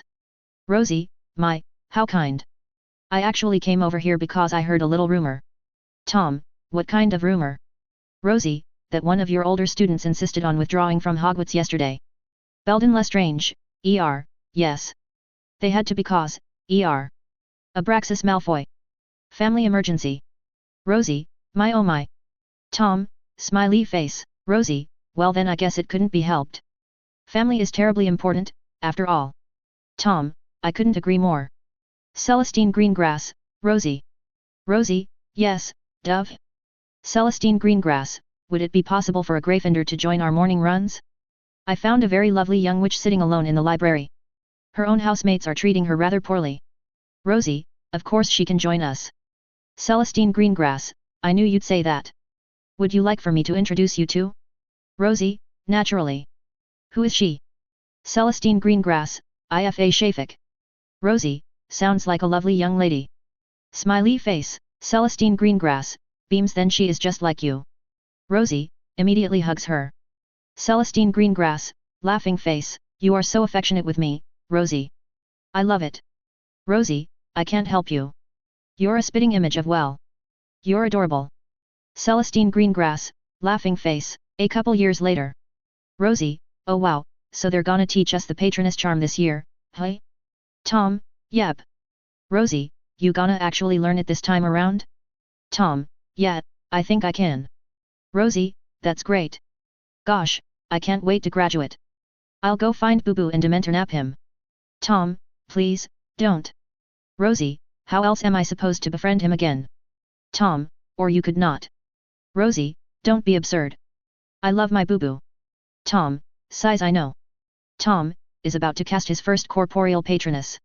Tom, casts his first corporeal patronus. Tom, has a legendary runespore patronus. Tom, smiley face, Tom's runespore patronus, starts morphing. Tom, smiley face, Tom's runespore patronus, continues to morph and starts shining brighter. Tom, smiley face, Tom's patronus, is now a fox. Tom's patronus, smiley face, Tom, I. Tom's patronus, smiley face, Tom, I. Tom's patronus, smiley face, Tom, fuck. Later. Rosie, hey Tom. Did you find out what your patronus is? Tom, it was a legendary snake. Rosie, wow. That's so wait was? Tom, I. Rosie, smiley face, Tom, I hate you. Rosie, smiley face, I love you. Tom, so much. Rosie, smiley face, Rosie, holy friggin' hell, is there anything you can't do? Tom, pauses for a moment to think. I cannot draw. Rosie, really? Tom. Yes. Rosie, really? Tom, with more confidence. Yes. Rosie, okay. Smiley face, about a month later. Rosie, watch you got there. Tom, oh, one of the younger students asked me to redraw his sketch of the griffin from class earlier. Rosie, wow, can I see? Tom, sure. Rosie, you fucking liar. Tom? Rosie, you said you could not draw. Tom, oh yeah. Rosie, you liar. Tom, smiley face. Rosie, why are you so perfect? I hate you. Tom, smiley face. Rosie, alst kj fold fj last kj stop smiling you bastard. Tom, d. Rosie, that face will not work on me, boy. Fucking hell, I'm outta here. Tom. Smiley face. Rosie, I. Tom, what's wrong? Rosie, you know how I started up my cult in Germany for my future werewolf army? Tom, cult is a strong word. Rosie, it's an accurate word. Rosie hadn't intended for her cult to grow so large. To prevent the World War II and Holocaust, she knew, she had taken an active role in rebuilding Germany.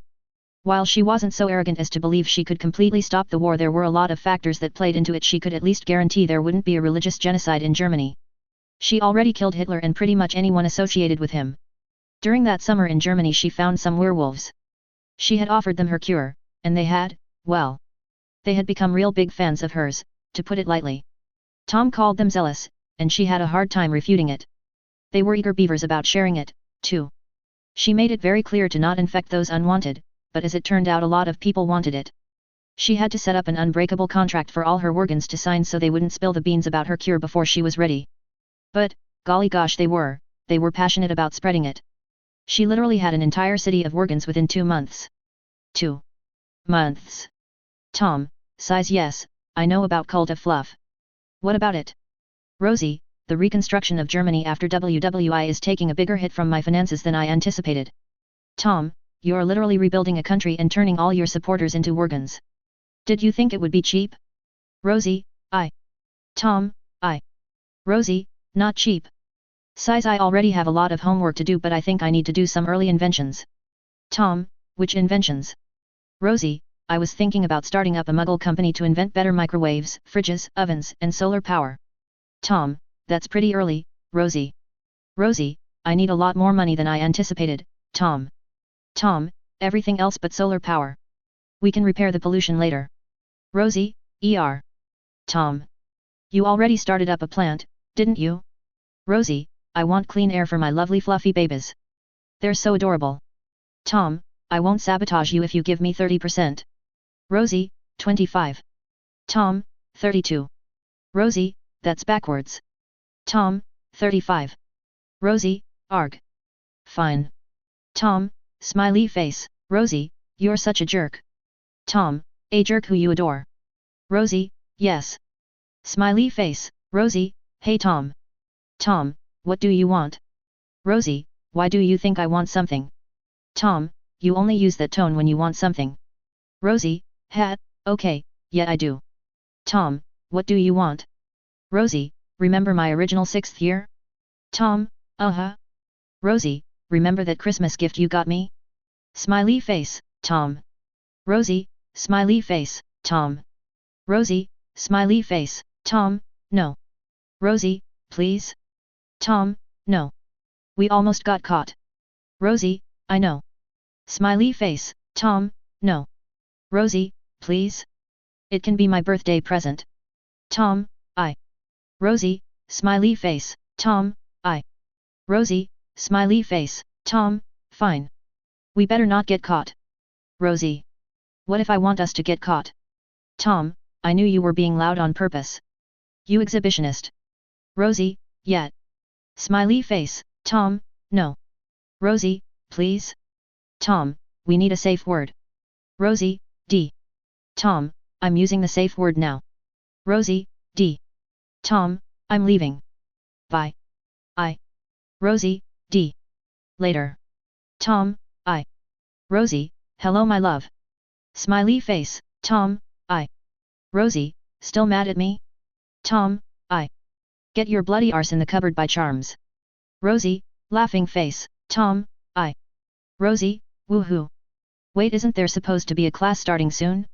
Tom, I. Yes. Rosie, surprised face, Rosie, surprised face, Rosie, laughing face, Rosie, smiley face, Tom, happy? Rosie, yep. Tom, good. Now I'm going to go shower. Rosie, okie dokie. Tom, leaves and then when Rosie has left, returns. Tom, undoes all the silencing charms on the cupboard he had secretly placed before. Tom. Tom. Tom, smiley face, Tom, and she'll never know otherwise. Rosie, hey Tom. Tom, MN. Rosie, wanna do the Tri-Wizard tournament with me? Tom, what? Rosie, wanna pressure some of our political allies to start it up in our 7th year? Graduate out with a bang? Tom, but we have NEWTS. Rosie, you actually need to study for them? Tom, no. Rosie, then what's the issue? Tom, only one of us would compete. Rosie, Nat. We'll tell them to make it a tag team. 2 champions for every school. Tom, Durstrang isn't even rebuilt after the last war. Rosie, nope, but we could use the school in Germany I built. Tom, You just want an excuse to cuddle with your Worgens at school. Rosie, yes. Smiley face, Tom. Rosie, smiley face, Tom. Rosie, smiley face, Tom, you're very fortunate I enable you so often. Rosie, thank you for enabling me. Tom, you're welcome. Tom, praise me. Rosie, you're amazing. Tom, more. Rosie, you are an incredibly handsome genius. Tom, more. Rosie, takes a deep breath. Rosie, Tom, you are the single most brilliant wizard to have ever graced the magical community. Merlin pales in your mastery of magic. Your wit and cunning is beyond approach. Slytherin himself would be at a loss with how to handle you. Nothing, and no one could hold a candle to your beauty. Any who stare into your eyes long enough get lost in their magnificence. I am the luckiest witch in the world to be blessed by your presence at this very moment in time. Tom, smiley face, Rosie, so what am I praising you for? Tom, I have successfully devised a ritual for us to stop aging. Rosie, God, I am so jealous of your mind. Tom, smiley face, Rosie, congratulations, my love. Tom, smiley face, praise me more. Rosie, giggles okay. Someone asks about jealousy. Tom, jealousy implies insecurity, and I already know I'm the best option you'll ever find. Rosie, this is true. Tom, and you? Rosie, oh, totally. All the time. I wish I had my own fan club and like half of your genius. Tom, not of me, for me.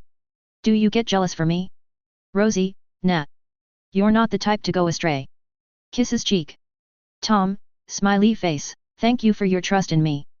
Rosie, plus now that I know how to time travel, if you ever left me, I'd just go back in time and bang Merlin and Morgana.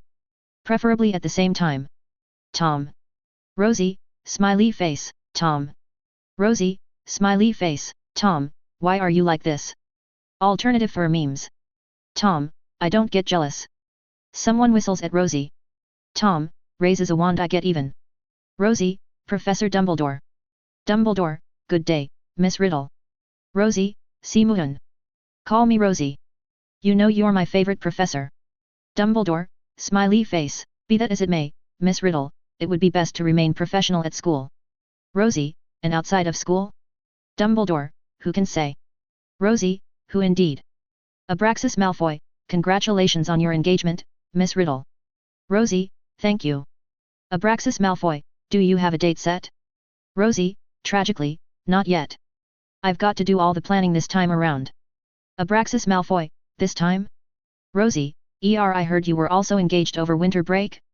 Abraxas Malfoy, yes. Our families have been discussing it for some time. Rosie, congratulations. I hope it's a happy marriage. Abraxas Malfoy, thank you, Miss Riddle. Rosie, do you have a date set? Abraxas, yes, she wants a January wedding. Rosie, oh. Sounds lovely. Are you going to help plan? Abraxas Malfoy, I'd like to, but she has requested I simply stay out of her way. Rosie, that's a shame. Do you want to help me with mine? Abraxas Malfoy, laughing face, I would be honored to help. Rosie, excellent. Why don't you meet up with Celestine and I at Hogsmeade next weekend? Abraxas Malfoy, Lady Greengrass? Rosie, hum. Abraxas Malfoy, sounds perfect. She always has an impeccable sense of style. Rosie, as do you. Which is why I'd love it if the two of you helped me. Abraxas Malfoy, smiley face, Rosie, is knitting. Tom, since when do you knit? Rosie, I'm trying to adopt Dumbledore. Tom. Rosie, it'll mean a lot more to him if I make it myself. Tom. Rosie, so I'm knitting. Tom, terribly. Rosie, it's the thought that counts. Tom, what are you even trying to make? A tube? Rosie, it's supposed to be a sweater. Tom. Rosie. Tom. Rosie. Tom, I'm sorry. Rosie, stop giving me that look of pity. I don't need it. Tom. Rosie, get out. Tom, yes, love. Rosie, here's your tube of cloth. Sad face, Dumbledore, smiley face, it's lovely, thank you. Rosie, I'm sorry. Dumbledore, it's the thought that counts, Rosie. Rosie, yeah. Rosie, gasps. Dumbledore, pats her head. Merry Christmas, dear. Rosie, Merry Christmas, Uncle Dumbles. Dumbledore, starts laughing. Rosie, you know how organs shed a lot? Tom, Rosie, think I could make a sweater from it? Tom. Rosie, I bet it'd be super soft. Tom. Rosie, fluffy. Tom, please, no. Rosie, but. Tom, please. No. Rosie, but. Tom, I love you, darling. Rosie, laughing face, Rosie, we'll be graduating soon. Tom, yes? Rosie, I'm adopting Fenrir as soon as I find him. Tom, literal adopting? Rosie, not literal. But I'm going to take care of him and his mom. She died when he was pretty young originally. Gonna induct them into my cult. Tom, have fun with that. Rosie, oh I will. Anna Abbott, so Rosie, do you have plans for the summer after graduation? Celestine Greengrass, oh, we should all go to Paris? Ifa Shafik, why Paris? Celestine Greengrass, a new boutique opened up and I've heard nothing but praises about the tailors. We should all get something custom made for the next winter ball. Anna Abbott, oh, I don't know about that. Ifa Shafik, why not? I've some friends in Milan who plan to put on a masquerade at the end of July. Celestine Greengrass, a masquerade. What's the theme? Ifa Shafik, A Midsummer's Dream. Celestine Greengrass, that settles it, we're all going. We can stay at my villa. Rosie, smiley face, I'll only be able to go the last week in July. Celestine Greengrass, but why? Rosie, I'm going to Azkaban. The Ravenclaw girls. Anna Abbott, I'd say I'm surprised, but, somehow, I'm not. Ifa Shafik, what for? Rosie, I want to meet with an old friend. Celestine Greengrass, a prisoner? Rosie, no, a guard. Anna Abbott, oh my. Does Tom know you're meeting with an Auror? Rosie, Tom knows who I'm meeting with. Celestine Greengrass, and he's okay with that? Rosie, smiley face, more like resigned. Anna Abbott, you are so daring, Rosie. I would be too scared to upset my fiancé. Celestine Greengrass, you're too considerate, Anna. Anna Abbott, I don't know about that. Ifa Shafik, I do. Your fiancé shouldn't make you feel afraid to meet with other men, Anna. Anna Abbott, I don't feel afraid, I just. Rosie. Celestine Greengrass. Ifa Shafik. Rosie, smiley face, Anna, why don't you stay with me and Tom over the summer? Anna Abbott, oh, I couldn't impose. Ifa Shafik, I think that's a good idea. Celestine Greengrass, a marvelous one. Tom's a perfect gentleman, so your fiancé should have no reason to complain. Anna Abbott, I suppose. It could be fun. Rosie, Then we'll all meet up at Celestine's villa the last week in July and have a glorious summer. The girls, smiley face, Tom. Rosie. Boo boo. Tom. Rosie. Boo boo. Tom. Rosie. Boo boo. Tom, why is he at our home? Rosie, he wanted to come. Boo boo. Tom, how long is he staying here? Rosie, a while. I want to try a new experiment and need a Dementor for it. Boo boo volunteered. Tom. Boo boo. Tom. Boo boo. Tom, okay. Follow-up question. What is he doing here? Gestures to the hogtied and unconscious wizard that was in an arranged marriage to Anna Abbott. Rosie. Tom. Boo boo. Rosie. Tom. Boo boo. Rosie, he's my sacrifice. Tom, you're doing a ritual that requires a life sacrifice? Rosie, yep. Tom, can I watch?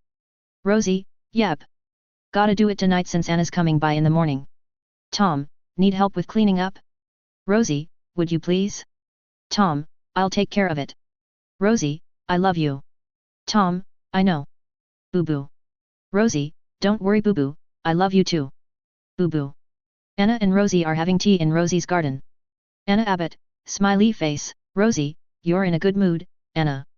Anna Abbott, yes. Oh, no I mean I shouldn't be, should I?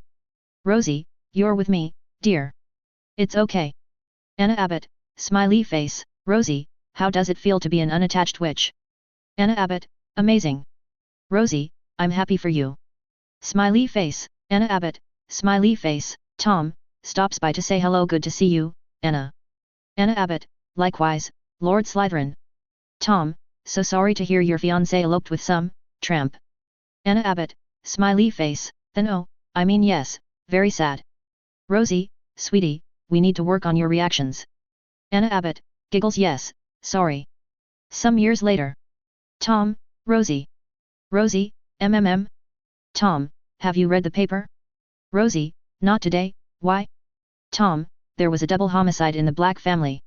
Sirius's parents were killed and he and his brother have been given over to Doria Black Potter, and their house elf will be given to you. Rosie, gosh. What? A tragedy. Lucky for us for a new house elf though, hey? Tom, Rosie. Rosie, yes, darling. Smiley face, Tom. Rosie, smiley face, Tom. Rosie, smiley face, Tom, never mind. Rosie, okay. Smiley face, Tom, congrats on officially turning the entire magical population of Germany into Worgens. Rosie, thanks. Tom, I was being sarcastic. Rosie, don't care. Still happy. Tom, because fluff? Rosie, because fluff.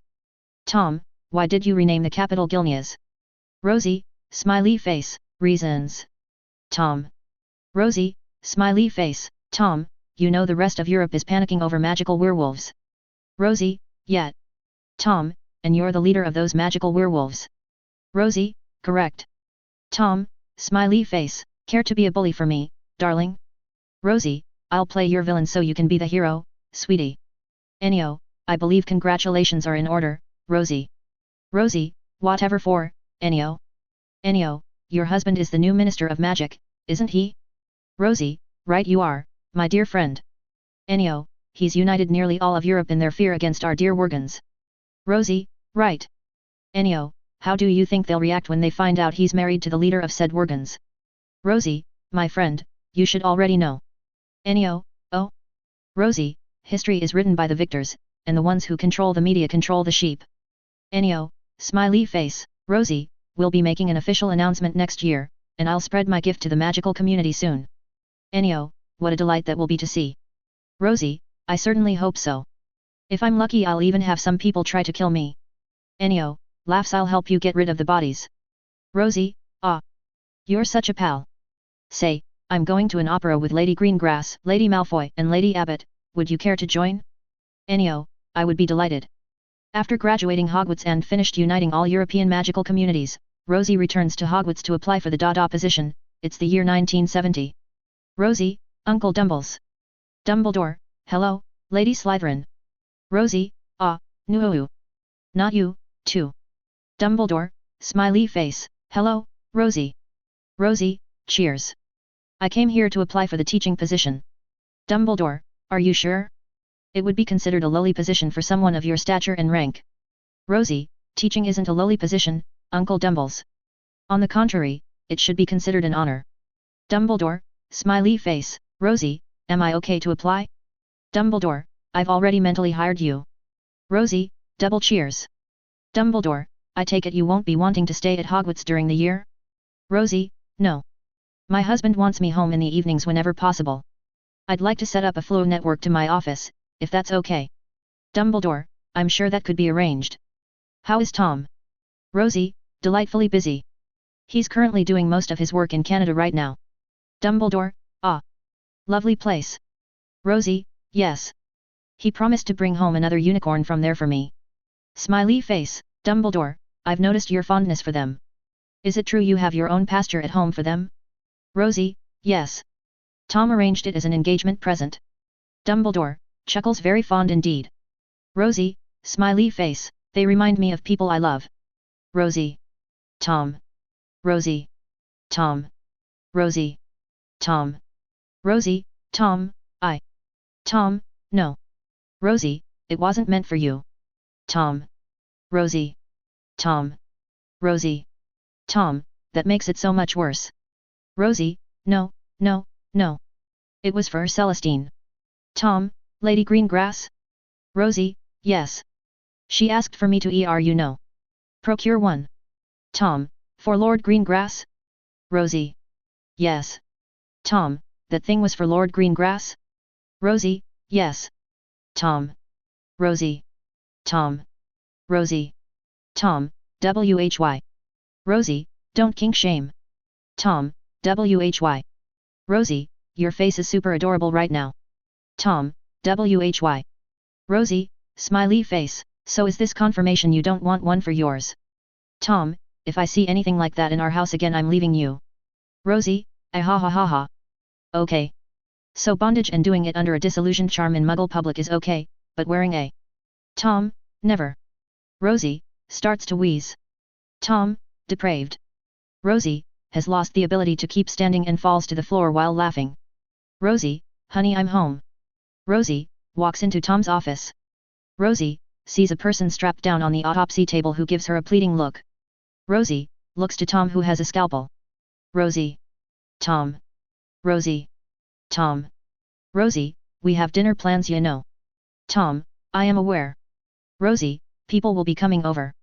Tom, correct. Rosie, you will have this cleaned up before then. Tom. Rosie, Tom. Tom. Rosie, Tom, yes, dear. Rosie, thank you, love.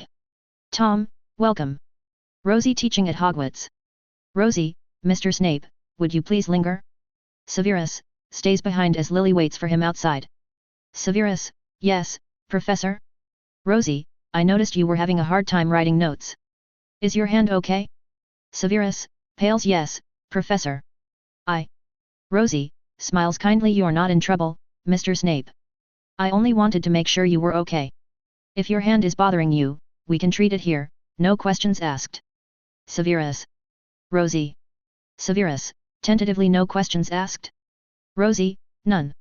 Severus, nervously shows bruised wrist. Rosie, may I treat it? Severus, nods. Rosie, thank you, dear. If you're ever hurt again you can always come to me. Severus. Thank you, Professor. Rosie, Tom? Rosie, Tom? Rosie, you remember the vacation we took before I started teaching? Tom, yes. Rosie, and how some nights we got a little you know. Tom, yes. Rosie, I think, one of those nights we forgot the contraception charm. Tom. Rosie. Tom. Rosie, I think. Tom, think or no? Rosie, okay, so I actually already checked it with my wand and so I think I know, but I want you to double check. Tom, pulls out wand and casts the diagnostic spell. Rosie, so? Tom, yes. Rosie, yes? Yes as in? Tom, yes. Rosie, laughing face, Tom, smiley face, Rosie, laughing face, Tom. Rosie, laughing face, Tom, you cannot name Boo Boo the godfather. Rosie, scandalized gasp Boo Boo would be the perfect godfather. Tom, absolutely not. Rosie, I'm pulling one of my freebies. Tom, I'm pulling one of my vetoes. Rosie, damn it. Tom. Rosie, Tom. Rosie, Tom. Rosie, Tom, I love you, darling. Smiley face, Rosie, smiley face, Rosie, Mr. Snape, Miss Evans, Mr. Lupin, Mr. Black, and Mr. Potter would you all stay behind today? James, Shit. Sirius, bollocks. Are we in trouble? Remus, sad face, Rosie, no, no. I wanted to ask a favor for you all. Lily, laughing face, a favor? Rosie, yes. You're all such talented students, I wondered if you'd be willing to help me out. I'd like to start up a dueling club, you see. James, yes. Rosie, laughs let me finish, Mr. Potter. I'd like to start a dueling club, but I wanted to personally train students prior. It's a big responsibility as students could get hurt. I'd like to train you all after class and in turn you'd help me watch over the other students in the club. Severus, hesitant face, but we're only first years? Can we? Rosie, of course you can. I know talent when I see it. You five have it in spades. All of them, smiley face. Rosie, would you all please work together with me on this? Lily, of course. You can count on us, Professor. I mean if that's okay with you boys? James, yeah, I'd love to. Sirius, this is going to be a blast. Remus, thank you, Professor. Rosie, good. I expect great teamwork from you five. Sirius, even though we've got a Slytherin here? Rosie, my husband's a Slytherin, you know. You shouldn't let a silly thing like a house stop you from making friends. Sirius, uneasy face. Rosie, only a prejudiced bigot would do that. Smiley face. Sirius. Rosie, right? Sirius, why yet? Ahaha. Snape, right? Severus, yes? Sirius, puts an arm around his shoulders. Gmin. We need to become friends. Now. Severus, Sirius, you don't have a choice in this. James, nodding it's too late now. You're eating with us now. Remus, pats Severus's back good luck. Lily and Rosie, smiley face. Rosie, and so class here we can Rosie's water has broken while teaching class. All the students, stares at the mess. All the students, start to panic. Lily, Miss Slytherin, are you okay? Rosie, I'm fine gosh. Creaker? Creaker appears next to her. Creaker, how can Creaker help?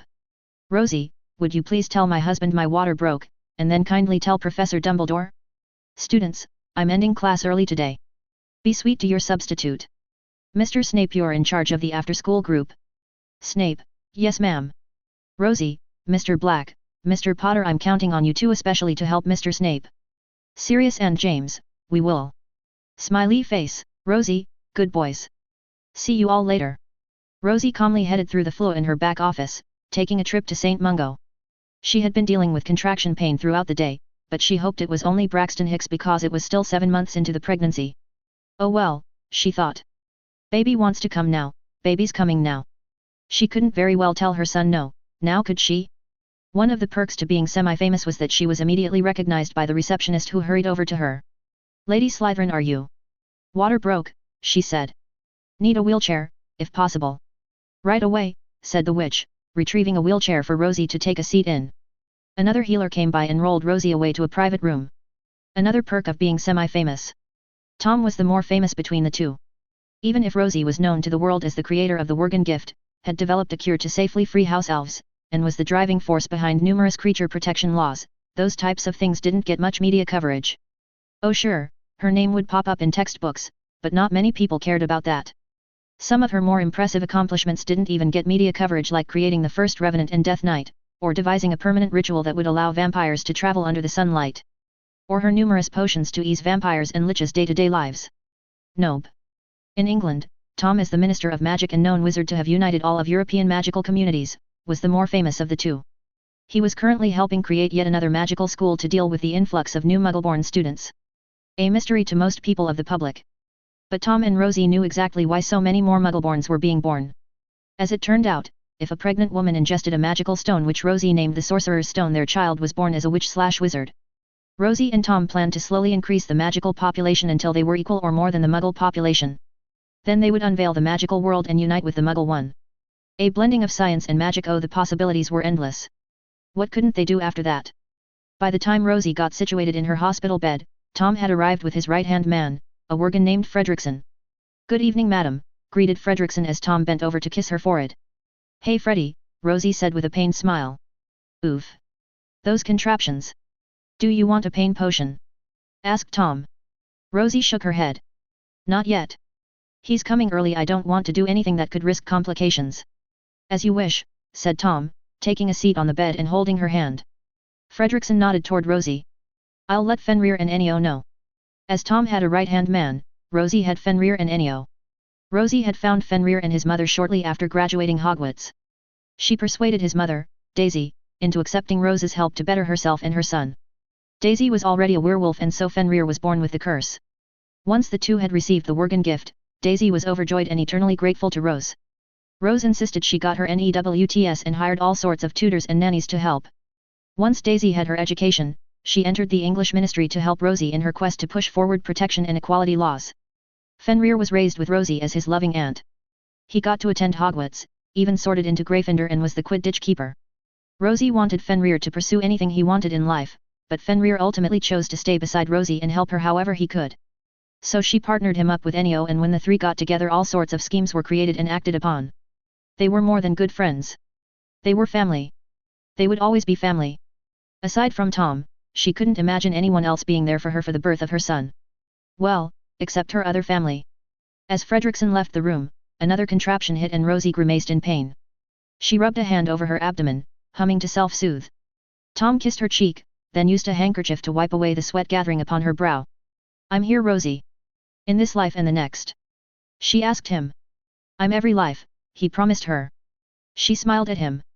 "Good. I couldn't do this without you." "You could," he disagreed. "You're stronger than you think." She leaned forward to kiss him.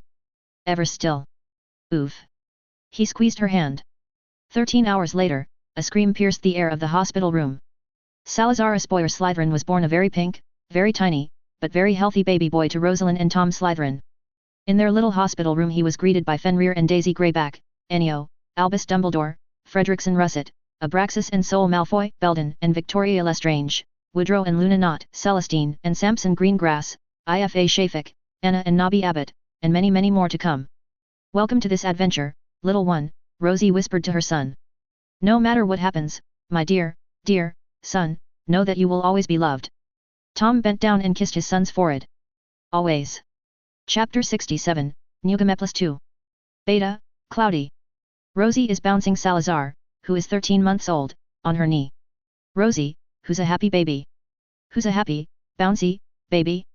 Salazar, smiley face. "Rosie, who's a happy, happy baby? Salazar, smiley face. Rosie, kisses Salazar's nose. "Precious baby. Sweet baby." "Tom, stop cooing." "Rosie, I will coo if I want to coo." "Tom, he's not an infant anymore, Rosie." "Rosie, he's baba." "Tom, he doesn't need to be coddled." "Rosie, babette." Tom, rolls eyes. "Rosie, who's a happy baby? Happy, happy, baby? Can you say me? Or maybe mama?" Salazar, smiley face. "Rosie, kisses his nose again. My baby." Salazar, mama. Rosie, laughing face. "Tom, say dada." Salazar, mama.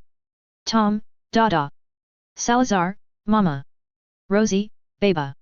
"Tom, he's already turning into a mother's boy." Rosie, yes. Salazar, mama. Rosie, yes, baby. Salazar, upsies. Rosie, you wanna fly with Iris? Salazar, upsies please. Rosie, okay baby. Iris? Iris, comes out from Rosie's front pocket then kisses Salazar's cheek. Rosie, take Salazar flying, and be careful, okay? Iris, we will. Salazar, books. Rosie, no more books, time for night-night. Salazar, books. Rosie, no more books, time for night-night. Salazar, mama. Tom, no. Mama needs to go night-night. It's time for night-night. Salazar, daddy. Tom, yes, I'm going night-night, too. Salazar, night-night. Tom and Rosie, night-night. Rosie, look Sally. Look at the bunnies outside. Salazar. Rosie, aren't they cute?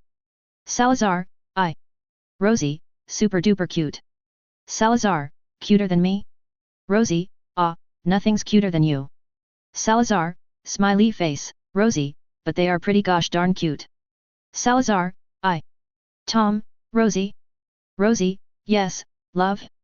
Tom, there's another dead rabbit in the yard. Rosie, oh gosh. Wonder what's killing all the critters. Salazar, smiley face. Tom, stares at Salazar. Salazar, smiley face. Tom. Salazar, smiley face. Tom, hey. Salazar, smiley face. Rosie, something wrong, dear? Tom, he's definitely my son. Rosie? Was that in doubt? Salazar, smiley face. Tom, Salazar, would you like to go hunting with me and your uncles? Salazar, hunting? Tom, For sport.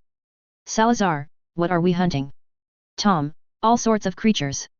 Salazar, okay. Rosie, sad face, isn't he a bit young for that? He's only 6. Tom, I don't think age will stop him, dear. Rosie? Tom, he'll be fine. He should know how to clean up at least. Rosie, okay.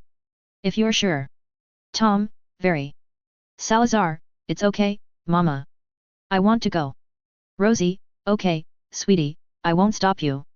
For tonight, do you want to help Mama make another potion? Salazar, yes. Rosie, ah.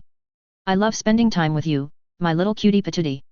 Salazar, smiley face, Rosie, kisses Salazar's nose so precious. Isn't he such a sweetie, Tom? Salazar, smiley face, Tom. Salazar, smiley face, Tom. Tom, ha. Rosie, baby. Salazar, Mama. Salazar runs to Rosie and hugs her tightly. Rosie, did you have fun hunting? Salazar, uh-huh. Smiley face, Rosie, I'm so happy you had fun, my sweet baby. It wasn't too you know? Bad for him, right? Tom. Fenrir. Fredrickson. Rosie, right? Fenrir, he is definitely Tom's son. Fredrickson, very alike, those two. Boo-boo, smiley face, Rosie, smiley face, Was this in doubt? Salazar, smiley face, I wanna go again, Mama. Rosie, I'm glad you had that much fun, my dear boy. Tom, we'll go hunting again next weekend. Salazar, okay. Rosie, oh. I found another rabbit. Tom, I don't think you'll find any more, dear. Rosie, oh. Okay. Tom, right, Sal? Salazar, right. Smiley face, Rosie, what am I missing here? Rosie, baby Sally. Salazar, yes, Mama. Rosie, wanna go shopping with me? Salazar, hurries over to Rosie. Tom, Rosie, what's wrong? Tom, he didn't want to go with me. Rosie, he's Mama's little boy. Salazar, yet. Tom, Rosie, maybe if you were more affectionate? Tongue sticking out, Tom, I am plenty affectionate. Rosie, when's the last time you two hugged? Tom, Salazar, Rosie, Sally, do you wanna hug your daddy? Salazar, no. Tom, Rosie, do you wanna hug your mommy? Salazar, yet. Smiley face, Tom, brat. Salazar, yet. Smiley face, Rosie, Tom. Tom? Rosie, it happened again. Tom, that's vague. Rosie, we aren't naming them Salazar 2 and Salazar 3. Tom, them wait, again? I don't remember us not using O. Right. The masquerade at Malfoy's. Rosie, yet. Tom, and you said them. Rosie, yet, according to the spell it's twin boys. Tom. Rosie. Tom. Rosie. Tom, I'm going to miss sleeping. Rosie, me, too. Rosie, Sally, how would you feel about having some younger siblings? Salazar, Rosie, Sally. Sad face, Salazar, Tom, many Rosies. Salazar, smiley face, that sounds wonderful. Tom, Rosie, smiley face, 1983. Thanks for coming by, Professor, said Lily as she ushered me inside. She smiled adoringly at me. It's so wonderful to see you again. Oh my gosh, you're huge. Rosie giggled. Lily, you saw me last week, and you have to stop saying that every time you see me. Everyone said it to me when I was pregnant with Harry, I feel like I'm owed that right, she said with a giggle of her own. Harry's been asking for you. Oh. Yes. I guess he really took a shine to you. I must say I adore him as well, Rosie said softly.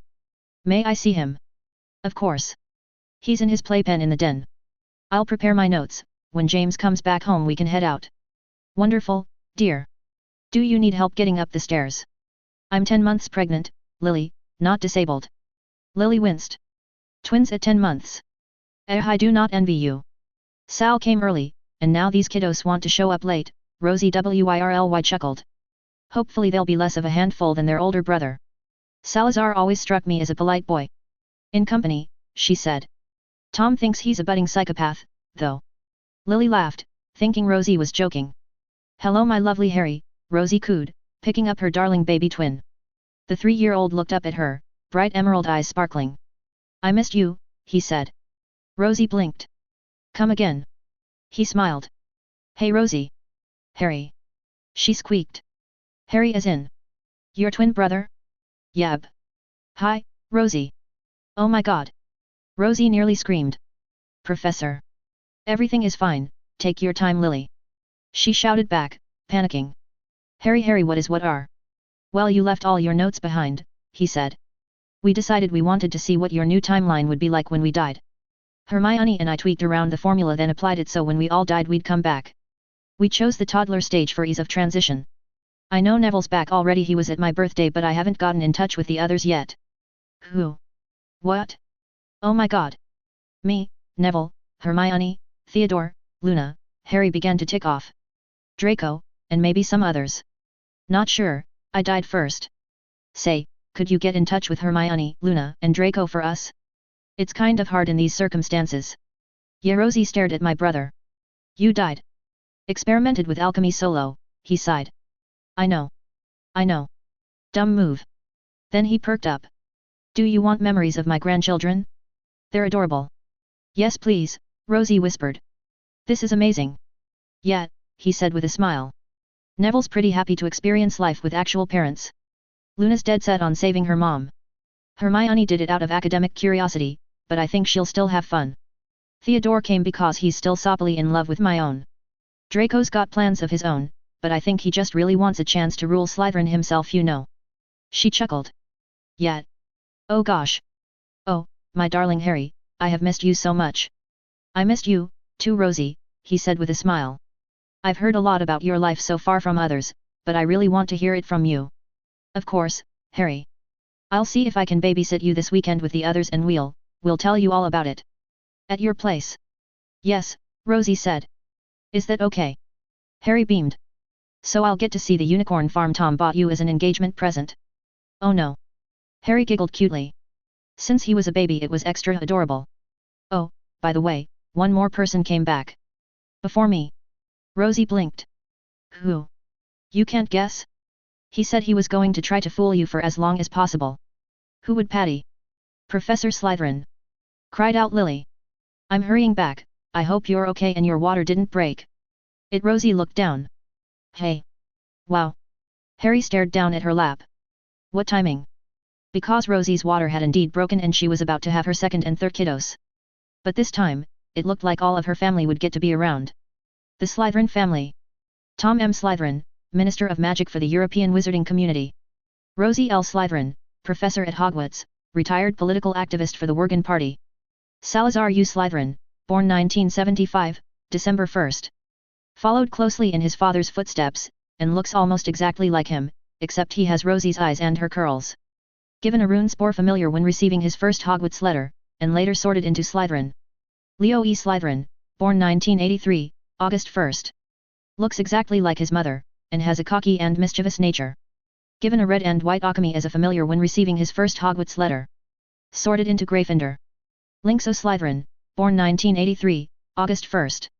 Looks exactly like his mother, has a cold and mischievous nature. Given a red and white alchemy as a familiar when receiving his first Hogwarts letter. Sorted into Gryffindor. Rosie's second list in new timeline. 1 graduate from Hogwarts, again. 2 stop World War II. 3 make a werewolf country. Note, accidentally turned Germany into werewolf country in my efforts to rebuild. 3a Step 1, kill Hitler and associated Nazis. 3b Step 2, start a quiet cult offering people the ability to turn into fluff babies. 3c Step 3, encourage cult propaganda. 3d Step 4, slowly turn the mass population into secret fluff babies.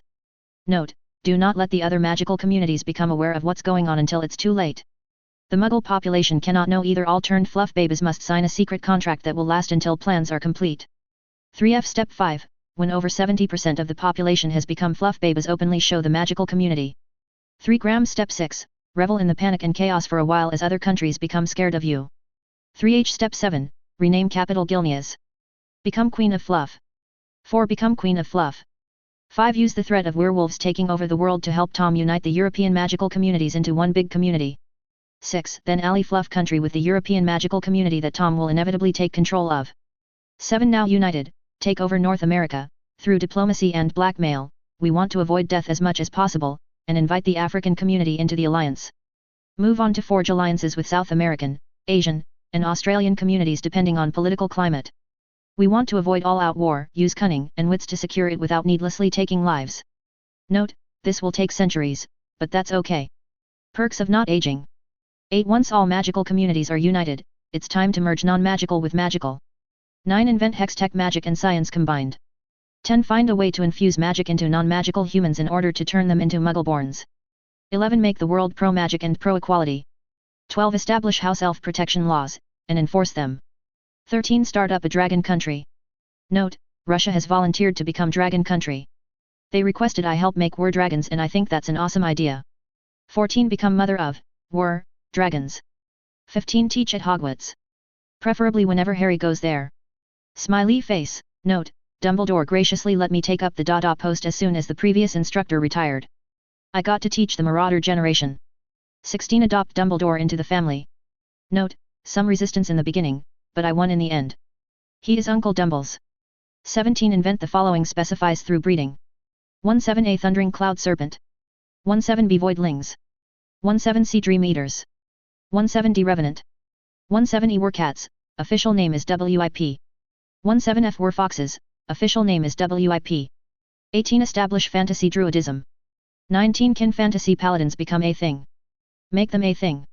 Note, they are a thing now. 20. Can Fantasy Death Knights become a thing? Note, Dementors can turn into Revenants which in turn can become Death Knights. Boo Boo is the first Death Knight. 21. Find out if it's possible to open a portal to hell to summon demons. 21a. Find out if it's possible to fight demons in hell. 21b. Fight demons in hell with Boo Boo. Note, accidentally befriended some demons and inadvertently created an entire section in magic dealing with demonic magic. Demons throw the best parties. 22. Find out if it's possible to visit other magical worlds. 23. Start a family. 23a. 3 kids at least. 23b. Note, Tom is putting his foot down that at least one son has to be named Salazar. I'm fighting for it to be a middle name because oh my god no. 23c. Note, Tom will not let me pick Boo Boo as the godfather, sad face. 23d. Follow-up note, I won the battle. Boo Boo is a godfather. But that child's first name is Salazar now. Forgive me, son. 24. Visit other magical worlds with Tom. 25. Enjoy life. Smiley face, done. NGL, I thought about stretching it out a bit more to end it on my birthday on the 13th, but birthday month seemed good enough. Smiley face, hope y'all enjoyed this story I wrote to cope with isolation. Their babies are budding little psychos. Tom could not be prouder. Rosie loves them regardless. Salazar is 100% the overprotective big brother and they are all mama's boys. Harry and Co dotes on them in Hogwarts. Also, Tom took home the basilisk from the chambers. It guards their family home and is named Basileus again. He and Iris are cuddle buddies. I might one day update this again with more bonus scenes. I'd like to end one story on chapter 69 ha ha ha ha ha. But for now, one more time.